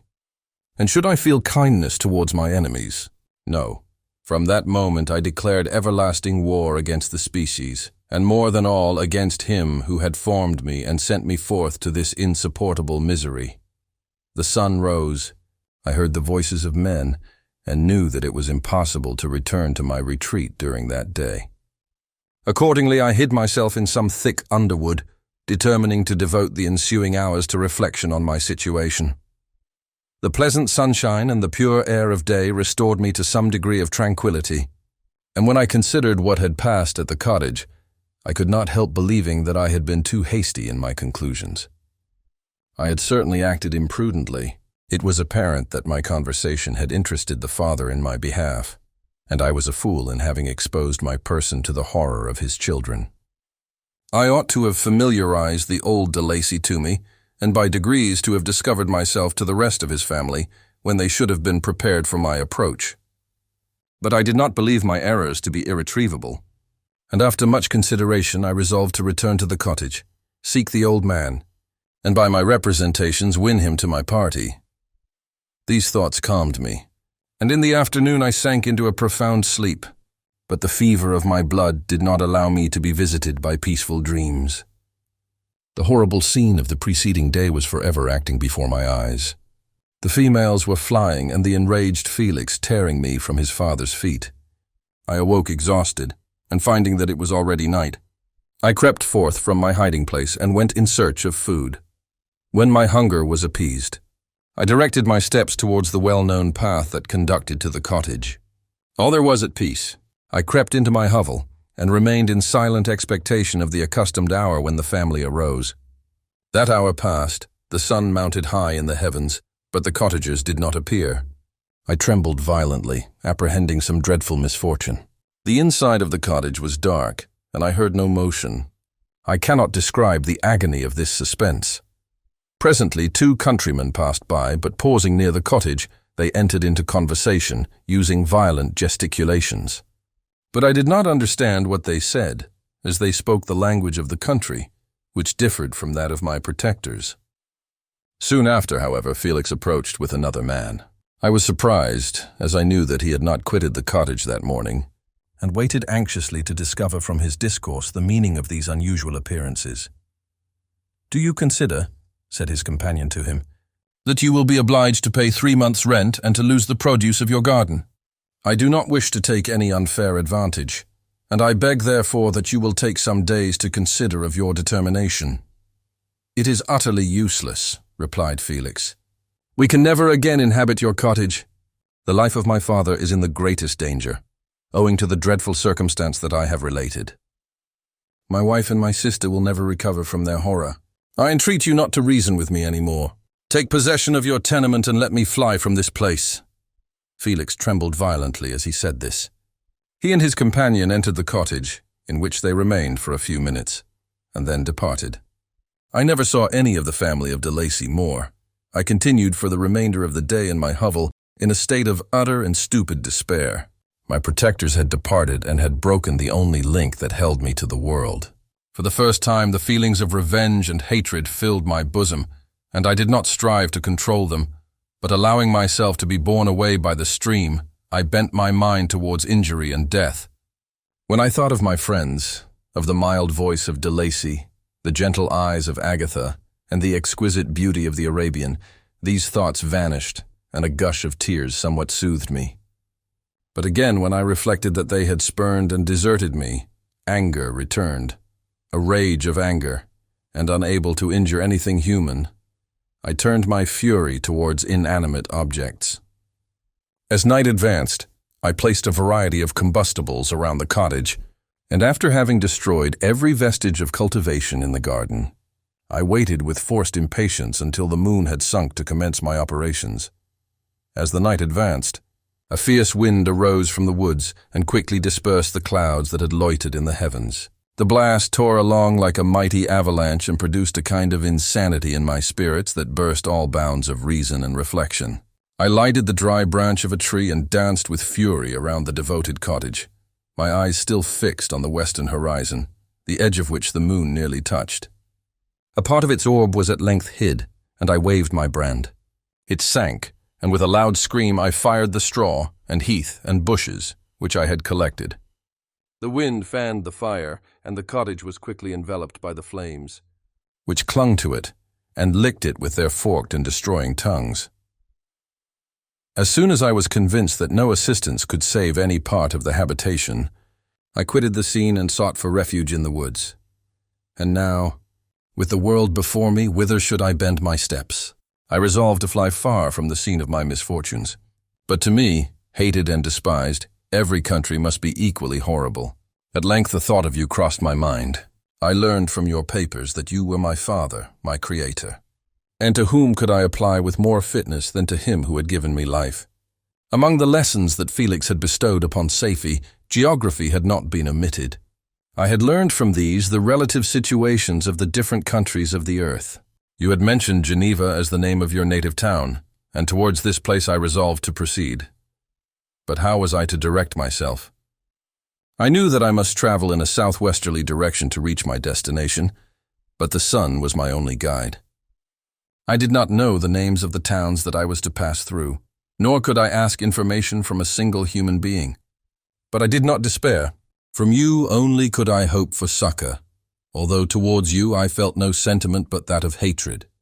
Unfeeling, heartless creator, you had endowed me with perceptions and passions, and then cast me abroad an object for the scorn and horror of mankind. But on you only had I any claim for pity and redress, and from you I determined to seek that justice which I vainly attempted to gain from any other being that wore the human form.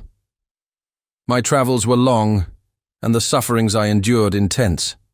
It was late in autumn when I quitted the district where I had so long resided. I traveled only at night, fearful of encountering the visage of a human being. Nature decayed around me, and the sun became heatless. Rain and snow poured around me. Mighty rivers were frozen.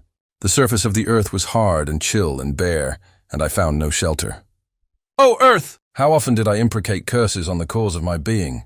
The mildness of my nature had fled, and all within me was turned to gall and bitterness. The nearer I approached to your habitation, the more deeply did I feel the spirit of revenge enkindled in my heart. Snow fell and the waters were hardened, but I rested not. A few incidents now and then directed me, and I possessed a map of the country, but I often wandered wide from my path. The agony of my feelings allowed me no respite. No incident occurred from which my rage and misery could not extract its food, but a circumstance that happened when I arrived on the confines of Switzerland, When the sun had recovered its warmth and the earth again began to look green, confirmed in an especial manner the bitterness and horror of my feelings. I generally rested during the day and traveled only when I was secured by night from the view of man. One morning, however, finding that my path lay through a deep wood, I ventured to continue my journey after the sun had risen. The day, which was one of the first of spring, cheered even me by the loveliness of its sunshine and the balminess of the air. I felt emotions of gentleness and pleasure that had long appeared dead revive within me. Half surprised by the novelty of these sensations, I allowed myself to be borne away by them, and forgetting my solitude and deformity, dared to be happy. Soft tears again bedewed my cheeks, and I even raised my humid eyes with thankfulness towards the blessed sun, which bestowed such joy upon me. I continued to wind among the paths of the wood, until I came to its boundary, which was skirted by a deep and rapid river, into which many of the trees bent their branches, now budding with the fresh spring. Here I paused, not exactly knowing what path to pursue, when I heard the sound of voices that induced me to conceal myself under the shade of a cypress. I was scarcely hid when a young girl came running towards the spot where I was concealed, laughing, as if she ran from someone in sport. She continued her course along the precipitous sides of the river when suddenly her foot slipped and she fell into the rapid stream. I rushed from my hiding place and with extreme labor from the force of the current, saved her and dragged her to shore. She was senseless, and I endeavored by every means in my power to restore animation, when I was suddenly interrupted by the approach of a rustic, who was probably the person from whom she had playfully fled. On seeing me, he darted towards me, and tearing the girl from my arms, hastened towards the deeper parts of the wood. I followed speedily, I hardly knew why, but when the man saw me draw near, he aimed a gun which he carried at my body and fired. I sank to the ground, and my injurer, with increased swiftness, escaped into the wood. This was then the reward of my benevolence. I had saved a human being from destruction, and as a recompense I now writhed under the miserable pain of a wound which shattered the flesh and bone. The feelings of kindness and gentleness which I had entertained but a few moments before gave place to hellish rage and gnashing of teeth. Inflamed by pain, I vowed eternal hatred and vengeance to all mankind. But the agony of my wound overcame me. My pulses paused, and I fainted. For some weeks, I led a miserable life in the woods, endeavoring to cure the wound which I had received. The ball had entered my shoulder, and I knew not whether it had remained there or passed through. At any rate, I had no means of extracting it. My sufferings were augmented also by the oppressive sense of the injustice and ingratitude of their infliction. My daily vows rose for revenge, a deep and deadly revenge, such as would alone compensate for the outrages and anguish I had endured. After some weeks, my wound healed, and I continued my journey. The labors I endured were no longer to be alleviated by the bright sun or gentle breezes of spring. All joy was but a mockery which insulted my desolate state and made me feel more painfully that I was not made for the enjoyment of pleasure. But my toils now drew near a close, and in 2 months from this time I reached the environs of Geneva. It was evening when I arrived, and I retired to a hiding place among the fields that surround it to meditate in what manner I should apply to you. I was oppressed by fatigue and hunger, and far too unhappy to enjoy the gentle breezes of evening or the prospect of the sun setting behind the stupendous mountains of Jura. At this time, a slight sleep relieved me from the pain of reflection, which was disturbed by the approach of a beautiful child, who came running into the recess I had chosen with all the sportiveness of infancy. Suddenly, as I gazed on him, an idea seized me that this little creature was unprejudiced and had lived too short a time to have imbibed a horror of deformity. If, therefore, I could seize him and educate him as my companion and friend, I should not be so desolate in this peopled earth.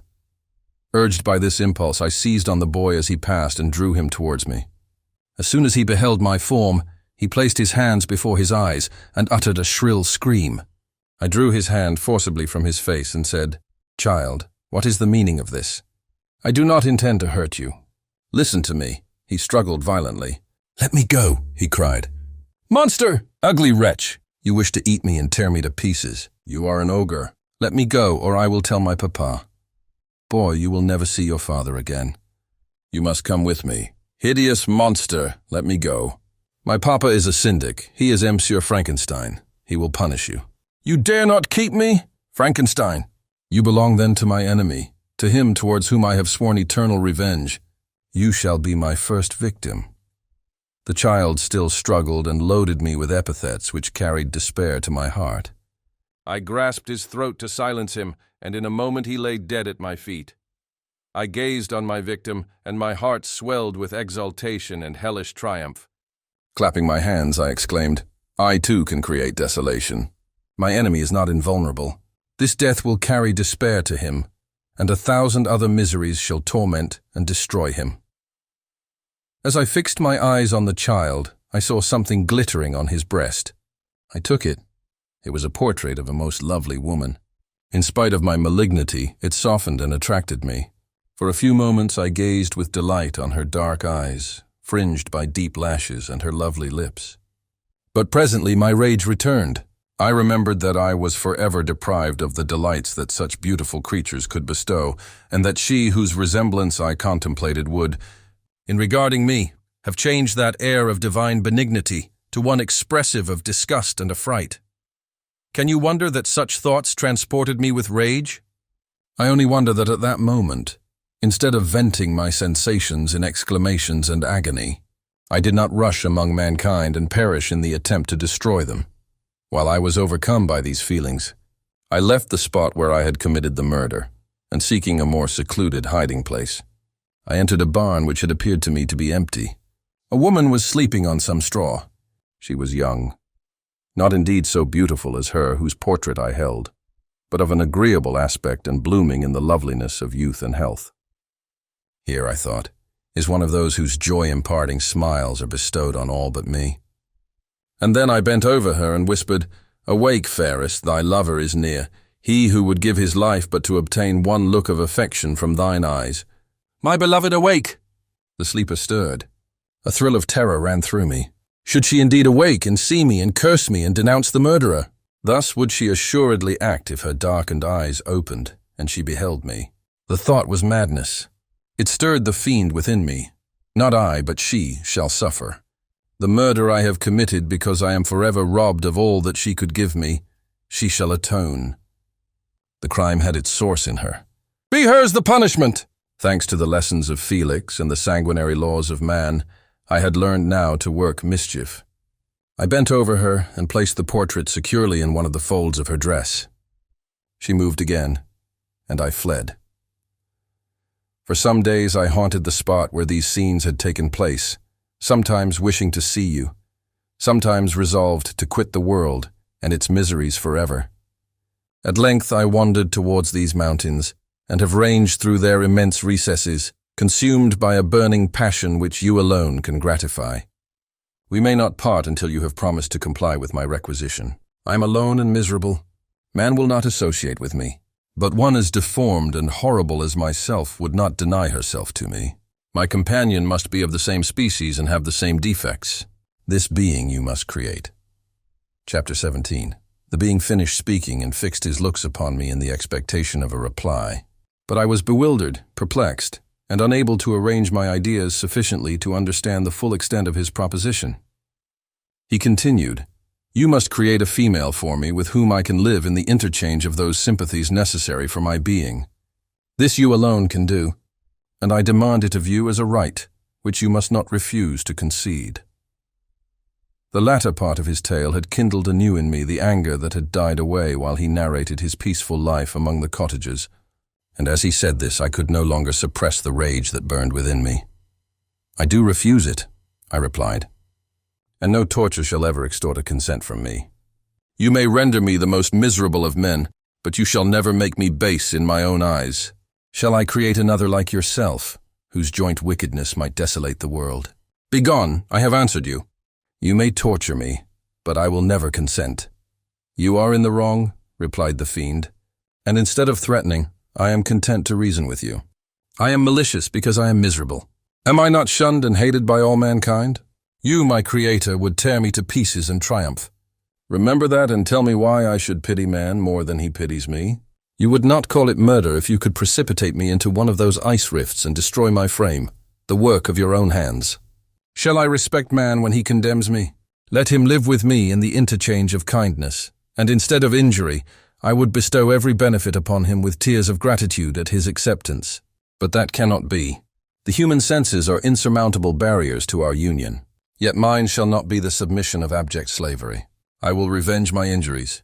If I cannot inspire love, I will cause fear, and chiefly towards you, my arch-enemy, because my Creator, do I swear inextinguishable hatred.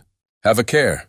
I will work at your destruction, nor finish until I desolate your heart, so that you shall curse the hour of your birth. A fiendish rage animated him as he said this. His face was wrinkled into contortions too horrible for human eyes to behold. But presently he calmed himself and proceeded, I intended to reason. This passion is detrimental to me, for you do not reflect that you are the cause of its excess. If any being felt emotions of benevolence towards me, I should return them 100 and 100-fold. For that one creature's sake I would make peace with the whole kind. But I now indulge in dreams of bliss that cannot be realized. What I ask of you is reasonable and moderate. I demand a creature of another sex but as hideous as myself. The gratification is small, but it is all that I can receive, and it shall content me. It is true, we shall be monsters, cut off from all the world. But on that account we shall be more attached to one another. Our lives will not be happy, but they will be harmless and free from the misery I now feel. Oh, my Creator, make me happy. Let me feel gratitude towards you for one benefit. Let me see that I excite the sympathy of some existing thing. Do not deny me my request. I was moved. I shuddered when I thought of the possible consequences of my consent, but I felt that there was some justice in his argument. His tale and the feelings he now expressed proved him to be a creature of fine sensations, and did I not as his maker owe him all the portion of happiness that it was in my power to bestow? He saw my change of feeling and continued, If you consent, neither you nor any other human being shall ever see us again. I will go to the vast wilds of South America. My food is not that of man. I do not destroy the lamb and the kid to glut my appetite. Acorns and berries afford me sufficient nourishment. My companion will be of the same nature as myself and will be content with the same fare. We shall make our bed of dried leaves. The sun will shine on us as on man and will ripen our food. The picture I present to you is peaceful and human, and you must feel that you could deny it only in the wantonness of power and cruelty. Pitiless as you have been towards me, I now see compassion in your eyes. Let me seize the favorable moment and persuade you to promise what I so ardently desire. You propose, replied I, to fly from the habitations of man, to dwell in those wilds where the beasts of the field will be your only companions. How can you, who long for the love and sympathy of man, persevere in this exile? You will return and again seek their kindness, and you will meet with their detestation. Your evil passions will be renewed, and you will then have a companion to aid you in the task of destruction. This may not be. Cease to argue the point, for I cannot consent. How inconstant are your feelings? But a moment ago you were moved by my representations, and why do you again harden yourself to my complaints? I swear to you by the earth which I inhabit, and by you that made me, that with the companion you bestow, I will quit the neighborhood of man and dwell, as it may chance, in the most savage of places. My evil passions will have fled, for I shall meet with sympathy. My life will flow quietly away, and in my dying moments I shall not curse my Maker. His words had a strange effect upon me. I compassionated him, and sometimes felt a wish to console him. But when I looked upon him, when I saw the filthy mass that moved and talked, my heart sickened, and my feelings were altered to those of horror and hatred. I tried to stifle these sensations. I thought that as I could not sympathize with him, I had no right to withhold from him the small portion of happiness which was yet in my power to bestow. You swear, I said, to be harmless. But have you not already shown a degree of malice that should reasonably make me distrust you? May not even this be a feint that will increase your triumph by affording a wider scope for your revenge? How is this? I must not be trifled with, and I demand an answer. If I have no ties and no affections, hatred and vice must be my portion. The love of another will destroy the cause of my crimes, and I shall become a thing of whose existence everyone will be ignorant.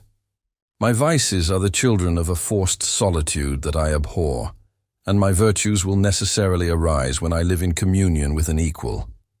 I shall feel the affections of a sensitive being and become linked to the chain of existence and events from which I am now excluded. I paused some time to reflect on all he had related and the various arguments which he had employed.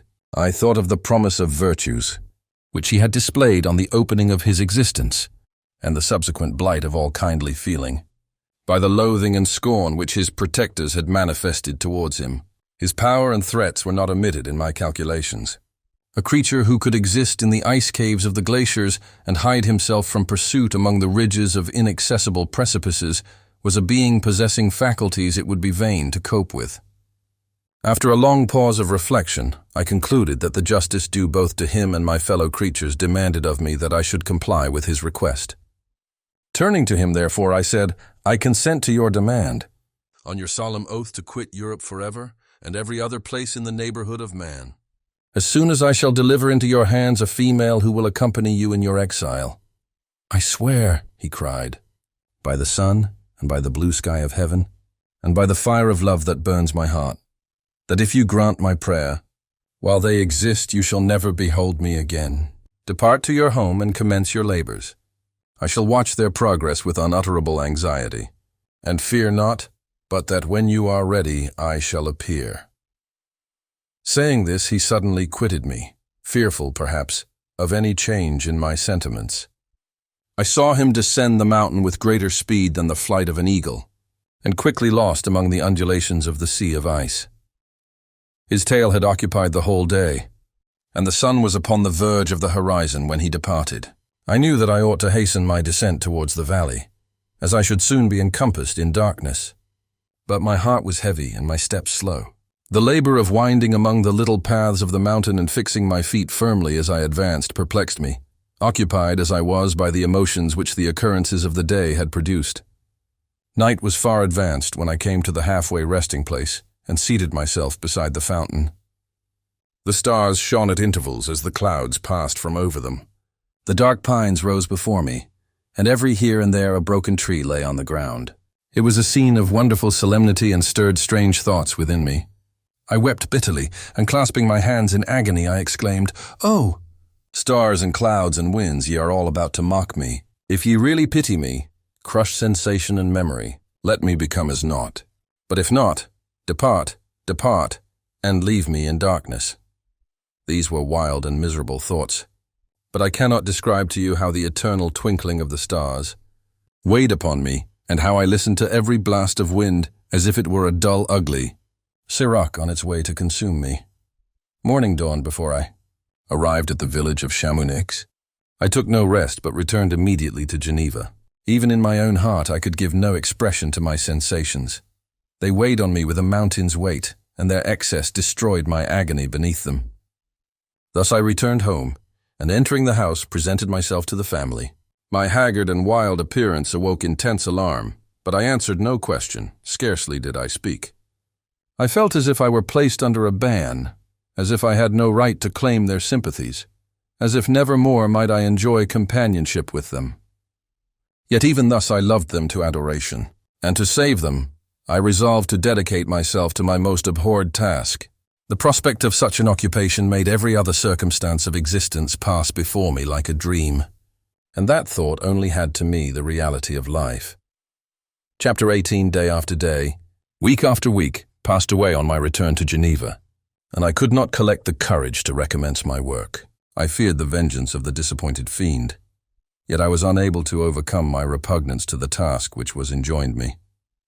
I found that I could not compose a female without again devoting several months to profound study and laborious disquisition.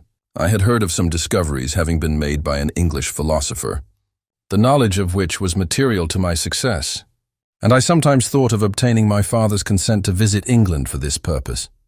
But I clung to every pretense of delay and shrank from taking the first step in an undertaking whose immediate necessity began to appear less absolute to me. A change indeed had taken place in me. My health, which had hitherto declined, was now much restored, and my spirits, when unchecked by the memory of my unhappy promise, rose proportionably. My father saw this change with pleasure, and he turned his thoughts towards the best method of eradicating the remains of my melancholy. which every now and then would return by fits, and with a devouring blackness overcast the approaching sunshine. At these moments I took refuge in the most perfect solitude. I passed whole days on the lake alone in a little boat, watching the clouds and listening to the rippling of the waves, silent and listless. But the fresh air and bright sun seldom failed to restore me to some degree of composure. And on my return, I met the salutations of my friends with a readier smile and a more cheerful heart. It was after my return from one of these rambles that my father, calling me aside, thus addressed me, "I am happy to remark, my dear son, that you have resumed your former pleasures and seem to be returning to yourself. And yet you are still unhappy and still avoid our society. For some time I was lost in conjecture as to the cause of this, but yesterday an idea struck me, and if it is well-founded, I conjure you to avow it. Reserve on such a point would be not only useless, but draw down treble misery on us all." I trembled violently at his exordium, and my father continued, "I confess, my son, that I have always looked forward to your marriage with our dear Elizabeth as the tie of our domestic comfort and the stay of my declining years. You were attached to each other from your earliest infancy. You studied together and appeared in dispositions and tastes entirely suited to one another. But so blind is the experience of man that what I conceived to be the best assistance to my plan may have entirely destroyed it. You perhaps regard her as your sister, without any wish that she might become your wife. Nay, you may have met with another whom you may love. And considering yourself as bound in honor to Elizabeth, this struggle may occasion the poignant misery which you appear to feel. My dear father, reassure yourself. I love my cousin tenderly and sincerely. I never saw any woman who excited, as Elizabeth does, my warmest admiration and affection. My future hopes and prospects are entirely bound up in the expectation of our union. The expression of your sentiments of this subject, my dear Victor, gives me more pleasure than I have for some time experienced. If you feel thus, we shall assuredly be happy, however present events may cast a gloom over us. But it is this gloom which appears to have taken so strong a hold of your mind that I wish to dissipate. Tell me, therefore, whether you object to an immediate solemnization of the marriage. We have been unfortunate, and recent events have drawn us from that everyday tranquility befitting my years and infirmities. You are younger, yet I do not suppose, possessed as you are of a competent fortune, that an early marriage would at all interfere with any future plans of honor and utility that you may have formed. Do not suppose, however, that I wish to dictate happiness to you or that a delay on your part would cause me any serious uneasiness. Interpret my words with candor and answer me, I conjure you, with confidence and sincerity. I listened to my father in silence and remained for some time incapable of offering any reply. I revolved rapidly in my mind a multitude of thoughts and endeavored to arrive at some conclusion. Alas, to me the idea of an immediate union with my Elizabeth was one of horror and dismay. I was bound by a solemn promise which I had not yet fulfilled and dared not break, or if I did, what manifold miseries might not impend over me and my devoted family. Could I enter into a festival with this deadly weight yet hanging round my neck and bowing me to the ground? I must perform my engagement and let the monster depart with his mate, before I allowed myself to enjoy the delight of a union from which I expected peace. I remembered also the necessity imposed upon me of either journeying to England or entering into a long correspondence with those philosophers of that country whose knowledge and discoveries were of indispensable use to me in my present undertaking. The latter method of obtaining the desired intelligence was dilatory and unsatisfactory. Besides, I had an insurmountable aversion to the idea of engaging myself in my loathsome task in my father's house, while in habits of familiar intercourse with those I loved. I knew that 1,000 fearful accidents might occur, the slightest of which would disclose a tale to thrill all connected with me with horror. I was aware also that I should often lose all self-command, all capacity of hiding the harrowing sensations that would possess me during the progress of my unearthly occupation. I must absent myself from all I loved while thus employed. Once commenced, it would quickly be achieved, and I might be restored to my family in peace and happiness. My promise fulfilled, the monster would depart forever. Or, so my fond fancy imaged, some accident might meanwhile occur to destroy him and put an end to my slavery forever. These feelings dictated my answer to my father. I expressed a wish to visit England, but concealing the true reasons of this request. I clothed my desires under a guise which excited no suspicion, while I urged my desire with an earnestness that easily induced my father to comply. After so long a period of an absorbing melancholy that resembled madness in its intensity and effects, he was glad to find that I was capable of taking pleasure in the idea of such a journey, and he hoped that change of scene and varied amusement would, before my return, have restored me entirely to myself. The duration of my absence was left to my own choice. A few months, or at most a year, was the period contemplated. One paternal kind precaution he had taken to ensure my having a companion. Without previously communicating with me, he had, in concert with Elizabeth, arranged that Clerval should join me at Strasbourg. This interfered with the solitude I coveted for the prosecution of my task. Yet at the commencement of my journey, the presence of my friend could in no way be an impediment, and truly I rejoiced that thus I should be saved many hours of lonely, maddening reflection. Nay, Henry might stand between me and the intrusion of my foe. If I were alone, would he not at times force his abhorred presence on me to remind me of my task, or to contemplate its progress? To England, therefore, I was bound, and it was understood that my union with Elizabeth should take place immediately on my return. My father's age rendered him extremely averse to delay. For myself, there was one reward I promised myself from my detested toils, one consolation for my unparalleled sufferings. It was the prospect of that day when, enfranchised from my miserable slavery, I might claim Elizabeth and forget the past in my union with her. I now made arrangements for my journey, but one feeling haunted me which filled me with fear and agitation. During my absence, I should leave my friends unconscious of the existence of their enemy and unprotected from his attacks, exasperated as he might be by my departure. But he had promised to follow me wherever I might go, and would he not accompany me to England? This imagination was dreadful in itself, but soothing, inasmuch as it supposed the safety of my friends. I was agonized with the idea of the possibility that the reverse of this might happen.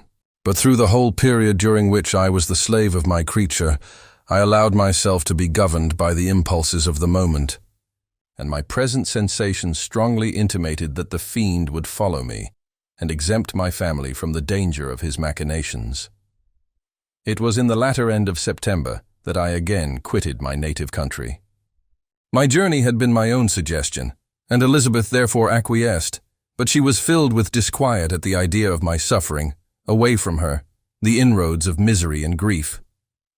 It had been her care which provided me a companion in Clerval, and yet a man is blind to 1,000 minute circumstances which call forth a woman's sedulous attention.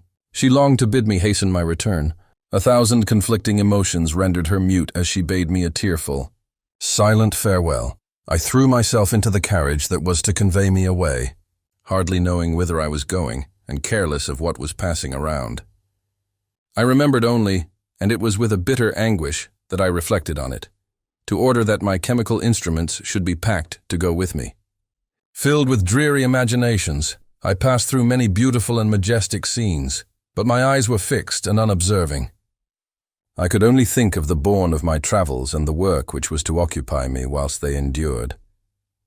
After some days spent in listless indolence, during which I traversed many leagues, I arrived at Strasbourg, where I waited 2 days for Clerval. He came. Alas, how great was the contrast between us! He was alive to every new scene, joyful when he saw the beauties of the setting sun, and more happy when he beheld it rise and recommence a new day. He pointed out to me the shifting colors of the landscape and the appearances of the sky. "This is what it is to live," he cried.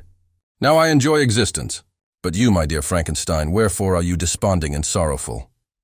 In truth, I was occupied by gloomy thoughts and neither saw the descent of the evening star, nor the golden sunrise reflected in the Rhine. And you, my friend, would be far more amused with the journal of Clerval, who observed the scenery with an eye of feeling and delight, than in listening to my reflections. I, a miserable wretch, haunted by a curse that shut up every avenue to enjoyment. We had agreed to descend the Rhine in a boat from Strasbourg to Rotterdam, whence we might take shipping for London. During this voyage, we passed many willowy islands and saw several beautiful towns. We stayed a day at Mannheim, and on the 5th from our departure from Strasbourg, arrived at Mainz. The course of the Rhine below Mainz becomes much more picturesque. The river descends rapidly and winds between hills, not high but steep and of beautiful forms. We saw many ruined castles standing on the edges of precipices, surrounded by black woods, high and inaccessible. This part of the Rhine indeed presents a singularly variegated landscape. In one spot you view rugged hills, ruined castles overlooking tremendous precipices, with the dark Rhine rushing beneath. And on the sudden turn of a promontory, flourishing vineyards with green, sloping banks and a meandering river and populous towns occupy the scene. We traveled at the time of the vintage and heard the song of the laborers as we glided down the stream. Even I, depressed in mind, and my spirits continually agitated by gloomy feelings, even I was pleased. I lay at the bottom of the boat, and as I gazed on the cloudless blue sky, I seemed to drink in a tranquility to which I had long been a stranger. And if these were my sensations, who can describe those of Henry? He felt as if he had been transported to fairyland, and enjoyed a happiness seldom tasted by man. "I have seen," he said, "the most beautiful scenes of my own country. I have visited the lakes of Lucerne and Uri, where the snowy mountains descend almost perpendicularly to the water, casting black and impenetrable shades, which would cause a gloomy and mournful appearance were it not for the most verdant islands that relieve the eye by their gay appearance. I have seen this lake agitated by a tempest, when the wind tore up whirlwinds of water and gave you an idea of what the waterspout must be on the great ocean, and the waves dash with fury the base of the mountain, where the priest and his mistress were overwhelmed by an avalanche, and where their dying voices are still said to be heard amid the pauses of the nightly wind. I have seen the mountains of La Valais and the Pays de Vaud, but this country, Victor, pleases me more than all those wonders. The mountains of Switzerland are more majestic and strange, but there is a charm in the banks of this divine river that I never before saw equaled. Look at that castle which overhangs yon precipice, and that also on the island, almost concealed amongst the foliage of those lovely trees. And now that group of laborers coming from among their vines, and that village half hid in the recess of the mountain. Oh, surely the spirit that inhabits and guards this place has a soul more in harmony with man than those who pile the glacier or retire to the inaccessible peaks of the mountains of our own country. Clerval. Beloved friend, even now it delights me to record your words and to dwell on the praise of which you are so eminently deserving. He was a being formed in the very poetry of nature. His wild and enthusiastic imagination was chastened by the sensibility of his heart. His soul overflowed with ardent affections, and his friendship was of that devoted and wondrous nature that the worldly minded teach us to look for only in the imagination. But even human sympathies were not sufficient to satisfy his eager mind. The scenery of external nature, which others regard only with admiration, he loved with ardor. The sounding cataract haunted him like a passion. The tall rock, the mountain, and the deep and gloomy wood. Their colors and their forms were then to him an appetite, a feeling and a love that had no need of a remoter charm, by thought supplied, or any interest unborrowed from the eye. Wordsworth's Tintern Abbey. And where does he now exist? Is this gentle and lovely being lost forever? Has this mind, so replete with ideas, imaginations fanciful and magnificent, which formed a world whose existence depended on the life of its creator, has this mind perished? Does it now only exist in my memory? No, it is not thus. Your form so divinely wrought and beaming with beauty has decayed, but your spirit still visits and consoles your unhappy friend. Pardon this gush of sorrow. These ineffectual words are but a slight tribute to the unexampled worth of Henry, but they soothe my heart, overflowing with the anguish which his remembrance creates. I will proceed with my tale. Beyond Cologne we descended to the plains of Holland, and we resolved to post the remainder of our way, for the wind was contrary, and the stream of the river was too gentle to aid us. Our journey here lost the interest arising from beautiful scenery, but we arrived in a few days at Rotterdam, whence we proceeded by sea to England. It was on a clear morning, in the latter days of December, that I first saw the white cliffs of Britain. The banks of the Thames presented a new scene. They were flat but fertile, and almost every town was marked by the remembrance of some story. We saw Tilbury Fort and remembered the Spanish Armada, Gravesend, Woolwich, and Greenwich, places which I had heard of even in my country. At length we saw the numerous steeples of London, St. Paul's towering above all, and the Tower famed in English history. Chapter 19, London, was our present point of rest. We determined to remain several months in this wonderful and celebrated city. Clerval desired the intercourse of the men of genius and talent who flourished at this time. But this was with me a secondary object. I was principally occupied with the means of obtaining the information necessary for the completion of my promise, and quickly availed myself of the letters of introduction that I had brought with me, addressed to the most distinguished natural philosophers. If this journey had taken place during my days of study and happiness, it would have afforded me inexpressible pleasure. But a blight had come over my existence, and I only visited these people for the sake of the information they might give me on the subject in which my interest was so terribly profound. Company was irksome to me. When alone, I could fill my mind with the sights of heaven and earth. The voice of Henry soothed me, and I could thus cheat myself into a transitory peace. But busy, uninteresting, joyous faces brought back despair to my heart. I saw an insurmountable barrier placed between me and my fellow men.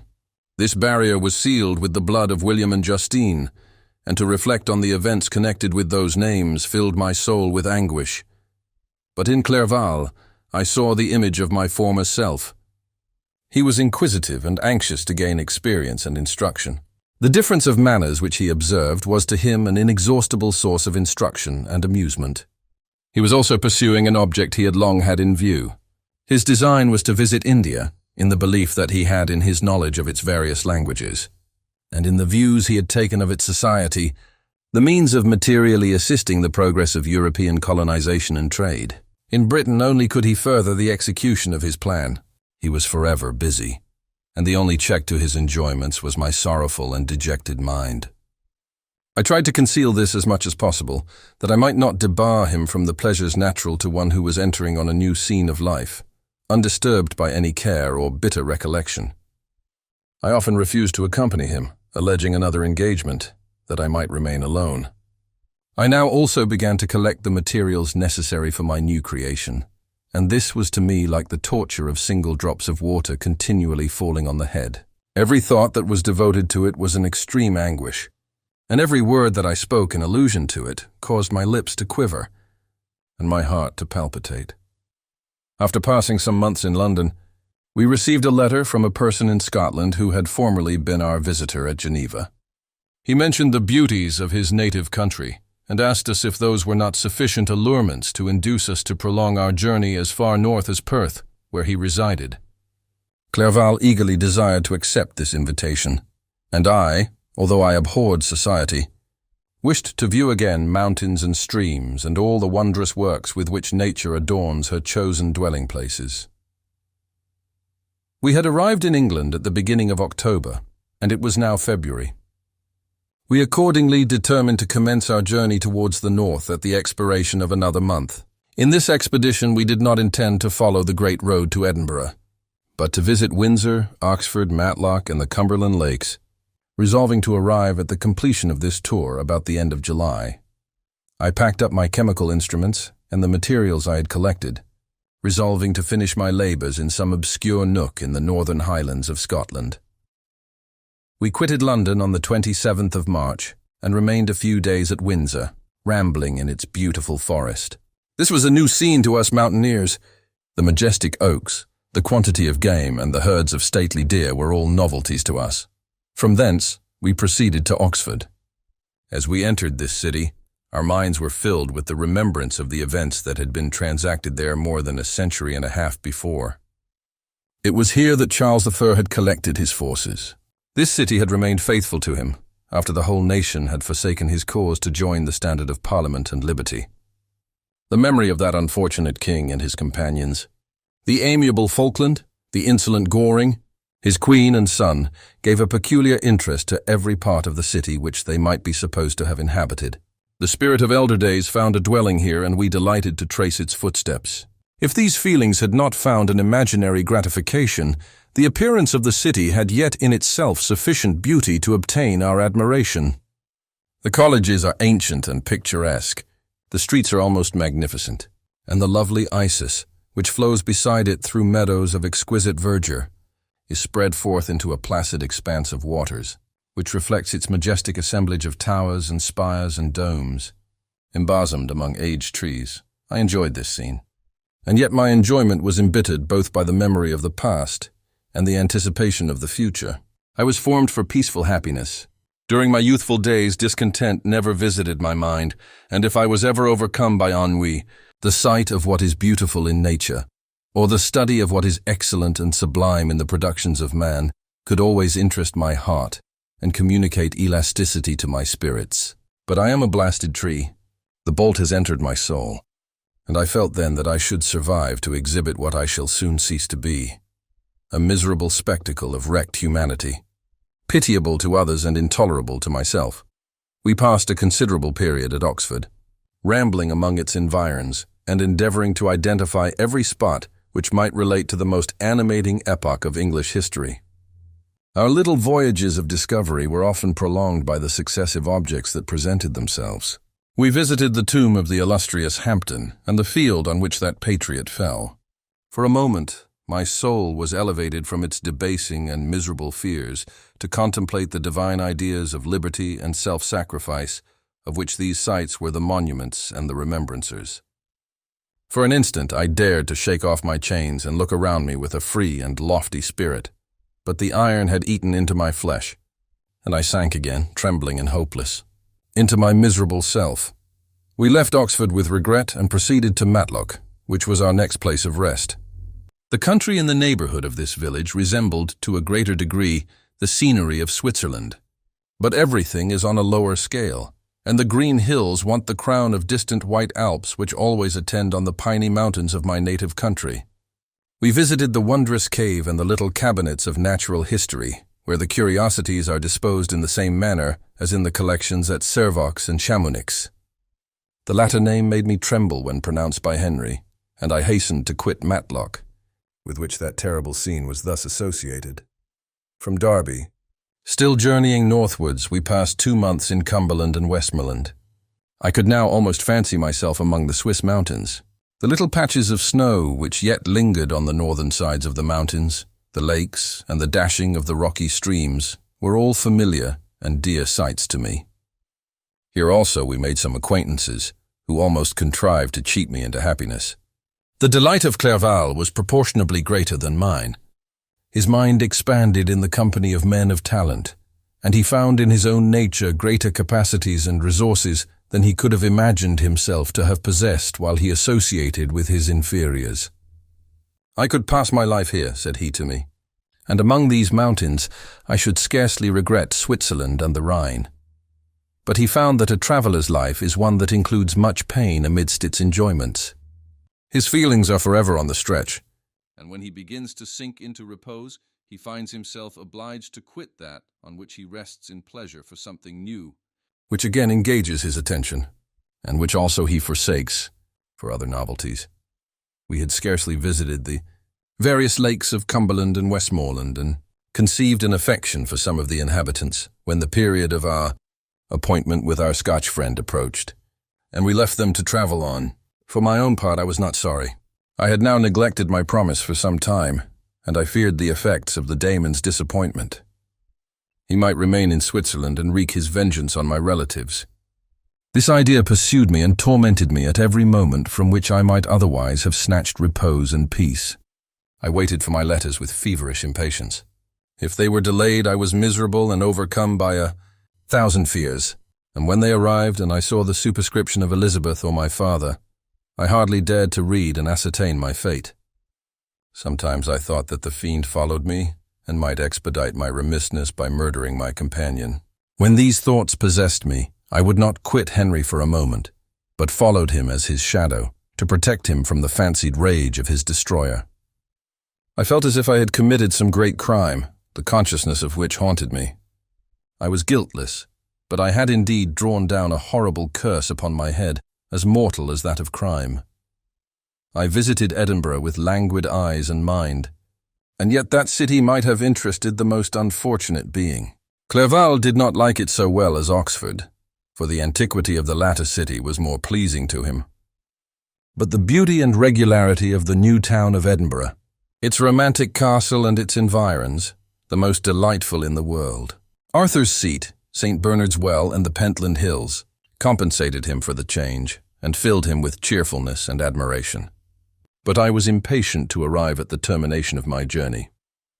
We left Edinburgh in a week, passing through Coupar, St. Andrews, and along the banks of the Tay to Perth, where our friend expected us. But I was in no mood to laugh and talk with strangers or enter into their feelings or plans with the good humor expected from a guest. And accordingly I told Clerval that I wished to make the tour of Scotland alone. "Do you?" said I. "Enjoy yourself, and let this be our rendezvous. I may be absent a month or two, but do not interfere with my motions, I entreat you. Leave me to peace and solitude for a short time, and when I return, I hope it will be with a lighter heart, more congenial to your own temper." Henry wished to dissuade me, but seeing me bent on this plan, ceased to remonstrate. He entreated me to write often. "I had rather be with you," he said, "in your solitary rambles than with these Scotch people whom I do not know. Hasten, then, my dear friend, to return that I may again feel myself somewhat at home, which I cannot do in your absence. Having parted from my friend, I determined to visit some remote spot of Scotland and finish my work in solitude. I did not doubt but that the monster followed me and would discover himself to me when I should have finished, that he might receive his companion. With this resolution I traversed the northern highlands and fixed on one of the remotest of the Orkneys as the scene of my labours. It was a place fitted for such a work, being hardly more than a rock whose high sides were continually beaten upon by the waves. The soil was barren, scarcely affording pasture for a few miserable cows, and oatmeal for its inhabitants, which consisted of 5 persons, whose gaunt and scraggy limbs gave tokens of their miserable fare. Vegetables and bread when they indulged in such luxuries, and even fresh water was to be procured from the mainland, which was about 5 miles distant. On the whole island, there were but 3 miserable huts, and one of these was vacant when I arrived. This I hired. It contained but 2 rooms, and these exhibited all the squalidness of the most miserable penury. The thatch had fallen in, the walls were unplastered, and the door was off its hinges. I ordered it to be repaired, bought some furniture, and took possession. An incident which would doubtless have occasioned some surprise had not all the senses of the cottagers been benumbed by want and squalid poverty. As it was, I lived ungazed at and unmolested, hardly thanked for the pittance of food and clothes which I gave. So much does suffering blunt even the coarsest sensations of men. In this retreat, I devoted the morning to labor, but in the evening, when the weather permitted, I walked on the stony beach of the sea to listen to the waves as they roared and dashed at my feet. It was a monotonous yet ever-changing scene. I thought of Switzerland. It was far different from this desolate and appalling landscape. Its hills are covered with vines, and its cottages are scattered thickly in the plains. Its fair lakes reflect a blue and gentle sky, and when troubled by the winds, their tumult is but as the play of a lively infant, when compared to the roarings of the giant ocean. In this manner I distributed my occupations when I first arrived, but as I proceeded in my labor it became every day more horrible and irksome to me. Sometimes I could not prevail on myself to enter my laboratory for several days, and at other times I toiled day and night in order to complete my work. It was indeed a filthy process in which I was engaged. During my first experiment, a kind of enthusiastic frenzy had blinded me to the horror of my employment. My mind was intently fixed on the consummation of my labor, and my eyes were shut to the horror of my proceedings. But now I went to it in cold blood, and my heart often sickened at the work of my hands. Thus situated, employed in the most detestable occupation, immersed in a solitude where nothing could for an instant call my attention from the actual scene in which I was engaged, my spirits became unequal. I grew restless and nervous. Every moment I feared to meet my persecutor. Sometimes I sat with my eyes fixed on the ground, fearing to raise them lest they should encounter the object which I so much dreaded to behold. I feared to wander from the sight of my fellow creatures lest when alone he should come to claim his companion. In the meantime, I worked on, and my labor was already considerably advanced. I looked towards its completion with a tremulous and eager hope, which I dared not trust myself to question, but which was intermixed with obscure forebodings of evil that made my heart sicken in my bosom. Chapter 20. I sat one evening in my laboratory. The sun had set, and the moon was just rising from the sea. I had not sufficient light for my employment, and I remained idle, in a pause of consideration of whether I should leave my labor for the night or hasten its conclusion by an unremitting attention to it. As I sat, a train of reflection occurred to me which led me to consider the effects of what I was now doing. 3 years before, I was engaged in the same manner, and had created a fiend whose unparalleled barbarity had desolated my heart and filled it forever with the bitterest remorse. I was now about to form another being of whose dispositions I was alike ignorant. She might become 10,000 times more malignant than her mate and delight, for its own sake, in murder and wretchedness. He had sworn to quit the neighborhood of man and hide himself in deserts, but she had not. And she, who in all probability was to become a thinking and reasoning animal, might refuse to comply with a compact made before her creation. They might even hate each other. The creature who already lived loathed his own deformity, and might he not conceive a greater abhorrence for it when it came before his eyes in the female form? She also might turn with disgust from him to the superior beauty of man.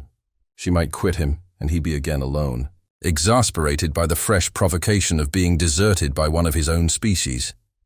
Even if they were to leave Europe and inhabit the deserts of the New World, yet one of the first results of those sympathies for which the demon thirsted would be children, and a race of devils would be propagated upon the earth who might make the very existence of the species of man a condition precarious and full of terror.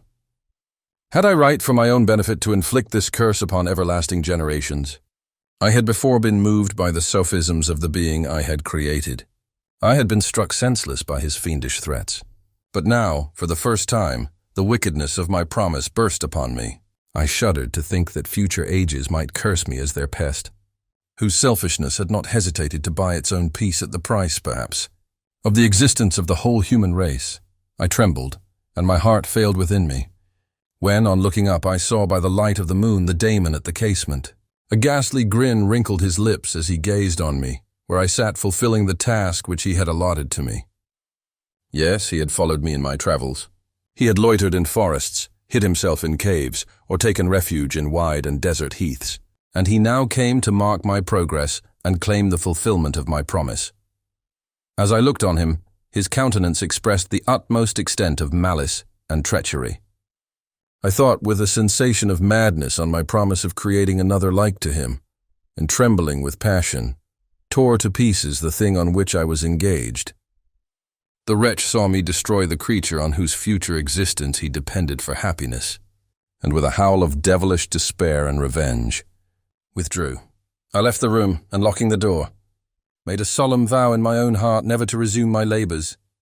And then, with trembling steps, I sought my own apartment. I was alone. None were near me to dissipate the gloom and relieve me from the sickening oppression of the most terrible reveries. Several hours passed, and I remained near my window gazing on the sea. It was almost motionless, for the winds were hushed, and all nature reposed under the eye of the quiet moon. A few fishing vessels alone specked the water, and now and then the gentle breeze wafted the sound of voices as the fishermen called to one another. I felt the silence, although I was hardly conscious of its extreme profundity, until my ear was suddenly arrested by the paddling of oars near the shore, and a person landed close to my house. In a few minutes after, I heard the creaking of my door, as if someone endeavored to open it softly. I trembled from head to foot. I felt a presentiment of who it was, and wished to rouse one of the peasants who dwelt in a cottage not far from mine. But I was overcome by the sensation of helplessness, so often felt in frightful dreams, when you in vain endeavor to fly from an impending danger, and was rooted to the spot. Presently I heard the sound of footsteps along the passage. The door opened, and the wretch whom I dreaded appeared. Shutting the door, he approached me and said in a smothered voice, "You have destroyed the work which you began. What is it that you intend? Do you dare to break your promise? I have endured toil and misery. I left Switzerland with you. I crept along the shores of the Rhine. among its willow islands and over the summits of its hills. I have dwelt many months in the heaths of England and among the deserts of Scotland. I have endured incalculable fatigue and cold and hunger. Do you dare destroy my hopes? Begone, I do break my promise. Never will I create another like yourself, equal in deformity and wickedness. Slave, I before reasoned with you, but you have proved yourself unworthy of my condescension. Remember that I have power. You believe yourself miserable, but I can make you so wretched that the light of day will be hateful to you. You are my creator, but I am your master. Obey! The hour of my irresolution is past, and the period of your power is arrived. Your threats cannot move me to do an act of wickedness, but they confirm me in a determination of not creating you a companion in vice. Shall I, in cool blood, set loose upon the earth a daemon whose delight is in death and wretchedness? Begone! I am firm, and your words will only exasperate my rage. The monster saw my determination in my face and gnashed his teeth in the impotence of anger. "Shall each man," cried he, "find a wife for his bosom, and each beast have his mate, and I be alone?" I had feelings of affection, and they were requited by detestation and scorn. Man, you may hate, but beware! Your hours will pass in dread and misery, and soon the bolt will fall which must ravish from you your happiness forever. Are you to be happy while I grovel in the intensity of my wretchedness? You can blast my other passions, but revenge remains, revenge henceforth dearer than light or food. I may die, but first you, my tyrant and tormentor, shall curse the sun that gazes on your misery. Beware, for I am fearless and therefore powerful. I will watch with the wiliness of a snake, that I may sting with its venom. Man, you shall repent of the injuries you inflict. Devil, cease, and do not poison the air with these sounds of malice. I have declared my resolution to you, and I am no coward to bend beneath words. Leave me. I am inexorable. It is well, I go. But remember, I shall be with you on your wedding night. I started forward and exclaimed, Villain! Before you sign my death warrant, be sure that you are yourself safe. I would have seized him, but he eluded me and quitted the house with precipitation. In a few moments I saw him in his boat, which shot across the waters with an arrowy swiftness and was soon lost amidst the waves. All was again silent, but his words rang in my ears. I burned with rage to pursue the murderer of my peace and precipitate him into the ocean. I walked up and down my room hastily and perturbed, while my imagination conjured up 1,000 images to torment and sting me. Why had I not followed him and closed with him in mortal strife? But I had suffered him to depart, and he had directed his course towards the mainland. I shuddered to think who might be the next victim sacrificed to his insatiate revenge, and then I thought again of his words, I will be with you on your wedding night. That, then, was the period fixed for the fulfillment of my destiny.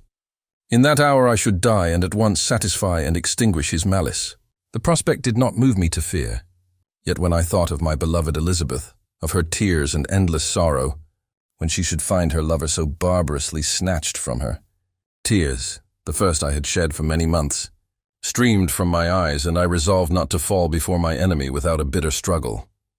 The night passed away, and the sun rose from the ocean. My feelings became calmer, if it may be called calmness when the violence of rage sinks into the depths of despair. I left the house, the horrid scene of the last night's contention, and walked on the beach of the sea, which I almost regarded as an insuperable barrier between me and my fellow creatures. Nay, a wish that such should prove the fact stole across me. I desired that I might pass my life on that barren rock wearily, it is true, but uninterrupted by any sudden shock of misery. If I returned, it was to be sacrificed, or to see those whom I most loved die under the grasp of a daemon whom I had myself created. I walked about the isle like a restless spectre, separated from all it loved and miserable in the separation. When it became noon and the sun rose higher, I lay down on the grass and was overpowered by a deep sleep.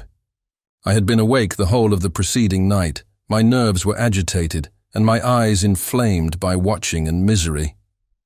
The sleep into which I now sank refreshed me, and when I awoke, I again felt as if I belonged to a race of human beings like myself, and I began to reflect upon what had passed with greater composure. Yet still the words of the fiend rang in my ears like a death knell. They appeared like a dream, yet distinct and oppressive as a reality. The sun had far descended, and I still sat on the shore, satisfying my appetite, which had become ravenous with an oaten cake, when I saw a fishing boat land close to me, and one of the men brought me a packet.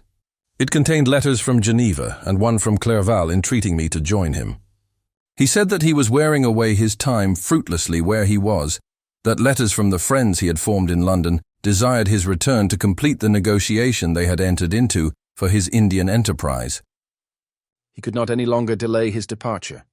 But as his journey to London might be followed, even sooner than he now conjectured, by his longer voyage, he entreated me to bestow as much of my society on him as I could spare. He besought me, therefore, to leave my solitary isle and to meet him at Perth, that we might proceed southwards together. This letter in a degree recalled me to life, and I determined to quit my island at the expiration of 2 days. Yet before I departed, there was a task to perform, on which I shuddered to reflect. I must pack up my chemical instruments, and for that purpose I must enter the room which had been the scene of my odious work, and I must handle those utensils the sight of which was sickening to me. The next morning, at daybreak, I summoned sufficient courage and unlocked the door of my laboratory. The remains of the half-finished creature, whom I had destroyed, lay scattered on the floor, and I almost felt as if I had mangled the living flesh of a human being. I paused to collect myself and then entered the chamber. With trembling hand I conveyed the instruments out of the room, but I reflected that I ought not to leave the relics of my work to excite the horror and suspicion of the peasants, and I accordingly put them into a basket with a great quantity of stones, and laying them up, determined to throw them into the sea that very night. And in the meantime I sat upon the beach, employed in cleaning and arranging my chemical apparatus. Nothing could be more complete than the alteration that had taken place in my feelings since the night of the appearance of the daemon. I had before regarded my promise with a gloomy despair as a thing that, with whatever consequences, must be fulfilled. But I now felt as if a film had been taken from before my eyes, and that I for the first time saw clearly. The idea of renewing my labors did not for one instant occur to me. The threat I had heard weighed on my thoughts, but I did not reflect that a voluntary act of mine could avert it. I had resolved in my own mind that to create another like the fiend I had first made would be an act of the basest and most atrocious selfishness, and I banished from my mind every thought that could lead to a different conclusion. Between 2 and 3 in the morning the moon rose, and I then, putting my basket aboard a little skiff, sailed out about 4 miles from the shore. The scene was perfectly solitary. A few boats were returning towards land, but I sailed away from them. I felt as if I was about the commission of a dreadful crime, and avoided with shuddering anxiety any encounter with my fellow creatures. At one time the moon, which had before been clear, was suddenly overspread by a thick cloud, and I took advantage of the moment of darkness and cast my basket into the sea. I listened to the gurgling sound as it sank and then sailed away from the spot. The sky became clouded, but the air was pure, although chilled by the northeast breeze that was then rising. But it refreshed me and filled me with such agreeable sensations that I resolved to prolong my stay on the water, and fixing the rudder in a direct position, stretched myself at the bottom of the boat. Clouds hid the moon, everything was obscure, and I heard only the sound of the boat as its keel cut through the waves. The murmur lulled me, and in a short time I slept soundly. I do not know how long I remained in this situation, but when I awoke I found that the sun had already mounted considerably. The wind was high, and the waves continually threatened the safety of my little skiff. I found that the wind was northeast and must have driven me far from the coast from which I had embarked. I endeavored to change my course, but quickly found that if I again made the attempt, the boat would be instantly filled with water. Thus situated, my only resource was to drive before the wind. I confess that I felt a few sensations of terror. I had no compass with me, and was so slenderly acquainted with the geography of this part of the world that the sun was of little benefit to me. I might be driven into the wide Atlantic and feel all the tortures of starvation, or be swallowed up in the immeasurable waters that roared and buffeted around me. I had already been out many hours and felt the torment of a burning thirst, a prelude to my other sufferings. I looked on the heavens, which were covered by clouds that flew before the wind, only to be replaced by others. I looked upon the sea. It was to be my grave. "Fiend," I exclaimed, "your task is already fulfilled." I thought of Elizabeth, of my father, and of Clerval, all left behind on whom the monster might satisfy his sanguinary and merciless passions. This idea plunged me into a reverie so despairing and frightful that even now, when the scene is on the point of closing before me forever, I shudder to reflect on it. Some hours passed thus. But by degrees, as the sun declined towards the horizon, the wind died away into a gentle breeze, and the sea became free from breakers. But these gave place to a heavy swell. I felt sick and hardly able to hold the rudder, when suddenly I saw a line of high land towards the south, almost spent. As I was, by fatigue and the dreadful suspense I endured for several hours, this sudden certainty of life rushed like a flood of warm joy to my heart, and tears gushed from my eyes. How mutable are our feelings, and how strange is that clinging love we have of life even in the excess of misery. I constructed another sail with a part of my dress and eagerly steered my course towards the land. It had a wild and rocky appearance, but as I approached nearer I easily perceived the traces of cultivation. I saw vessels near the shore and found myself suddenly transported back to the neighborhood of civilized man. I carefully traced the windings of the land and hailed a steeple which I at length saw issuing from behind a small promontory. As I was in a state of extreme debility, I resolved to sail directly towards the town as a place where I could most easily procure nourishment. Fortunately, I had money with me. As I turned the promontory, I perceived a small, neat town and a good harbor, which I entered, my heart bounding with joy at my unexpected escape. As I was occupied in fixing the boat and arranging the sails, several people crowded towards the spot. They seemed much surprised at my appearance, but instead of offering me any assistance, whispered together with gestures that at any other time might have produced in me a slight sensation of alarm. As it was, I merely remarked that they spoke English, and I therefore addressed them in that language. "My good friends," said I, "will you be so kind as to tell me the name of this town and inform me where I am?" "You will know that soon enough," replied a man with a hoarse voice. "Maybe you are come to a place that will not prove much to your taste, but you will not be consulted as to your quarters. I promise you." I was exceedingly surprised on receiving so rude an answer from a stranger, and I was also disconcerted on perceiving the frowning and angry countenances of his companions. "Why do you answer me so roughly?"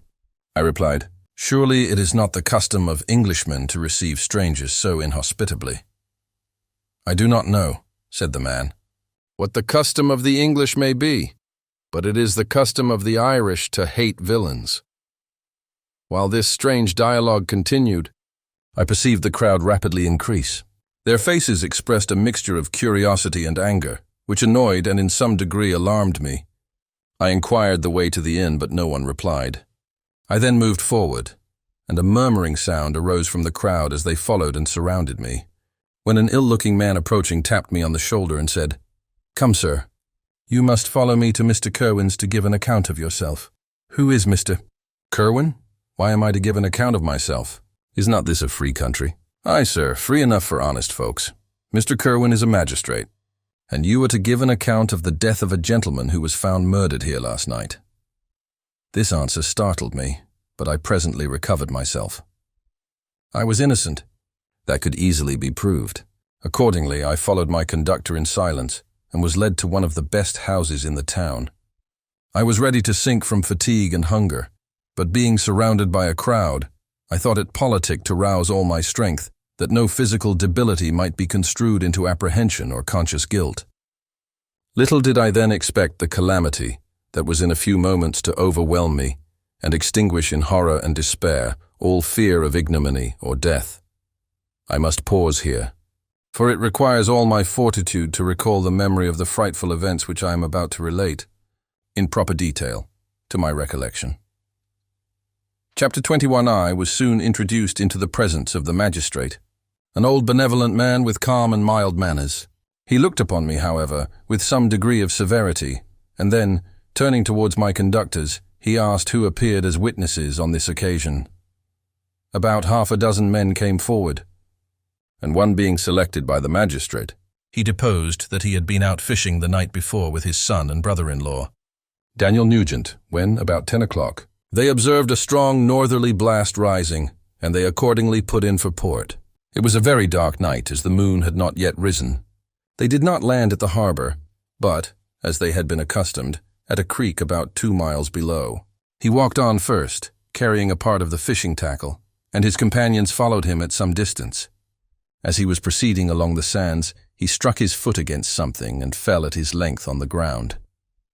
His companions came up to assist him, and by the light of their lantern they found that he had fallen on the body of a man, who was to all appearance dead. Their first supposition was that it was the corpse of some person who had been drowned and was thrown on shore by the waves. But on examination they found that the clothes were not wet, and even that the body was not then cold. They instantly carried it to the cottage of an old woman near the spot, and endeavored, but in vain, to restore it to life. It appeared to be a handsome young man, about 25 years of age. He had apparently been strangled, for there was no sign of any violence except the black mark of fingers on his neck. The first part of this deposition did not in the least interest me, but when the mark of the fingers was mentioned, I remembered the murder of my brother and felt myself extremely agitated. My limbs trembled, and a mist came over my eyes, which obliged me to lean on a chair for support. The magistrate observed me with a keen eye, and of course drew an unfavorable augury from my manner. The son confirmed his father's account, but when Daniel Nugent was called, he swore positively that just before the fall of his companion, he saw a boat with a single man in it at a short distance from the shore, and as far as he could judge by the light of a few stars, it was the same boat in which I had just landed. A woman deposed that she lived near the beach and was standing at the door of her cottage, waiting for the return of the fisherman, about an hour before she heard of the discovery of the body, when she saw a boat with only one man in it push off from that part of the shore where the corpse was afterwards found. Another woman confirmed the account of the fisherman having brought the body into her house. It was not cold. They put it into a bed and rubbed it, and Daniel went to the town for an apothecary. But life was quite gone. Several other men were examined concerning my landing, and they agreed that, with the strong north wind that had arisen during the night, it was very probable that I had beaten about for many hours and had been obliged to return nearly to the same spot from which I had departed. Besides, they observed that it appeared that I had brought the body from another place, and it was likely that as I did not appear to know the shore, I might have put into the harbor ignorant of the distance of the town from the place where I had deposited the corpse. Mr. Kerwin, on hearing this evidence, desired that I should be taken into the room where the body lay for interment, that it might be observed what effect the sight of it would produce upon me. This idea was probably suggested by the extreme agitation I had exhibited when the mode of the murder had been described. I was accordingly conducted by the magistrate and several other persons to the inn.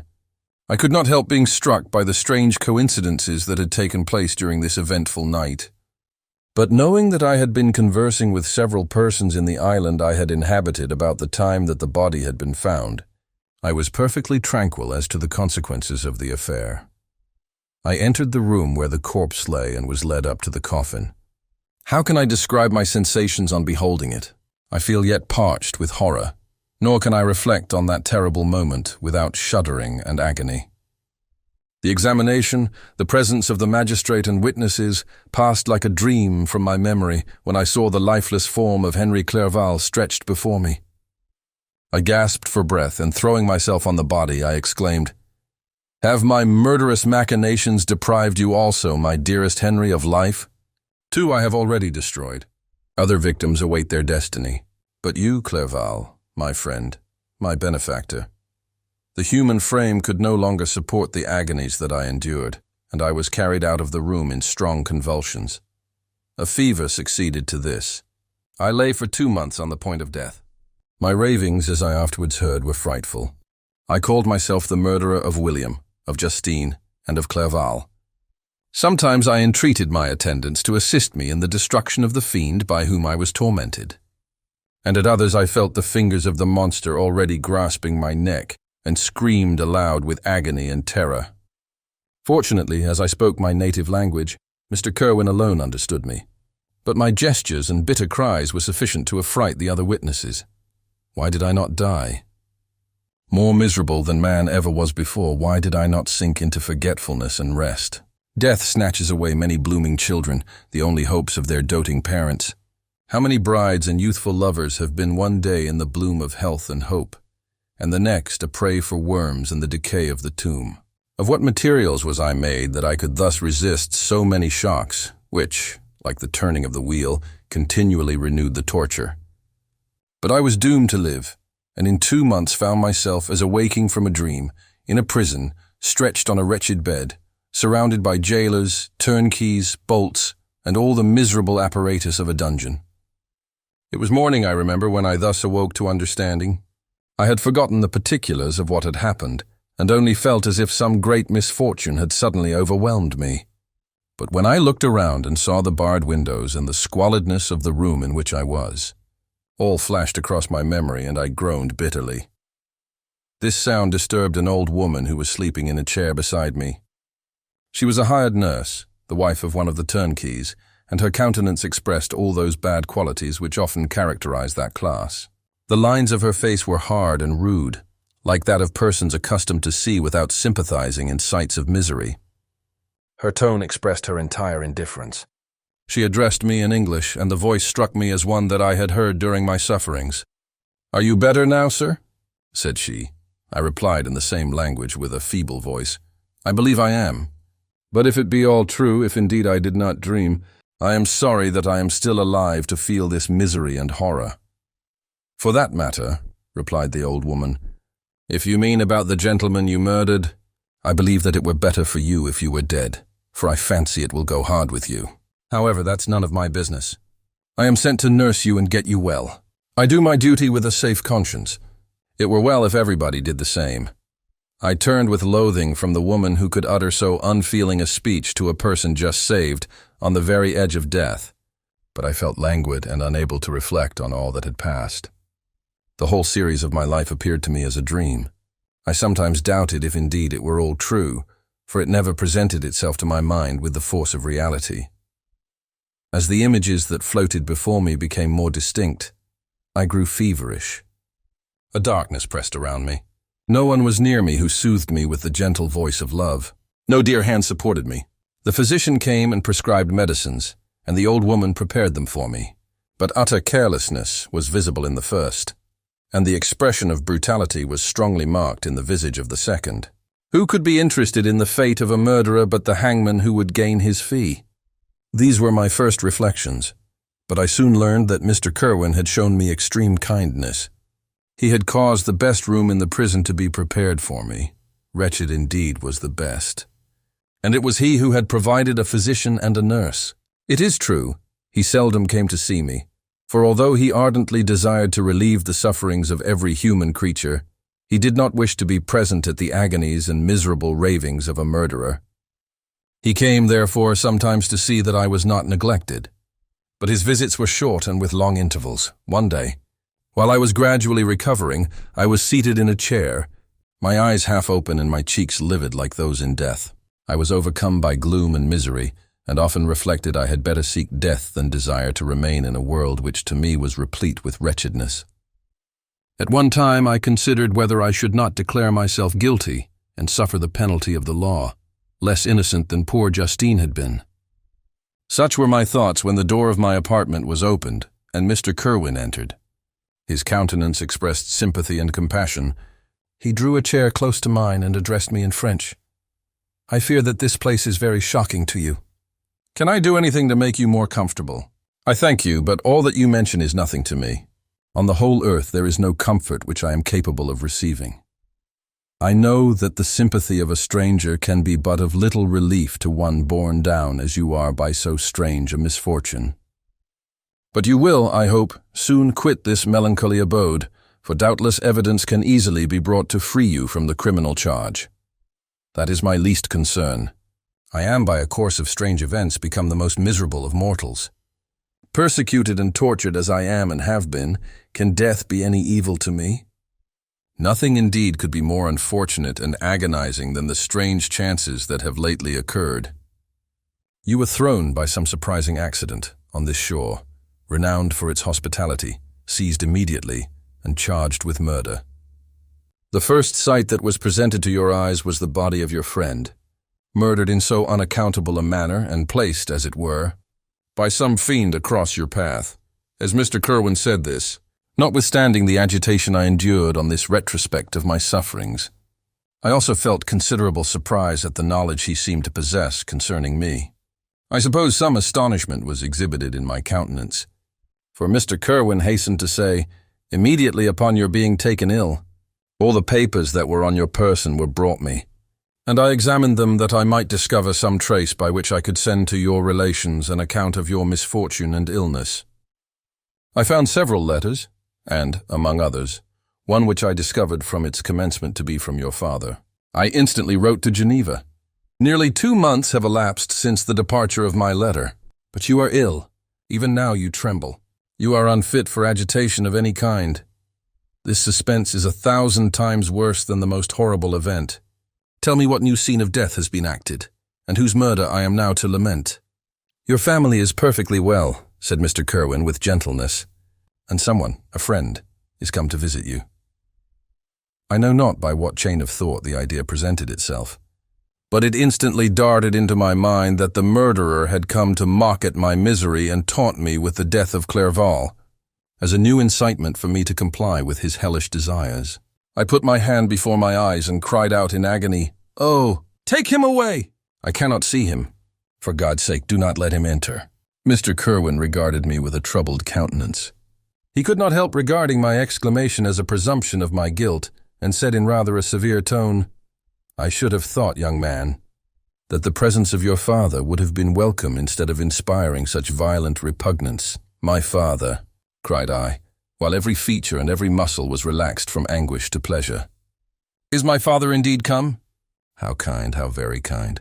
But where is he? Why does he not hasten to me?" My change of manner surprised and pleased the magistrate. Perhaps he thought that my former exclamation was a momentary return of delirium, and now he instantly resumed his former benevolence. He rose and quitted the room with my nurse, and in a moment my father entered it. Nothing, at this moment, could have given me greater pleasure than the arrival of my father. I stretched out my hand to him and cried, "Are you then safe, and Elizabeth and Ernest?" My father calmed me with assurances of their welfare, and endeavored, by dwelling on these subjects so interesting to my heart, to raise my desponding spirits. But he soon felt that a prison cannot be the abode of cheerfulness. "What a place is this that you inhabit, my son?" said he, looking mournfully at the barred windows and wretched appearance of the room. "You travel to seek happiness, but a fatality seems to pursue you. And poor Clerval, the name of my unfortunate and murdered friend, was an agitation too great to be endured in my weak state." I shed tears, alas. "Yes, my father," replied I. "Some destiny of the most horrible kind hangs over me, and I must live to fulfill it. Or surely I should have died on the coffin of Henry." We were not allowed to converse for any length of time, for the precarious state of my health rendered every precaution necessary that could ensure tranquility. Mr. Kerwin came in and insisted that my strength should not be exhausted by too much exertion. But the appearance of my father was to me like that of my good angel, and I gradually recovered my health. As my sickness quitted me, I was absorbed by a gloomy and black melancholy that nothing could dissipate. The image of Clerval was forever before me, ghastly and murdered. More than once the agitation into which these reflections threw me made my friends dread a dangerous relapse. Alas, why did they preserve so miserable and detested a life? It was surely that I might fulfill my destiny, which is now drawing to a close. Soon, oh very soon, will death extinguish these throbbings and relieve me from the mighty weight of anguish that bears me to the dust.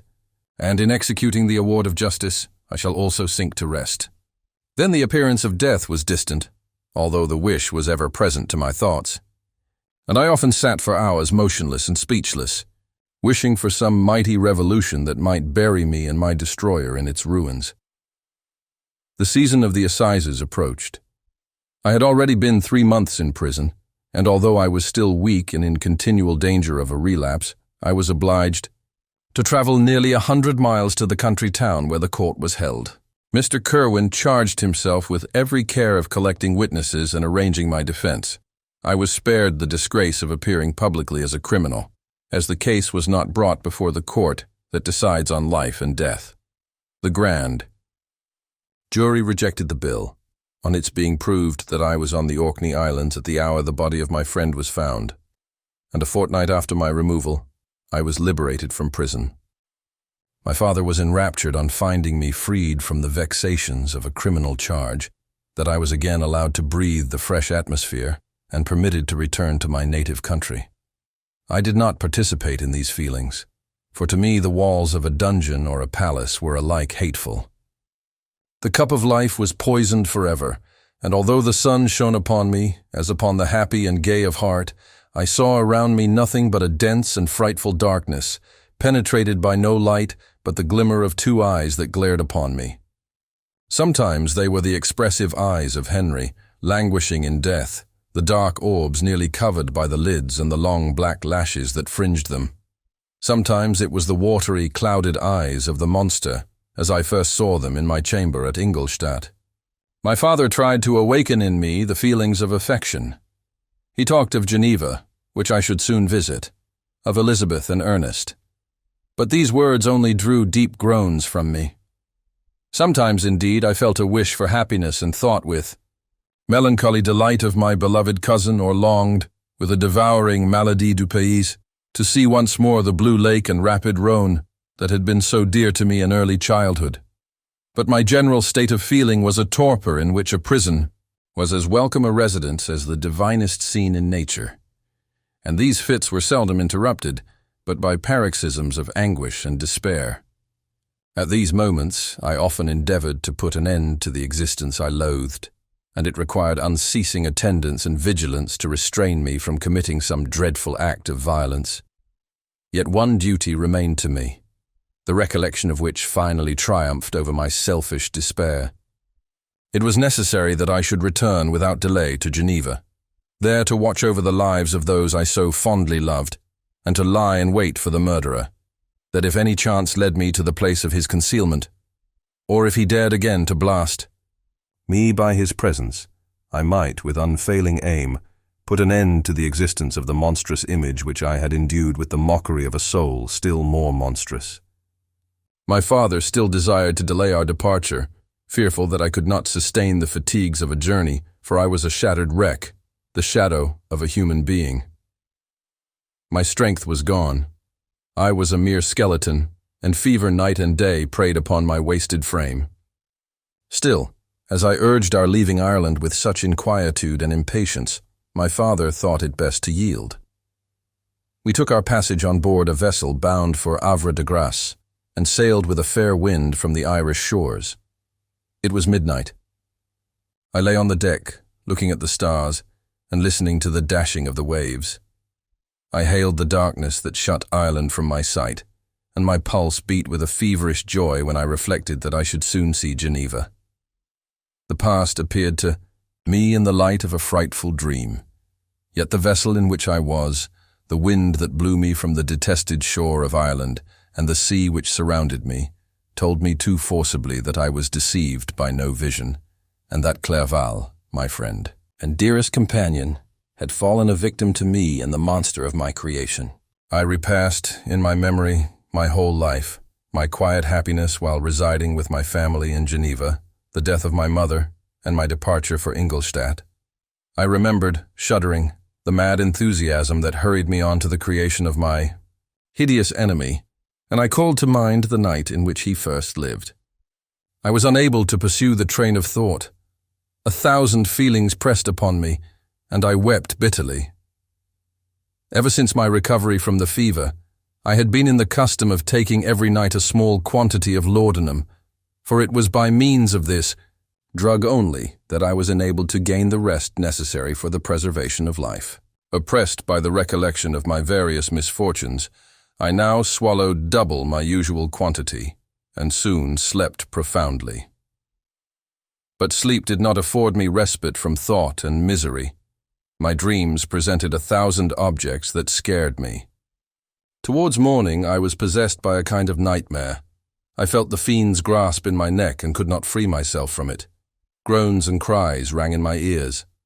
My father, who was watching over me, perceiving my restlessness, awoke me. Dashing waves were around, the cloudy sky above. The fiend was not here.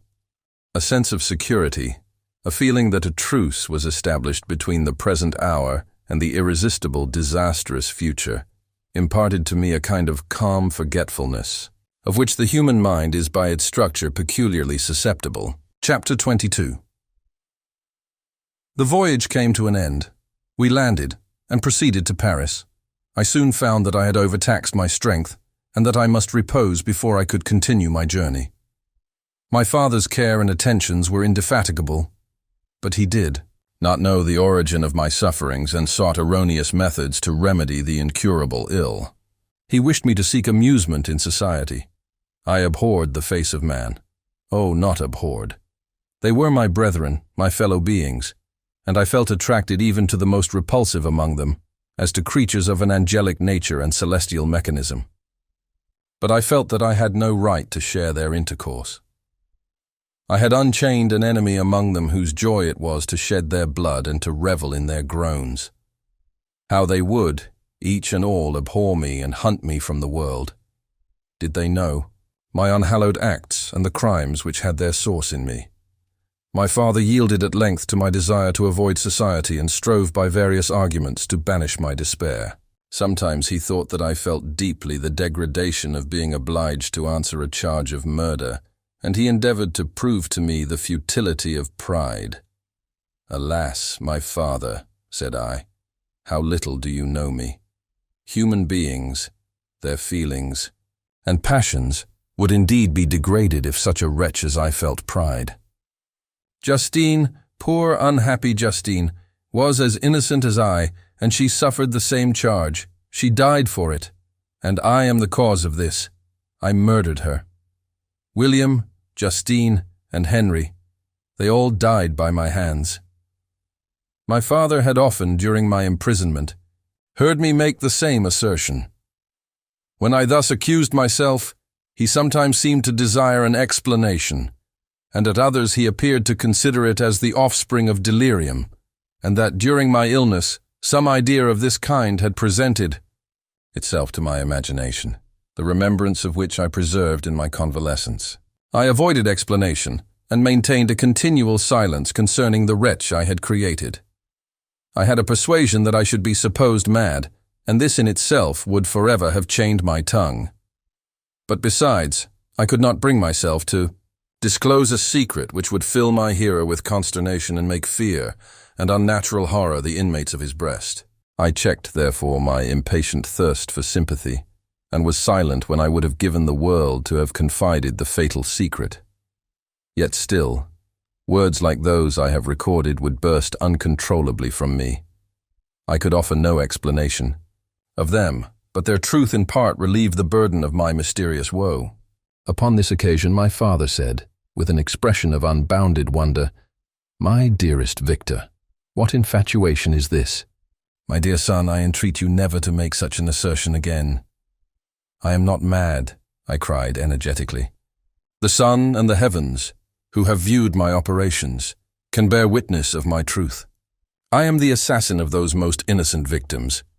They died by my machinations. 1,000 times would I have shed my own blood, drop by drop, to have saved their lives. But I could not, my father. Indeed, I could not sacrifice the whole human race." The conclusion of this speech convinced my father that my ideas were deranged, and he instantly changed the subject of our conversation and endeavored to alter the course of my thoughts. He wished as much as possible to obliterate the memory of the scenes that had taken place in Ireland, and never alluded to them or suffered me to speak of my misfortunes. As time passed away, I became more calm. Misery had her dwelling in my heart, but I no longer talked in the same incoherent manner of my own crimes. Sufficient for me was the consciousness of them. By the utmost self-violence I curbed the imperious voice of wretchedness, which sometimes desired to declare itself to the whole world, and my manners were calmer and more composed than they had ever been since my journey to the Sea of Ice. A few days before we left Paris on our way to Switzerland, I received the following letter from Elizabeth. "My dear friend, it gave me the greatest pleasure to receive a letter from my uncle dated at Paris. You are no longer at a formidable distance, and I may hope to see you in less than a fortnight. My poor cousin, how much you must have suffered. I expect to see you looking even more ill than when you quitted Geneva. This winter has been passed most miserably, tortured as I have been by anxious suspense. Yet I hope to see peace in your countenance, and to find that your heart is not totally void of comfort and tranquility. Yet I fear that the same feelings now exist that made you so miserable a year ago, even perhaps augmented by time. I would not disturb you at this period when so many misfortunes weigh upon you, but a conversation that I had with my uncle previous to his departure renders some explanation necessary before we meet. Explanation. You may possibly say, what can Elizabeth have to explain? If you really say this, my questions are answered, and all my doubts satisfied. But you are distant from me, and it is possible that you may dread and yet be pleased with this explanation, and in a probability of this being the case, I dare not any longer postpone writing what, during your absence, I have often wished to express to you but have never had the courage to begin. You well know, Victor, that our union had been the favorite plan of your parents ever since our infancy. We were told this when young, and taught to look forward to it as an event that would certainly take place. We were affectionate playfellows during childhood, and I believe dear and valued friends to one another as we grew older. But as brother and sister often entertain a lively affection towards each other without desiring a more intimate union, may not such also be our case? Tell me, dearest Victor, answer me, I conjure you by our mutual happiness, with simple truth. Do you not love another? You have traveled. You have spent several years of your life at Ingolstadt. And I confess to you, my friend, that when I saw you last autumn so unhappy, flying to solitude from the society of every creature, I could not help supposing that you might regret our connection and believe yourself bound in honor to fulfill the wishes of your parents, although they opposed themselves to your inclinations. But this is false reasoning.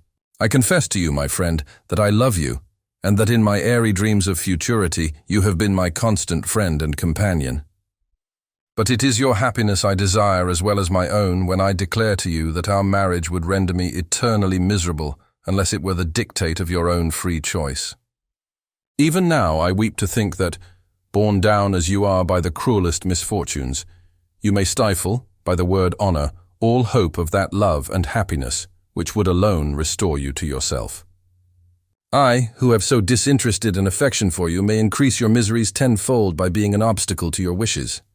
Ah, Victor, be assured that your cousin and playmate has too sincere a love for you not to be made miserable by this supposition.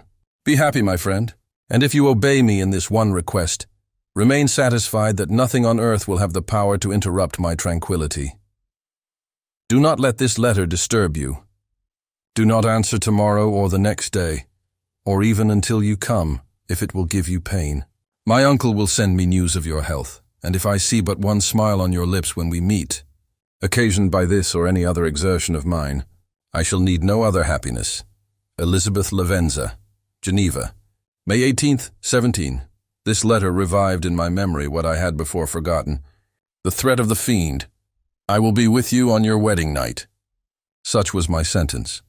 And on that night would the daemon employ every art to destroy me and tear me from the glimpse of happiness which promised partly to console my sufferings.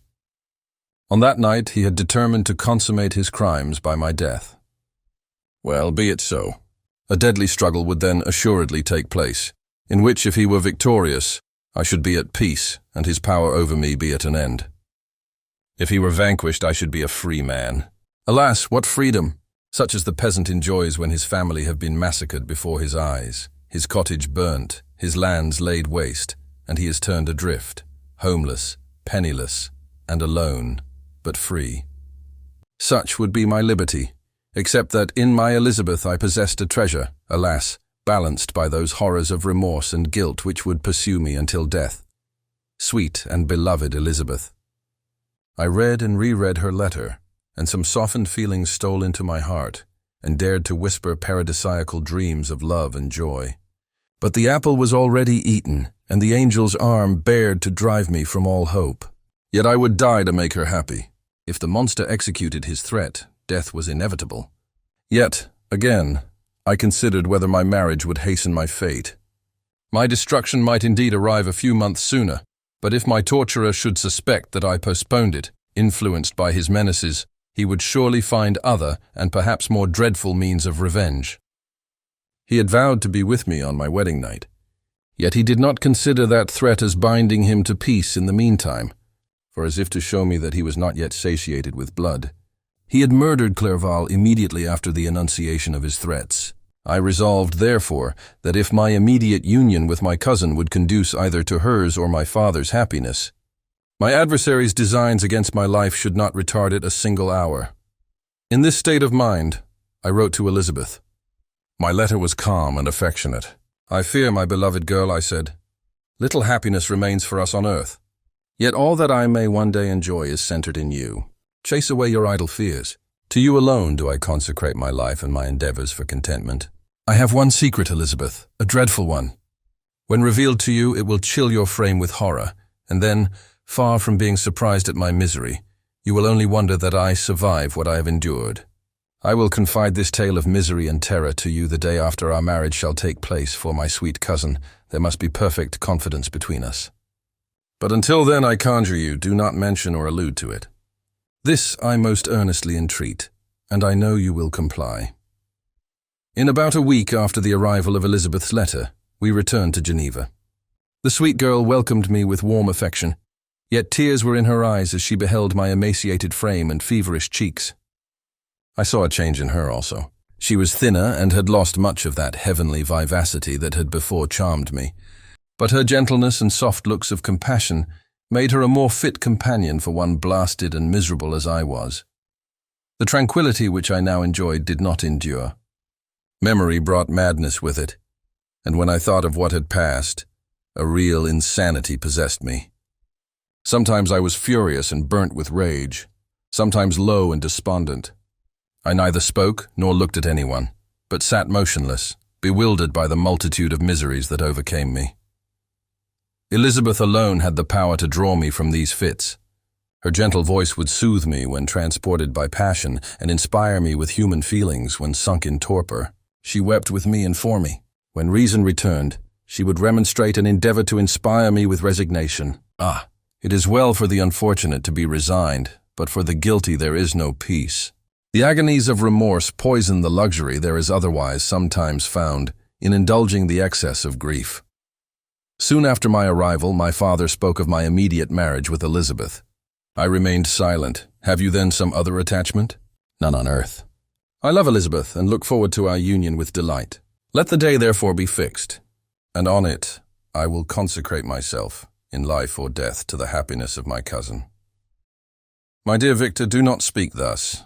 Heavy misfortunes have befallen us, but let us only cling closer to what remains and transfer our love for those whom we have lost to those who yet live. Our circle will be small but bound close by the ties of affection and mutual misfortune. And when time shall have softened your despair, new and dear objects of care will be born to replace those of whom we have been so cruelly deprived. Such were the lessons of my father. But to me the remembrance of the threat returned. Nor can you wonder that, omnipotent as the fiend had yet been in his deeds of blood, I should almost regard him as invincible, and that when he had pronounced the words, "I shall be with you on your wedding night," I should regard the threatened fate as unavoidable. But death was no evil to me if the loss of Elizabeth were balanced with it, and I therefore, with a contented and even cheerful countenance, agreed with my father that if my cousin would consent, the ceremony should take place in 10 days, and thus put, as I imagined, the seal to my fate, great God. If for one instant I had thought what might be the hellish intention of my fiendish adversary, I would rather have banished myself forever from my native country and wandered a friendless outcast over the earth than have consented to this miserable marriage. But as if possessed of magic powers, the monster had blinded me to his real intentions, and when I thought that I had prepared only my own death, I hastened that of a far dearer victim. As the period fixed for our marriage drew nearer, whether from cowardice or a prophetic feeling, I felt my heart sink within me. But I concealed my feelings by an appearance of hilarity that brought smiles and joy to the countenance of my father, but hardly deceived the ever-watchful and nicer eye of Elizabeth. She looked forward to our union with placid contentment, not unmingled with a little fear, which past misfortunes had impressed, that what now appeared certain and tangible happiness might soon dissipate into an airy dream and leave no trace but deep and everlasting regret. Preparations were made for the event. Congratulatory visits were received, and all wore a smiling appearance. I shut up, as well as I could. In my own heart, the anxiety that prayed there and entered with seeming earnestness into the plans of my father, although they might only serve as the decorations of my tragedy. Through my father's exertions, a part of the inheritance of Elizabeth had been restored to her by the Austrian government. A small possession on the shores of Como belonged to her. It was agreed that, immediately after our union, we should proceed to Villa Lavenza and spend our first days of happiness beside the beautiful lake near which it stood. In the meantime, I took every precaution to defend my person in case the fiend should openly attack me. I carried pistols and a dagger constantly about me and was ever on the watch to prevent artifice, and by these means gained a greater degree of tranquility. Indeed, as the period approached, the threat appeared more as a delusion, not to be regarded as worthy to disturb my peace, while the happiness I hoped for in my marriage wore a greater appearance of certainty as the day fixed for its solemnization drew nearer, and I heard it continually spoken of as an occurrence which no accident could possibly prevent. Elizabeth seemed happy. My tranquil demeanor contributed greatly to calm her mind, but on the day that was to fulfill my wishes and my destiny, she was melancholy, and a presentiment of evil pervaded her, and perhaps also she thought of the dreadful secret which I had promised to reveal to her on the following day. My father was in the meantime overjoyed, and in the bustle of preparation, only recognized in the melancholy of his niece the diffidence of a bride. After the ceremony was performed, a large party assembled at my father's, but it was agreed that Elizabeth and I should commence our journey by water, sleeping that night at Evian and continuing our voyage on the following day. The day was fair, the wind favorable. All smiled on our nuptial embarkation. Those were the last moments of my life during which I enjoyed the feeling of happiness. We passed rapidly along. The sun was hot, but we were sheltered from its rays by a kind of canopy while we enjoyed the beauty of the scene. Sometimes on one side of the lake, where we saw Mont Salève, the pleasant banks of Montalegre, and at a distance, surmounting all, the beautiful Mont Blanc, and the assemblage of snowy mountains that in vain endeavor to emulate her. Sometimes coasting the opposite banks, we saw the mighty Jura opposing its dark side to the ambition that would quit its native country, and an almost insurmountable barrier to the invader who should wish to enslave it. I took the hand of Elizabeth. "You are sorrowful, my love. Ah, if you knew what I have suffered and what I may yet endure, you would endeavor to let me taste the quiet and freedom from despair that this one day at least permits me to enjoy." "Be happy, my dear Victor," replied Elizabeth. "There is, I hope, nothing to distress you, and be assured that if a lively joy is not painted in my face, my heart is contented. Something whispers to me not to depend too much on the prospect that is opened before us, but I will not listen to such a sinister voice. Observe how fast we move along and how the clouds, which sometimes obscure and sometimes rise above the dome of Mont Blanc, render this scene of beauty still more interesting. Look also at the innumerable fish that are swimming in the clear waters, where we can distinguish every pebble that lies at the bottom. What a divine day! How happy and serene all nature appears."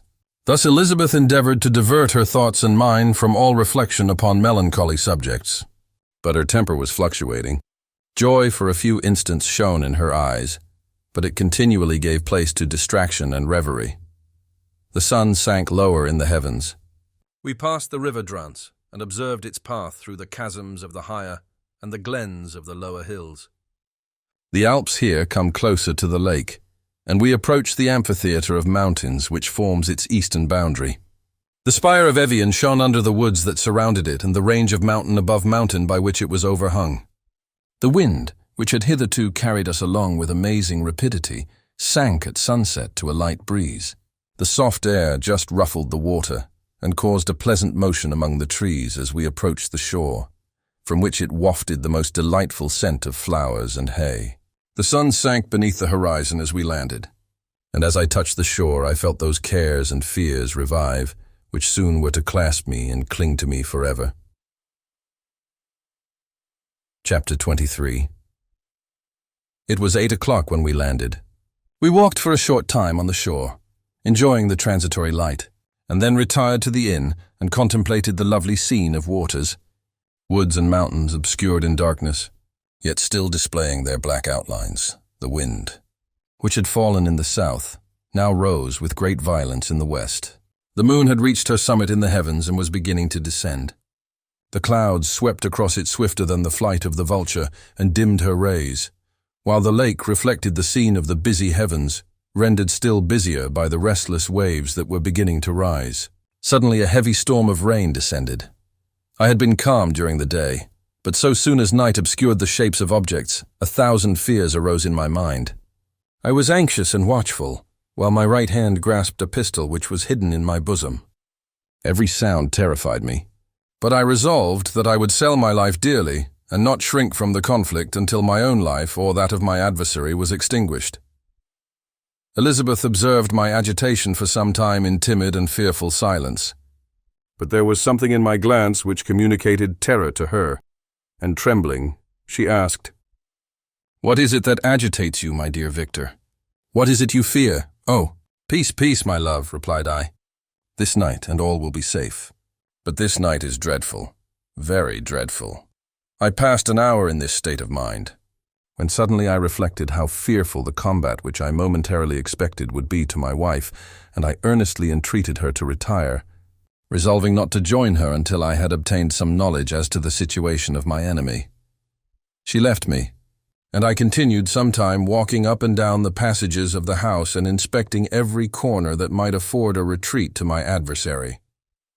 But I discovered no trace of him, and was beginning to conjecture that some fortunate chance had intervened to prevent the execution of his menaces, when suddenly I heard a shrill and dreadful scream.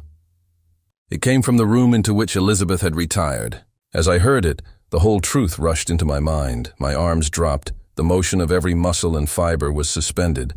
I could feel the blood trickling in my veins and tingling in the extremities of my limbs. This state lasted but for an instant.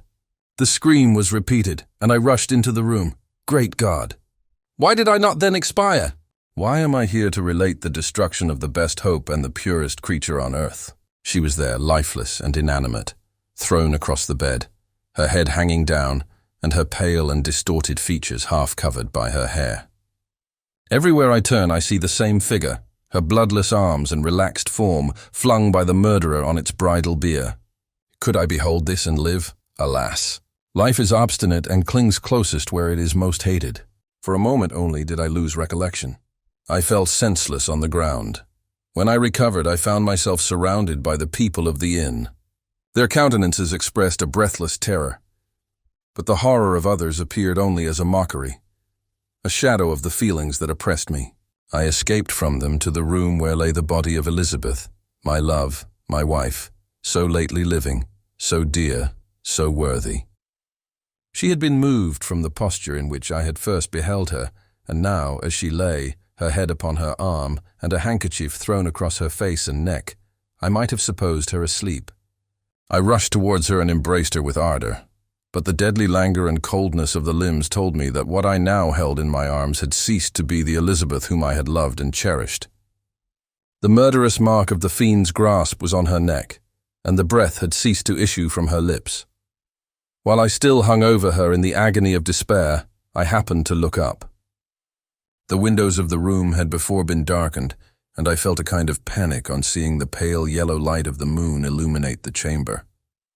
The shutters had been thrown back, and with a sensation of horror not to be described, I saw at the open window a figure the most hideous and abhorred. A grin was on the face of the monster. He seemed to jeer, as with his fiendish finger he pointed towards the corpse of my wife. I rushed towards the window, and drawing a pistol from my bosom, fired. But he eluded me, leaped from his station, and running with the swiftness of lightning, plunged into the lake. The report of the pistol brought a crowd into the room. I pointed to the spot where he had disappeared, and we followed the track with boats. Nets were cast, but in vain. After passing several hours, we returned hopeless, most of my companions believing it to have been a form conjured up by my fancy. After having landed, they proceeded to search the country, parties going in different directions among the woods and vines. I attempted to accompany them, and proceeded a short distance from the house, but my head whirled round, My steps were like those of a drunken man. I fell at last in a state of utter exhaustion. A film covered my eyes, and my skin was parched with the heat of fever. In this state I was carried back and placed on a bed, hardly conscious of what had happened. My eyes wandered round the room as if to seek something that I had lost. After an interval I arose, and as if by instinct, crawled into the room where the corpse of my beloved lay. There were women weeping around. I hung over it and joined my sad tears to theirs. All this time no distinct idea presented itself to my mind, but my thoughts rambled to various subjects, reflecting confusedly on my misfortunes and their cause. I was bewildered in a cloud of wonder and horror. The death of William, the execution of Justine, the murder of Clerval, and lastly of my wife. Even at that moment, I knew not that my only remaining friends were safe from the malignity of the fiend. My father even now might be writhing under his grasp, and Ernest might be dead at his feet. This idea made me shudder and recalled me to action. I started up and resolved to return to Geneva with all possible speed. There were no horses to be procured, and I must return by the lake. But the wind was unfavorable, and the rain fell in torrents. However, it was hardly morning, and I might reasonably hope to arrive by night. I hired men to row and took an oar myself, for I had always experienced relief from mental torment in bodily exercise. But the overflowing misery I now felt, and the excess of agitation that I endured, rendered me incapable of any exertion. I threw down the oar, and leaning my head upon my hands, gave way to every gloomy idea that arose. If I looked up, I saw scenes which were familiar to me in my happier time, and which I had contemplated but the day before in the company of her who was now but a shadow and a recollection. Tears streamed from my eyes. The rain had ceased for a moment, and I saw the fish play in the waters as they had done a few hours before. They had then been observed by Elizabeth. Nothing is so painful to the human mind as a great and sudden change. The sun might shine or the clouds might lower, but nothing could appear to me as it had done the day before. A fiend had snatched from me every hope of future happiness. No creature had ever been so miserable as I was. So frightful an event is single in the history of man. But why should I dwell upon the incidents that followed this last overwhelming event? Mine has been a tale of horrors. I have reached their acme, and what I must now relate can but be tedious to you. Know that one by one my friends were snatched away. I was left desolate. My own strength is exhausted, and I must tell in a few words what remains of my hideous narration. I arrived at Geneva. My father and Ernest yet lived, but the former sunk under the tidings that I bore. I see him now, excellent and venerable old man. His eyes wandered in vacancy, for they had lost their charm and their delight. His Elizabeth, his more than daughter, whom he doted on with all that affection which a man feels, who in the decline of life, having few affections, clings more earnestly to those that remain. Cursed, cursed be the fiend that brought misery on his grey hairs and doomed him to waste in wretchedness. He could not live under the horrors that were accumulated around him. The springs of existence suddenly gave way. He was unable to rise from his bed, and in a few days he died in my arms. What then became of me? I know not. I lost sensation, and chains and darkness were the only objects that pressed upon me. Sometimes, indeed, I dreamt that I wandered in flowery meadows and pleasant vales with the friends of my youth. But I awoke and found myself in a dungeon. Melancholy followed, but by degrees I gained a clear conception of my miseries and situation, and was then released from my prison. For they had called me mad, and during many months, as I understood, a solitary cell had been my habitation. Liberty, however, had been a useless gift to me. Had I not, as I awakened to reason, at the same time awakened to revenge. As the memory of past misfortunes pressed upon me, I began to reflect on their cause. The monster whom I had created, the miserable daemon whom I had sent abroad into the world for my destruction. I was possessed by a maddening rage when I thought of him, and desired and ardently prayed that I might have him within my grasp to wreak a great and signal revenge on his cursed head. Nor did my hate long confine itself to useless wishes. I began to reflect on the best means of securing him. And for this purpose, about a month after my release, I repaired to a criminal judge in the town and told him that I had an accusation to make, that I knew the destroyer of my family, and that I required him to exert his whole authority for the apprehension of the murderer. The magistrate listened to me with attention and kindness.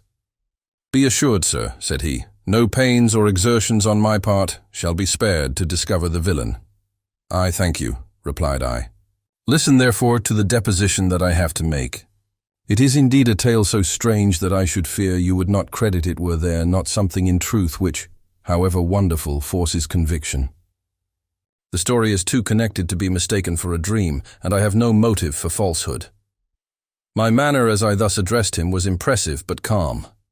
I had formed in my own heart a resolution to pursue my destroyer to death, and this purpose quieted my agony, and for an interval reconciled me to life. I now related my history briefly but with firmness and precision, marking the dates with accuracy and never deviating into invective or exclamation. The magistrate appeared at first perfectly incredulous, but as I continued he became more attentive and interested. I saw him sometimes shudder with horror. At others, a lively surprise, unmingled with disbelief, was painted on his countenance. When I had concluded my narration, I said, "This is the being whom I accuse, and for whose seizure and punishment I call upon you to exert your whole power. It is your duty as a magistrate, and I believe and hope that your feelings as a man will not revolt from the execution of those functions on this occasion." This address caused a considerable change in the physiognomy of my own auditor. He had heard my story with that half kind of belief that is given to a tale of spirits and supernatural events. But when he was called upon to act officially in consequence, the whole tide of his incredulity returned. He, however, answered mildly, "I would willingly afford you every aid in your pursuit, but the creature of whom you speak appears to have powers which would put all my exertions to defiance. Who can follow an animal which can traverse the sea of ice and inhabit caves and dens where no man would venture to intrude? Besides, some months have elapsed since the commission of his crimes, and no one can conjecture to what place he has wandered or what region he may now inhabit. I do not doubt that he hovers near the spot which I inhabit, and if he has indeed taken refuge in the Alps, he may be hunted like the chamois and destroyed as a beast of prey. But I perceive your thoughts. You do not credit my narrative and do not intend to pursue my enemy with the punishment which is his desert." As I spoke, rage sparkled in my eyes. The magistrate was intimidated. "You are mistaken," said he. "I will exert myself, and if it is in my power to seize the monster, be assured that he shall suffer punishment proportionate to his crimes. But I fear from what you have yourself described to be his properties that this will prove impracticable. And thus, while every proper measure is pursued, you should make up your mind to disappointment. That cannot be, but all that I can say will be of little avail.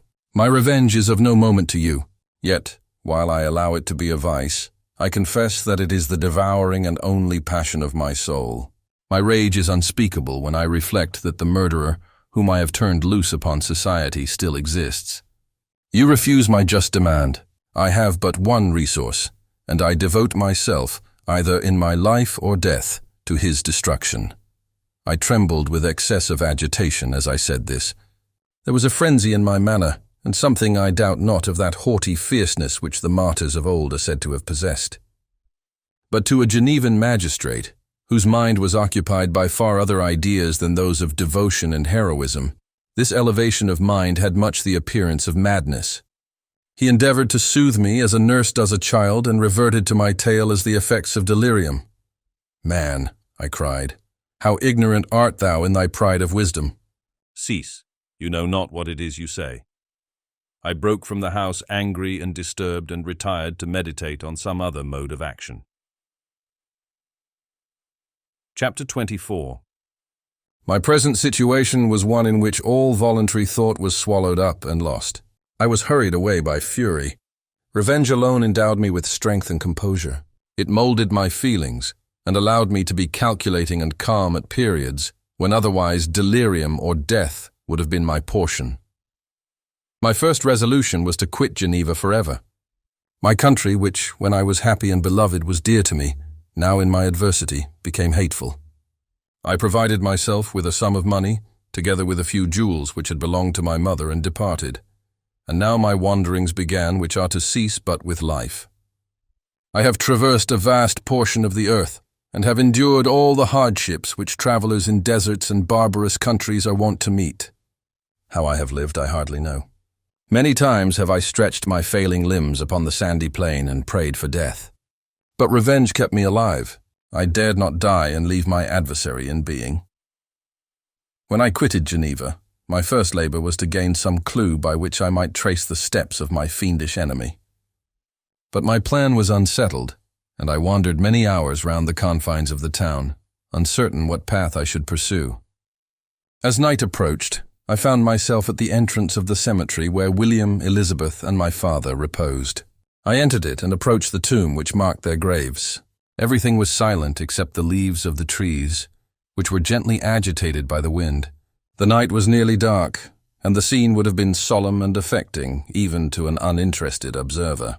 The spirits of the departed seemed to flit around and to cast a shadow, which was felt but not seen, around the head of the mourner. The deep grief which this scene had at first excited quickly gave way to rage and despair. They were dead and I lived. Their murderer also lived, and to destroy him, I must drag out my weary existence. I knelt on the grass and kissed the earth, and with quivering lips exclaimed, "By the sacred earth on which I kneel, by the shades that wander near me, by the deep and eternal grief that I feel, I swear, and by thee, O night, and the spirits that preside over thee, to pursue the daemon who caused this misery, until he or I shall perish in mortal conflict. For this purpose I will preserve my life. To execute this dear revenge will I again behold the sun and tread the green herbage of earth, which otherwise should vanish from my eyes forever. And I call on you, spirits of the dead, and on you, wandering ministers of vengeance, to aid and conduct me in my work. Let the cursed and hellish monster drink deep of agony. Let him feel the despair that now torments me." I had begun my adjuration with solemnity and an awe which almost assured me that the shades of my murdered friends heard and approved my devotion, but the furies possessed me as I concluded, and rage choked my utterance. I was answered through the stillness of night by a loud and fiendish laugh. It rang on my ears long and heavily. The mountains re-echoed it, and I felt as if all hell surrounded me with mockery and laughter. Surely in that moment I should have been possessed by frenzy and have destroyed my miserable existence, but that my vow was heard, and that I was reserved for vengeance. The laughter died away when a well-known and abhorred voice, apparently close to my ear, addressed me in an audible whisper. "I am satisfied, miserable wretch. You have determined to live, and I am satisfied." I darted towards the spot from which the sound proceeded, but the devil eluded my grasp. Suddenly the broad disk of the moon arose and shone full upon his ghastly and distorted shape as he fled with more than mortal speed. I pursued him, and for many months this has been my task. Guided by a slight clue, I followed the windings of the Rhone, but vainly. The blue Mediterranean appeared, and by a strange chance, I saw the fiend enter by night and hide himself in a vessel bound for the Black Sea. I took my passage in the same ship, but he escaped I know not how. Amidst the wilds of Tartary and Russia, although he still evaded me, I have ever followed in his track. Sometimes the peasants, scared by this horrid apparition, informed me of his path. Sometimes he himself, who feared that if I lost all trace of him I should despair and die, left some mark to guide me. The snows descended on my head, and I saw the print of his huge step on the white plain. To you first entering on life, to whom care is new and agony unknown, how can you understand what I have felt and still feel?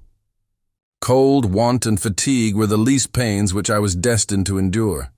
I was cursed by some devil and carried about with me my eternal hell.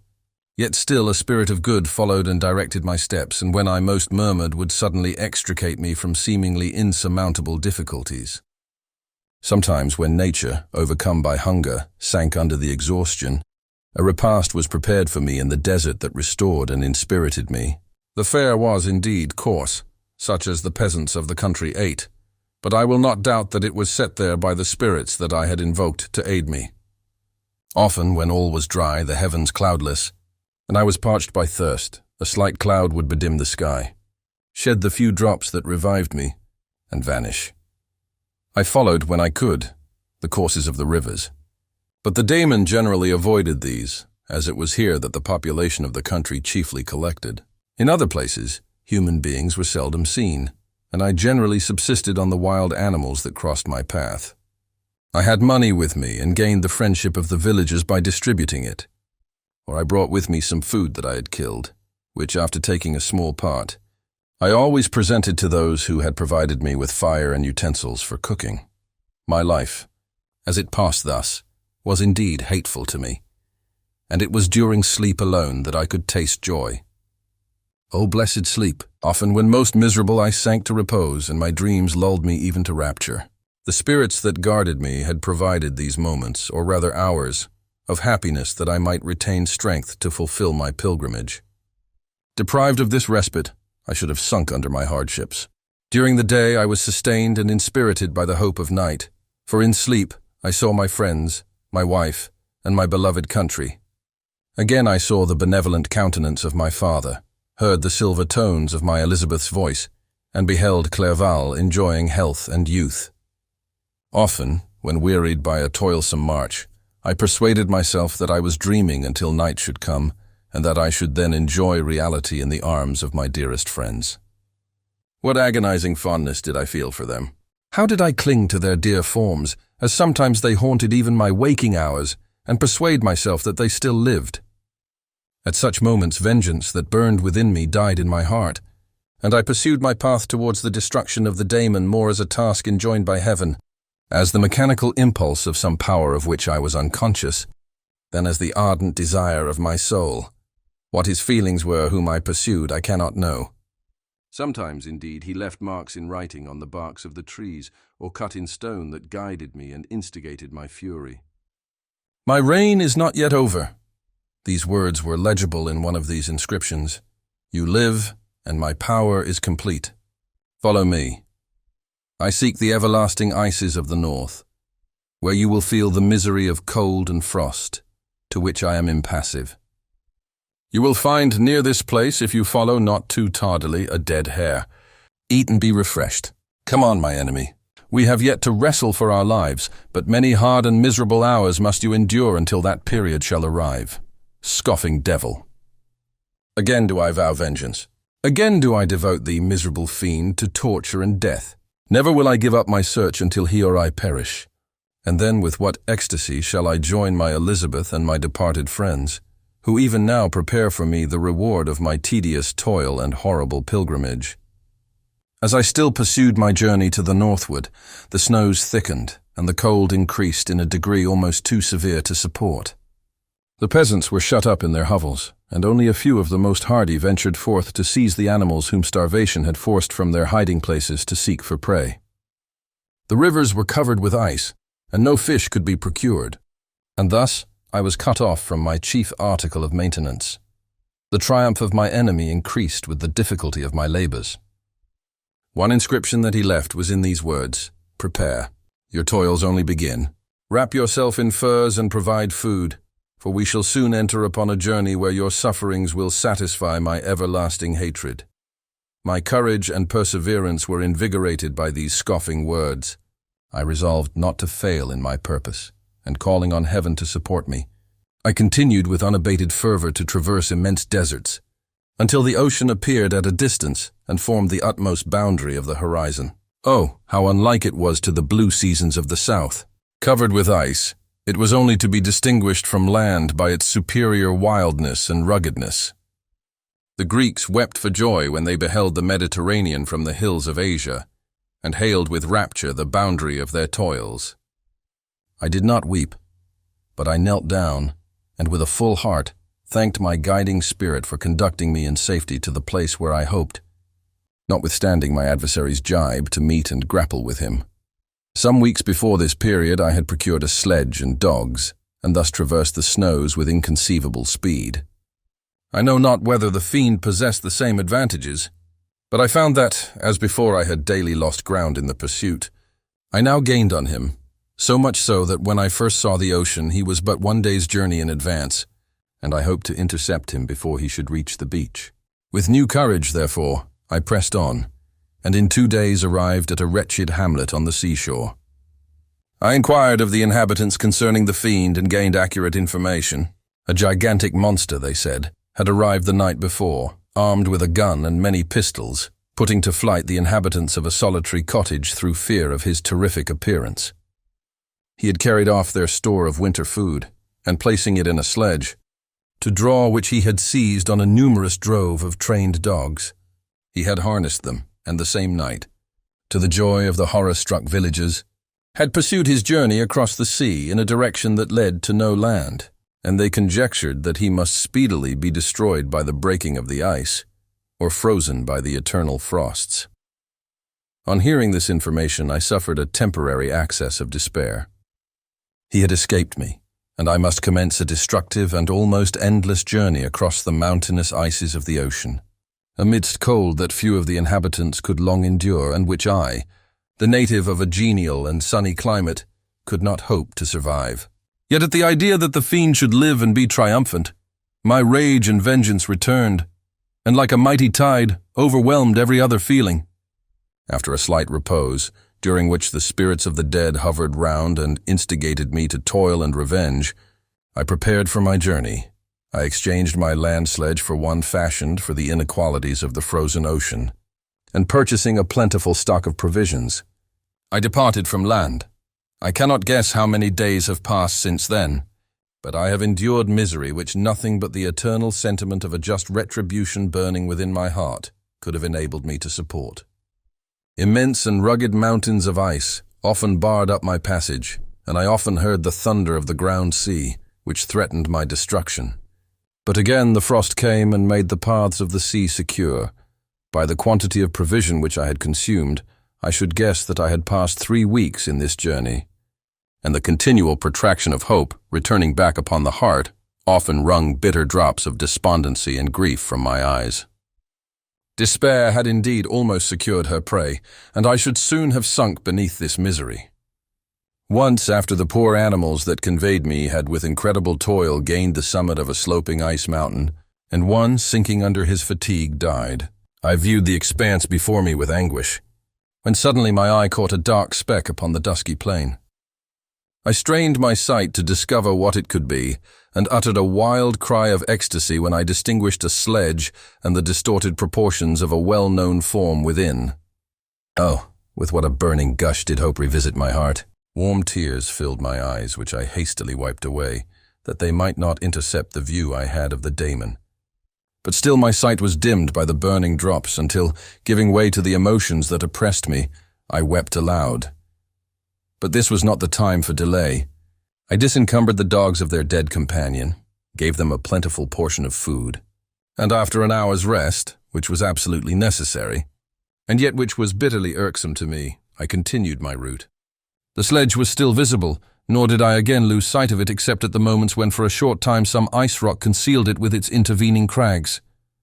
I indeed perceptibly gained on it, and when, after nearly 2 days' journey, I beheld my enemy at no more than a mile distant, my heart bounded within me. But now, when I appeared almost within grasp of my foe, my hopes were suddenly extinguished, and I lost all trace of him more utterly than I had ever done before.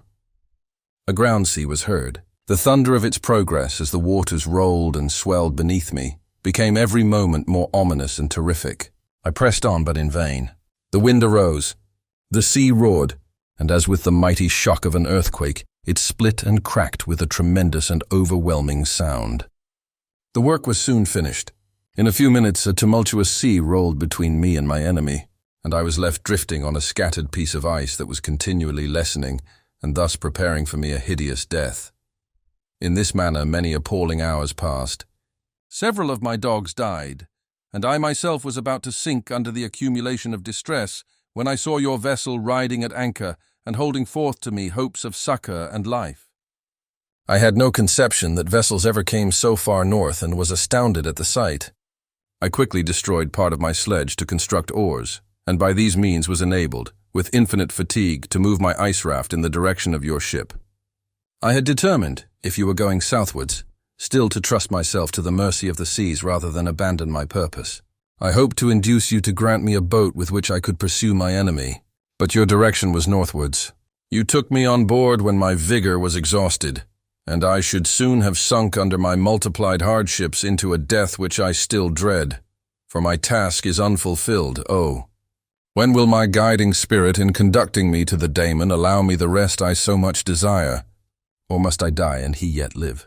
If I do, swear to me, Walton, that he shall not escape, that you will seek him and satisfy my vengeance in his death. And do I dare to ask of you to undertake my pilgrimage, to endure the hardships that I have undergone? No, I am not so selfish. Yet, when I am dead, if he should appear, if the ministers of vengeance should conduct him to you, swear that he shall not live. Swear that he shall not triumph over my accumulated woes and survive to add to the list of his dark crimes. He is eloquent and persuasive, and once his words had even power over my heart. But trust him not. His soul is as hellish as his form, full of treachery and fiend-like malice. Hear him not.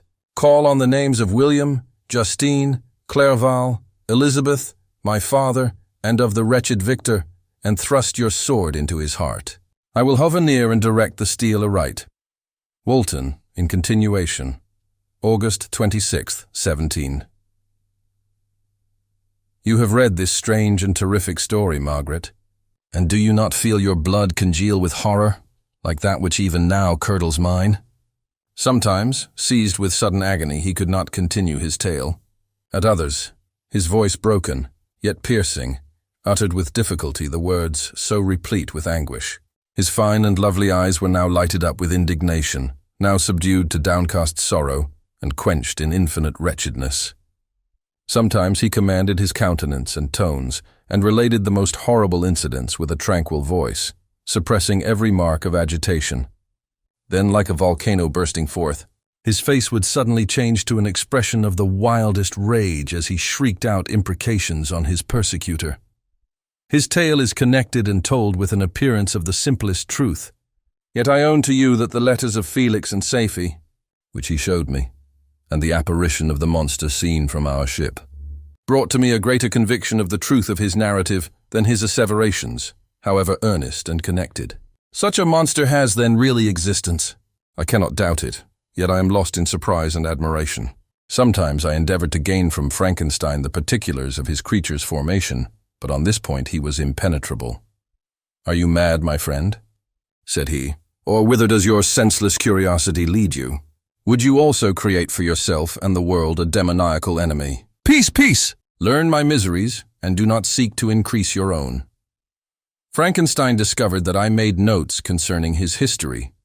He asked to see them, and then himself corrected and augmented them in many places, but principally in giving the life and spirit to the conversations he held with his enemy. "Since you have preserved my narration," said he, "I would not that a mutilated one should go down to posterity. Thus has a week passed away, while I have listened to the strangest tale that ever imagination formed. My thoughts and every feeling of my soul have been drunk up by the interest for my guest, which this tale and his own elevated and gentle manners have created. I wish to soothe him, yet can I counsel one so infinitely miserable, so destitute of every hope of consolation to live? Oh no, the only joy that he can now know will be when he composes his shattered spirit to peace and death. Yet he enjoys one comfort, the offspring of solitude and delirium. He believes that when in dreams he holds converse with his friends, and derives from that communion consolation for his miseries or excitements to his vengeance, that they are not the creations of his fancy, but the beings themselves who visit him from the regions of a remote world. This faith gives a solemnity to his reveries that render them to me almost as imposing and interesting as truth. Our conversations are not always confined to his own history and misfortunes. On every point of general literature he displays unbounded knowledge and a quick and piercing apprehension. His eloquence is forcible and touching, nor can I hear him when he relates a pathetic incident or endeavors to move the passions of pity or love without tears. What a glorious creature must he have been in the days of his prosperity, when he is thus noble and godlike in ruin. He seems to feel his own worth and the greatness of his fall. "When younger," said he, "I believed myself destined for some great enterprise. My feelings are profound, but I possessed a coolness of judgment that fitted me for illustrious achievements. This sentiment of the worth of my nature supported me when others would have been oppressed, for I deemed it criminal to throw away in useless grief those talents that might be useful to my fellow creatures. When I reflected on the work I had completed, no less a one than the creation of a sensitive and rational animal, I could not rank myself with the herd of common projectors. But this thought, which supported me in the commencement of my career, now serves only to plunge me lower in the dust. All my speculations and hopes are as nothing, and like the archangel who aspired to omnipotence, I am chained in an eternal hell. My imagination was vivid, yet my powers of analysis and application were intense. By the union of these qualities I conceived the idea and executed the creation of a man. Even now I cannot recollect without passion my reveries while the work was incomplete. I trod heaven in my thoughts, now exulting in my powers, now burning with the idea of their effects. From my infancy I was imbued with high hopes and a lofty ambition. But how am I sunk? Oh! My friend, if you had known me as I once was, you would not recognize me in this state of degradation. Despondency rarely visited my heart. A high destiny seemed to bear me on, until I fell, never again to rise. Must I then lose this admirable being? I have longed for a friend. I have sought one who would sympathize with and love me. Behold, on these desert seas I have found such a one. But I fear I have gained him only to know his value and lose him. I would reconcile him to life, but he repulses the idea. I thank you, Walton, he said, for your kind intentions toward so miserable a wretch. But when you speak of new ties and fresh affections, think you that any can replace those who are gone? Can any man be to me as Clerval was, or any woman another Elizabeth? Even where the affections are not strongly moved by any superior excellence, the companions of our childhood always possess a certain power over our minds, which hardly any later friend can obtain. They know our infantine dispositions, which, however they may be afterwards modified, are never eradicated, and they can judge of our actions with more certain conclusions as to the integrity of our motives. A sister or a brother can never, unless indeed such symptoms have been shown early, suspect the other of fraud or false dealing, when another friend, however strongly he may be attached, may, in spite of himself, be contemplated with suspicion. But I enjoyed friends dear not only through habit and association, but from their own merits. And wherever I am, the soothing voice of my Elizabeth and the conversation of Clerval will be ever whispered in my ear. They are dead, and but one feeling in such a solitude can persuade me to preserve my life. If I were engaged in any high undertaking or design, fraught with extensive utility to my fellow creatures, then could I live to fulfill it. But such is not my destiny. I must pursue and destroy the being to whom I gave existence. Then my lot on earth will be fulfilled, and I may die. My beloved sister, September 2nd, I write to you, encompassed by peril and ignorant whether I am ever doomed to see again dear England and the dearer friends that inhabit it. I am surrounded by mountains of ice which admit of no escape and threaten every moment to crush my vessel. The brave fellows whom I have persuaded to be my companions look towards me for aid, but I have none to bestow. There is something terribly appalling in our situation, yet my courage and hopes do not desert me. Yet it is terrible to reflect that the lives of all these men are endangered through me. If we are lost, my mad schemes are the cause. And what, Margaret, will be the state of your mind? You will not hear of my destruction, and you will anxiously await my return. Years will pass, and you will have visitings of despair and yet be tortured by hope. Oh, my beloved sister, the sickening failing of your heartfelt expectations is, in prospect, more terrible to me than my own death. But you have a husband and lovely children. You may be happy. Heaven bless you and make you so. My unfortunate guest regards me with the tenderest compassion. He endeavors to fill me with hope and talks as if life were a possession which he valued. He reminds me how often the same accidents have happened to other navigators who have attempted this sea, and in spite of myself he fills me with cheerful auguries. Even the sailors feel the power of his eloquence. When he speaks, they no longer despair. He rouses their energies, and while they hear his voice, they believe these vast mountains of ice are molehills which will vanish before the resolutions of man. These feelings are transitory. Each day of expectation delayed fills them with fear, and I almost dread a mutiny caused by this despair. September 5th. A scene has just passed of such uncommon interest that, although it is highly probable that these papers may never reach you, yet I cannot forbear recording it. We are still surrounded by mountains of ice, still in imminent danger of being crushed in their conflict. The cold is excessive, and many of my unfortunate comrades have already found a grave amidst this scene of desolation. Frankenstein has daily declined in health. A feverish fire still glimmers in his eyes, but he is exhausted, and when suddenly roused to any exertion, he speedily sinks again into apparent lifelessness. I mentioned in my last letter the fears I entertained of a mutiny. This morning, as I sat watching the wan countenance of my friend, his eyes half closed and his limbs hanging listlessly, I was roused by half a dozen of the sailors, who demanded admission into the cabin. They entered and their leader addressed me. He told me that he and his companions had been chosen by the other sailors to come in deputation to me to make me a requisition which, in justice, I could not refuse. We were immured in ice and should probably never escape, but they feared that if, as was possible, the ice should dissipate and a free passage be opened, I should be rash enough to continue my voyage and lead them into fresh dangers, after they might happily have surmounted this. They insisted, therefore, that I should engage with a solemn promise that if the vessel should be freed, I would instantly direct my course southwards. This speech troubled me. I had not despaired, nor had I yet conceived the idea of returning if set free. Yet could I, in justice or even in possibility, refuse this demand? I hesitated before I answered, when Frankenstein, who had at first been silent and indeed appeared hardly to have force enough to attend, now roused himself. His eyes sparkled, and his cheeks flushed with momentary vigor. Turning towards the men, he said, "What do you mean? What do you demand of your captain? Are you, then, so easily turned from your design? Did you not call this a glorious expedition?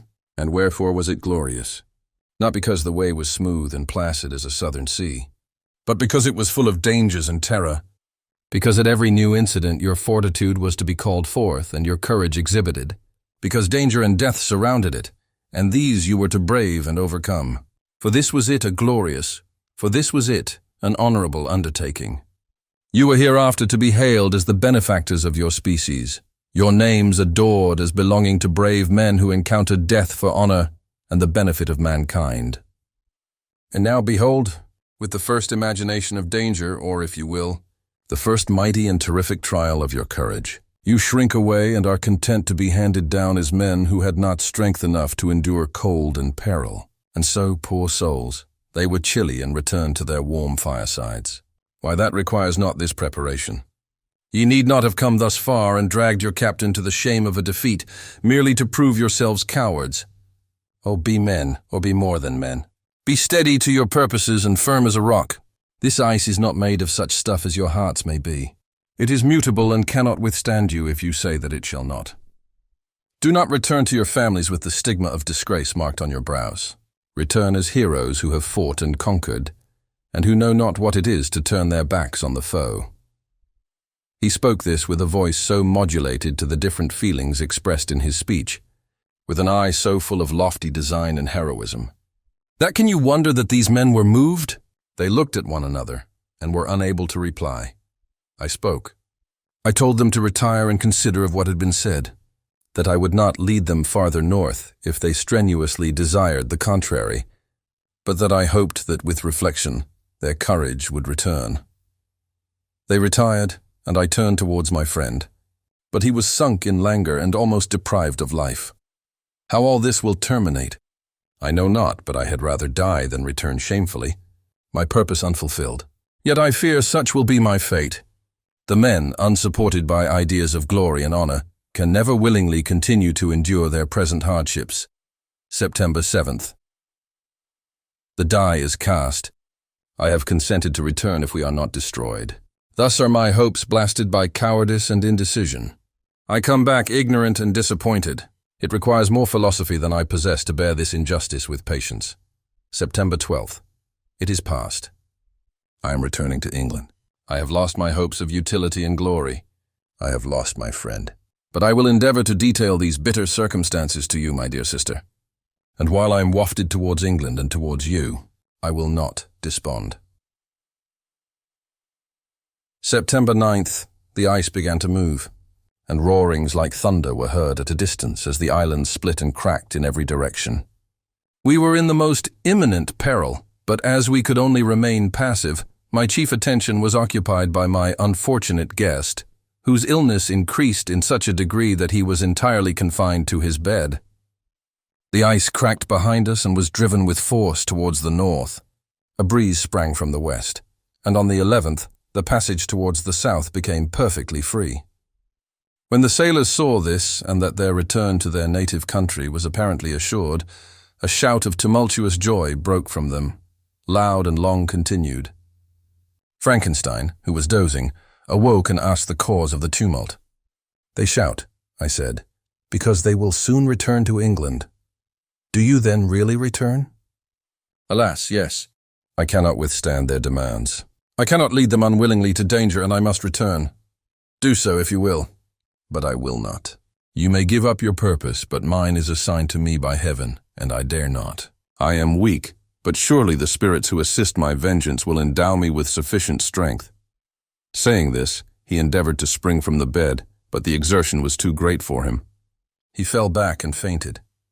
It was long before he was restored, and I often thought that life was entirely extinct. At length he opened his eyes. He breathed with difficulty and was unable to speak. The surgeon gave him a composing draught and ordered us to leave him undisturbed. In the meantime, he told me that my friend had certainly not many hours to live. His sentence was pronounced, and I could only grieve and be patient. I sat by his bed watching him. His eyes were closed, and I thought he slept. But presently he called to me in a feeble voice, and bidding me come near, said, "Alas, the strength I relied on is gone. I feel that I shall soon die, and he, my enemy and persecutor, may still be in being. Think not, Walton, that in the last moments of my existence I feel that burning hatred and ardent desire of revenge I once expressed, but I feel myself justified in desiring the death of my adversary. During these last days I have been occupied in examining my past conduct, nor do I find it blamable. In a fit of enthusiastic madness I created a rational creature and was bound towards him to assure, as far as was in my power, his happiness and well-being. This was my duty, but there was another still paramount to that. My duties towards the beings of my own species had greater claims to my attention, because they included a greater proportion of happiness or misery. Urged by this view, I refused, and I did right in refusing, to create a companion for the first creature. He showed unparalleled malignity and selfishness in evil. He destroyed my friends. He devoted to destruction beings who possessed exquisite sensations, happiness, and wisdom. Nor do I know where this thirst for vengeance may end. Miserable himself that he may render no other wretched, he ought to die. The task of his destruction was mine, but I have failed. When actuated by selfish and vicious motives, I asked you to undertake my unfinished work, and I renew this request now, when I am only induced by reason and virtue. Yet I cannot ask you to renounce your country and friends to fulfill this task. And now that you are returning to England, you will have little chance of meeting with him. But the consideration of these points, and the well-balancing of what you may esteem your duties, I leave to you. My judgment and ideas are already disturbed by the near approach of death. I dare not ask you to do what I think right, for I may still be misled by passion. That he should live to be an instrument of mischief disturbs me. In other respects, this hour, when I momentarily expect my release, is the only happy one which I have enjoyed for several years. The forms of the beloved dead flit before me, and I hasten to their arms. Farewell, Walton. Seek happiness in tranquility and avoid ambition, even if it be only the apparently innocent one of distinguishing yourself in science and discoveries. Yet why do I say this? I have myself been blasted in these hopes, yet another may succeed. His voice became fainter as he spoke, and at length, exhausted by his effort, he sank into silence. About half an hour afterwards he attempted again to speak, but was unable. He pressed my hand feebly, and his eyes closed forever, while the irradiation of a gentle smile passed away from his lips. Margaret, what comment can I make on the untimely extinction of this glorious spirit? What can I say that will enable you to understand the depth of my sorrow? All that I should express would be inadequate and feeble. My tears flow. My mind is overshadowed by a cloud of disappointment. But I journey towards England, and I may there find consolation. I am interrupted. What do these sounds portend? It is midnight. The breeze blows fairly, and the watch on deck scarcely stir. Again there is a sound, as of a human voice, but hoarser. It comes from the cabin, where the remains of Frankenstein still lie. I must arise and examine. Good night, my sister. Great God! What a scene has just taken place. I am yet dizzy with the remembrance of it. I hardly know whether I shall have the power to detail it, yet the tale which I have recorded would be incomplete without this final and wonderful catastrophe.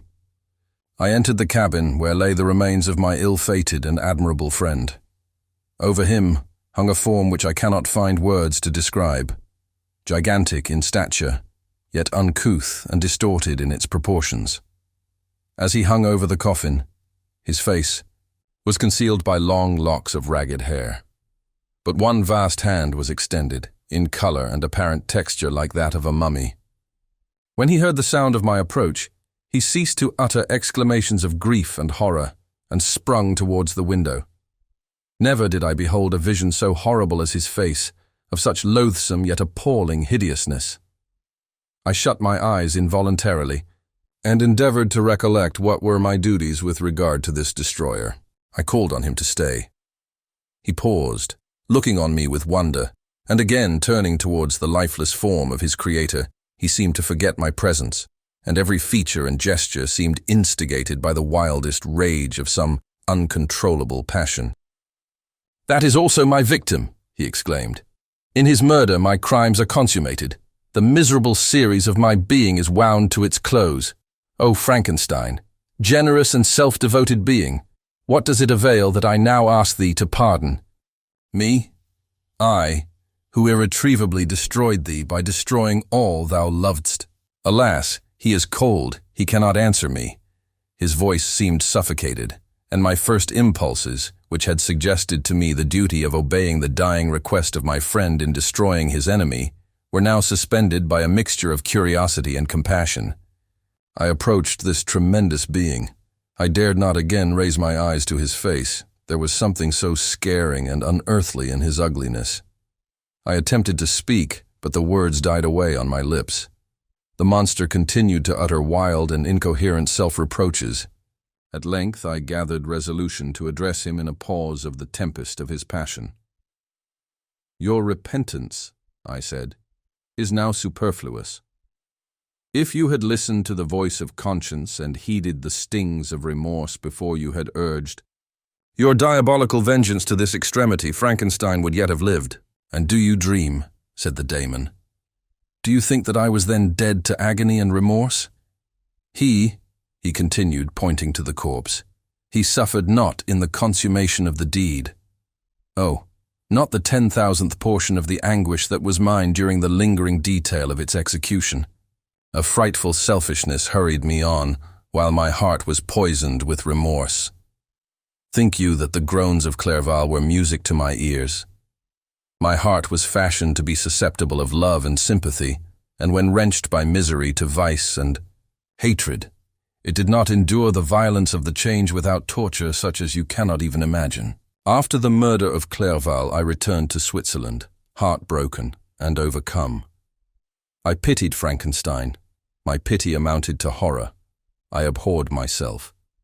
But when I discovered that he, the author at once of my existence and of its unspeakable torments, dared to hope for happiness, that while he accumulated wretchedness and despair upon me, he sought his own enjoyment in feelings and passions, from the indulgence of which I was forever barred, then impotent envy and bitter indignation filled me with an insatiable thirst for vengeance.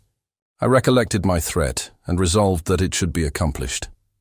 I knew that I was preparing for myself a deadly torture, but I was the slave, not the master, of an impulse which I detested yet could not disobey. Yet when she died, nay, then I was not miserable. I had cast off all feeling, subdued all anguish to riot in the excess of my despair. Evil thenceforth became my good.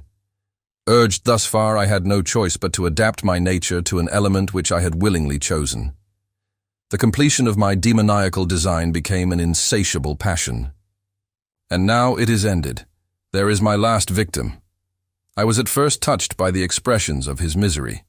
Yet, when I called to mind what Frankenstein had said of his powers of eloquence and persuasion, and when I again cast my eyes on the lifeless form of my friend, indignation was rekindled within me.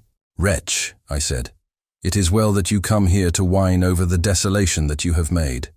You throw a torch into a pile of buildings, and when they are consumed, you sit among the ruins and lament the fall.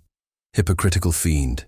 If he whom you mourn still lived, still would he be the object.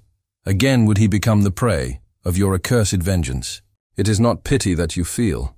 You lament only because the victim of your malignity is withdrawn from your power." "Oh, it is not thus." "Not thus," interrupted the being. "Yet such must be the impression conveyed to you by what appears to be the purport of my actions. Yet I seek not a fellow feeling in my misery. No sympathy may I ever find. When I first sought it, it was the love of virtue, the feelings of happiness and affection with which my whole being overflowed, that I wished to be participated. But now that virtue has become to me a shadow, and that happiness and affection are turned into bitter and loathing despair, in what should I seek for sympathy? I am content to suffer alone while my sufferings shall endure. When I die, I am well, satisfied that abhorrence and opprobrium should load my memory. Once my fancy was soothed with dreams of virtue, of fame, and of enjoyment. Once I falsely hoped to meet with beings who, pardoning my outward form, would love me for the excellent qualities which I was capable of unfolding.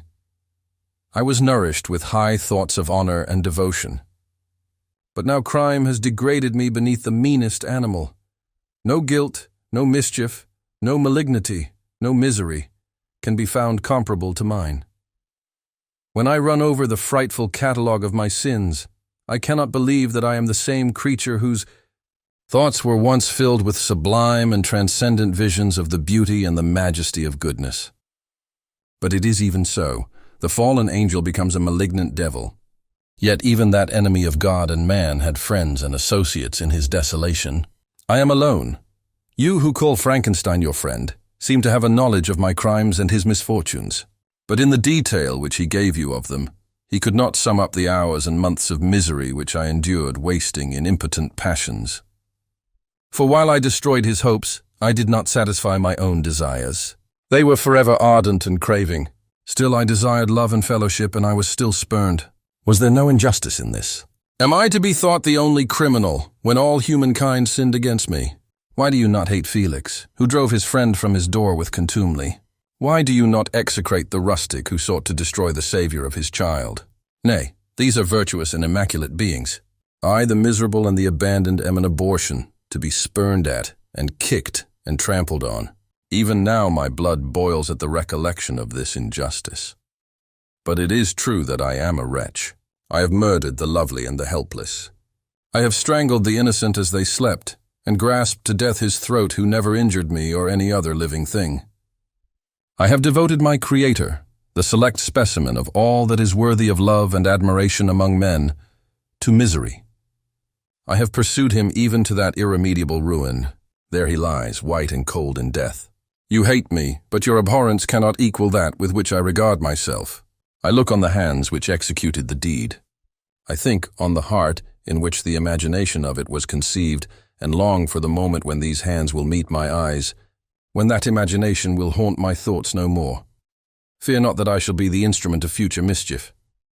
My work is nearly complete. Neither yours nor any man's death is needed to consummate the series of my being and accomplish that which must be done, but it requires my own. Do not think that I shall be slow to perform this sacrifice. I shall quit your vessel on the ice raft which brought me thither, and shall seek the most northern extremity of the globe.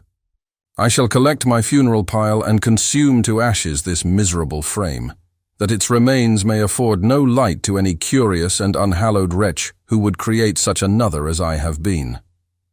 I shall die. I shall no longer feel the agonies which now consume me, or be the prey of feelings unsatisfied, yet unquenched. He is dead who called me into being, and when I shall be no more, the very remembrance of us both will speedily vanish. I shall no longer see the sun or stars or feel the winds play on my cheeks. Light, feeling, and sense will pass away. And in this condition must I find my happiness. Some years ago, when the images which this world affords first opened upon me, when I felt the cheering warmth of summer, and heard the rustling of the leaves and the warbling of the birds, and these were all to me, I should have wept to die. Now it is my only consolation. Polluted by crimes and torn by the bitterest remorse, where can I find rest but in death?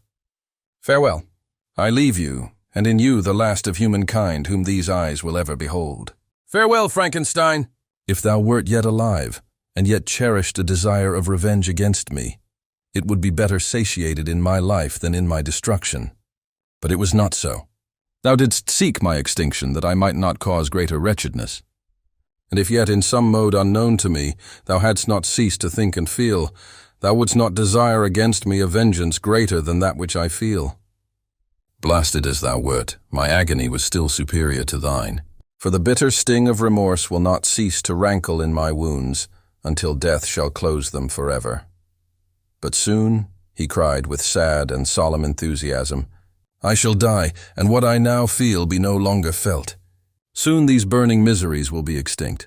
I shall ascend my funeral pile triumphantly, and exult in the agony of the torturing flames. The light of that conflagration will fade away.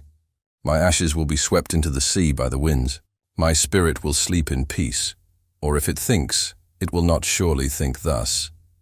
Farewell. He sprang from the cabin window as he said this, upon the ice raft which lay close to the vessel. He was soon borne away by the waves and lost in darkness and distance.